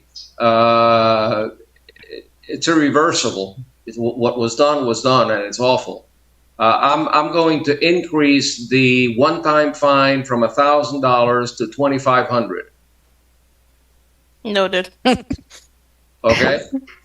And then separately, and you can enter two different orders. It doesn't all have to be in the same order.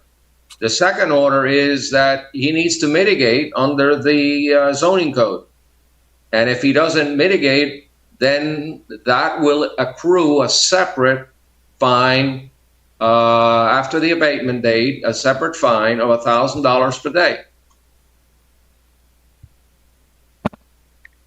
Got it. So I think the best way to handle it within your system, if you can't do it all in one order, you do two separate orders, because there are two violations in play here. Or to simplify it, if the system truly won't let you do it, then bring it back by the abatement date that the Special Magistrate is setting, and then we'll have that daily fine. Are you fine with that, Special Magistrate? Yes. Got it. All right. Item number 30. The next one is kind of similar. And the next one, yes, Shanna Sanders, Neighborhood Service Inspector. This one is actually for the actual cutting of the tree, because he had several trees at the property. Just for clarification, he had several. There were some that he just trimmed, if not hat racked, to the point of abusing them, and then there were two additional ones that he literally cut down, literally down to the ground, stump and all. Whereas again, he was instructed to visit community planning and obtain approval and a permit for cutting the tree. Through our code manager, Jose. He translated to him. He fully understood, again, from community planning development, as well with our third-party company, Triage. I sent an email on Monday asking, actually on Halloween, I asked, the 31st, had there been any correspondence? They stated to me he applied for permits on July 26th, but have not visited the city since then. I am showing proper service was given. All right. I posted the property, same thing. Posted the property on the 4th, re-inspected on the 19th, no compliance, and a follow-up has been made. Okay, and this one has been previously adjudicated, and so based on the unrebutted testimony of the city's code enforcement officer and the evidence presented, along with the photographs, testimony presented, showing that the property has been out of compliance since May 18, 2023. I hereby ratify the fines accrued to date in the amount of $400 and assess costs in favor of the city. The said fine shall continue to run on a daily basis until there's full compliance. Item number 32, Lindy and Lily M. Bell. Case number CEDSP 2022-00010. This case was previously found guilty with an abatement date of September 21, 2023. Fine was set at $100 plus a $100 cost assessment. Inspector Sanders. Inspector Sanders, I'm familiar with the file. I adjudicated them guilty on August the 3rd with an abatement date of September 21. This is a post-fire situation. Tell me if there's anything new about it. Shanna Sanders, Neighborhood Service Inspector. As of my last reinspection, no further movement have been made. The property still remains in the same condition. No building permits have been submitted to the city. So compliance has not been met. I am showing proper service was given. I posted a notice to appear at the property on October 5th. I re-inspected the property on the 19th of October 2023, whereas compliance had not been met. I have had no further contact with anyone from the property. Hang on, let me stop you a minute. Is the building official available? Building official? Well, Magistrate Smith? Yes. Through you. We have the special magistrate. He's trying to log on via his mobile phone at the moment. I can do whatever you wish. Give him a call. All I wanted to say was I saw the pictures. I remember the case from the last time. This is to me it looks like an unsafe structures board issue. This building is falling apart. It had a fire. It's in horrible condition, and they don't seem to want to do anything about it. Maybe they don't have the money. Maybe the insurance company didn't pay, or whatever it is. This building is about to fall apart. It's being cited under 531, which is an unsafe structure, unfit for human habitation. So I don't think anybody should be allowed to live there. At least it should be red tagged. In any event, my ruling is that based on the unrebutted testimony of the city's code compliance officer, the photographs and other evidence presented, reflecting that the property has been out of compliance since September 21st, 2023, I find in favor of the city and hereby ratify the fines accrued to date in the amount of $100. I can't believe that I said a fine of $100, but in any event, that's a fine of $100 and assess costs in favor of the city. Are you sure that that $100 fine was set, Madam Clerk? Yes, it was, Magistrate. You initially cited for a higher amount, but because of the situation that took place, you rescind that and placed it at $100. Okay, I remember, if I'm not mistaken, the city was going to take steps or measures to relocate this individual that was residing there.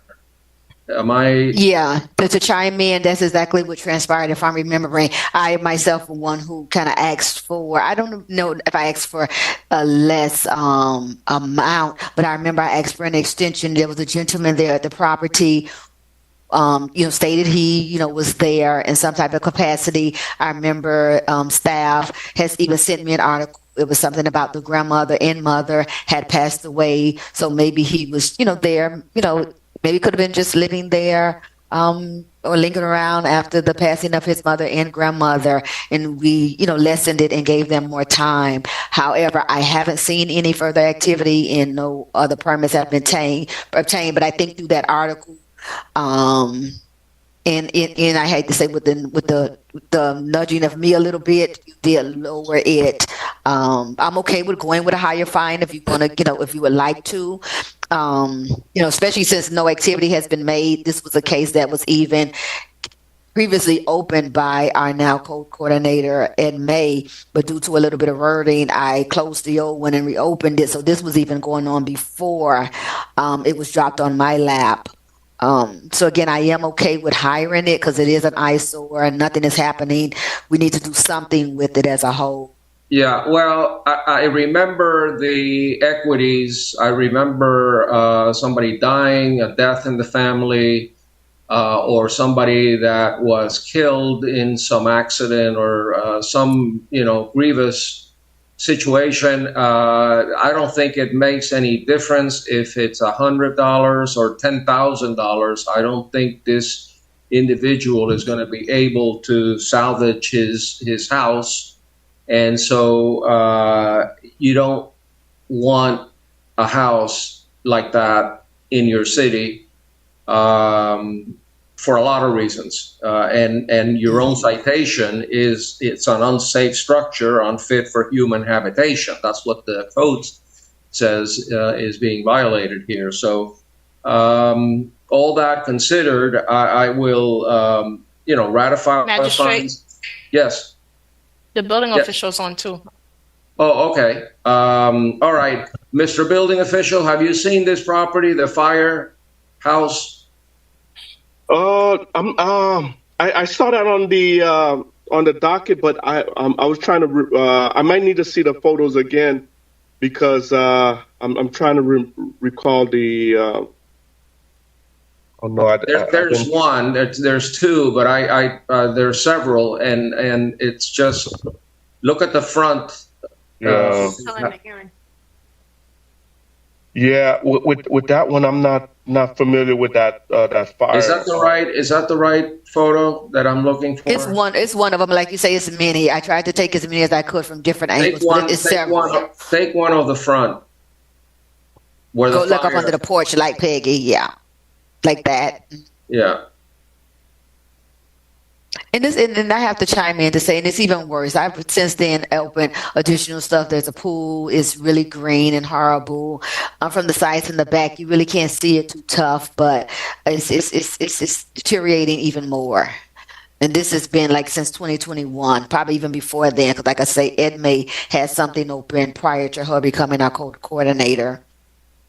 Yeah, well, I've done what I could. Now the city is going to have to decide whether it wants to tear it down, wants to take it to the Unsafe Structures Board, whatever, the city commission, city manager wants to see. That's just a health hazard right there. Pool. They have additional something on the side. I mean, it's not presented before us, and I wish I would have tried to, couple it in so that we can hear all these cases together.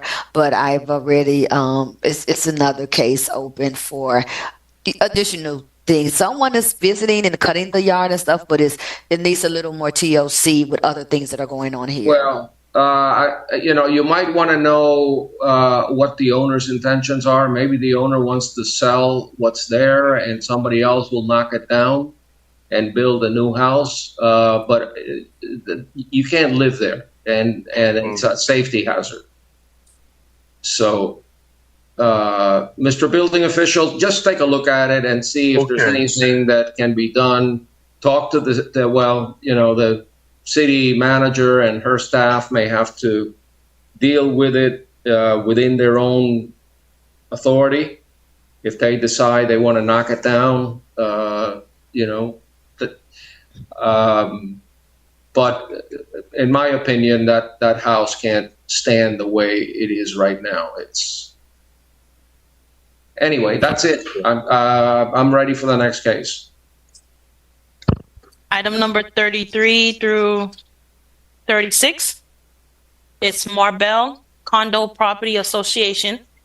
Item number 33, case number CFAW 2022-00091. This case was previously found guilty with an abatement date of October 19th, 2023. Fine was set at $500 plus $100 cost assessment. Item number 34, case number CFOB 2022-00387, previously found guilty with an abatement date of October 19th, 2023. Fine was set at $500 plus $100 cost assessment. Item number 35, case number CEMHS 2022-00540, previously found guilty with an abatement date of October 19, 2023. Fine was set at $500 plus $100 cost assessment. And item number 36, case number CEZCU 2022-00691, previously found guilty with an abatement date of October 19th, 2023. Fine was set at $500 plus $100 cost assessment. Inspector Sanders. Ms. Sanders, I know I heard this case back in September 5. I remember the photographs of the chipped fence. This is the first case, 33. Anything new? Shanna Sanders, I'm looking really quick. Shanna Sanders, Neighborhood Service Inspector. The first case we have is for the FAW. If I can, I'm going to ask that we table this case. I want to put on record why I'm asking for this. I have been in correspondence with the individuals from 120, Isaiah Cordova. She's the property manager, as well as different individuals, Alexander, Anna, that's on the board. They have since obtained a permit for the concrete restoration and for the repairing and or replacements of the stairways and staircases. They recently obtained that permit. They have asked, and I thought that they put in a request for an extension. I don't know, I vaguely recall it coming across my desk and signing it. They asked for an extension, seeing that they want to do the concrete restoration and everything, seeing that, concrete paint, things of that nature may be flying over everywhere. They are planning to do and repair the fence, but they're asking that they asked me if they could do that last, again, seeing that there's such extensive work going on in the building. So with that being said, I am on behalf of them, because again, I thought I received it, and maybe it's sitting on someone's desk, I don't know, but I'm going to ask for an extension for them because they are working on getting these things done. Okay, I have no problem with that, but they're totally different issues. The first one is the fence, then the business tax receipt, and then the stairs and the railings, the certificate of use. If we're going to table one, we might as well table the whole thing. And that's what I'm going to really ask for, because again, I'm almost positive, and I'm not sure. I know Jose is out. I recall signing the extensions and putting them in his box, but they asked for an extension, so I'm very, very comfortable and willing to extend all of them, because again, some of those, especially the business tax receipt and certificate of uses, were held up until they do this concrete. Yeah, those are not relatively a health or safety issue. I was more concerned about the stairs and the railings, and the chip fence is more of an aesthetic thing. It's not a safety issue. And if they've spoken with you and they've asked for an extension, at least they should have been here nonetheless. But I think it's best that we table all of them. I agree. I agree. Per your recommendation. But tell them, whenever you bring this back, they better be significantly on their way to finishing these repairs, because my orders should not be ignored, and they had an abatement date of October 19th, which wasn't really so long ago. I mean, if it would have been 6 months ago, I'd feel a little differently, but nonetheless, when I issue an order, I expect that they, at the very minimum, they give it a good faith try to comply with it. And you're telling me that they are trying to. They have. I'm looking here. They obtained the restoration and stairway repair permit on the 15th of last month. So they are working on getting these things done. And I know we specifically spoke about the fence and things of that nature. There is visibly work being done there. I know I saw the. I don't know what the scaffold, I think this is what you call it, the ladder-like built thing. Yeah, so I saw that, and again, work is being done. So I'm definitely okay with giving them time. They're working on it, and permits have been obtained. So give him a reasonable time, and if they don't keep moving quickly, then bring it back at my next meeting. That's definitely okay. Okay, next. Item number 37, Mount Clair Villas, case number CMHS 2022-00485.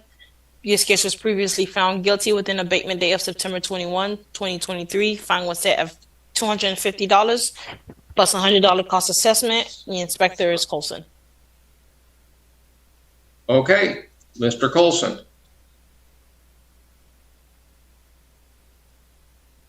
Sorry, Peggy. What was the case? Mount Clair Villas. Got it. Mount Clair Villas. 451 Northeast 136th Street. I did not have them printed up today. This is a certificate of use case. Oh, okay, I got it. Okay, I'm sorry. Mount Clair Villas. They do not have a certificate of use as I've checked on October 23rd. They do not have a certificate of use on file. Nothing has been filed for them. I have had no contact with the property whatsoever or anybody from it.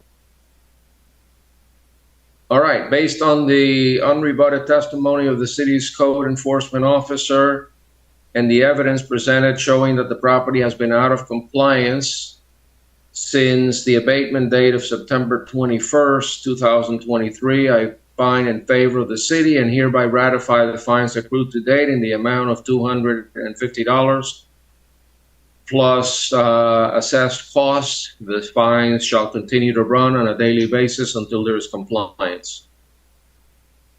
Item number 47 and 48, Rivera Terrace Condominium, case number for item number 47, CEFOB 2023-00438.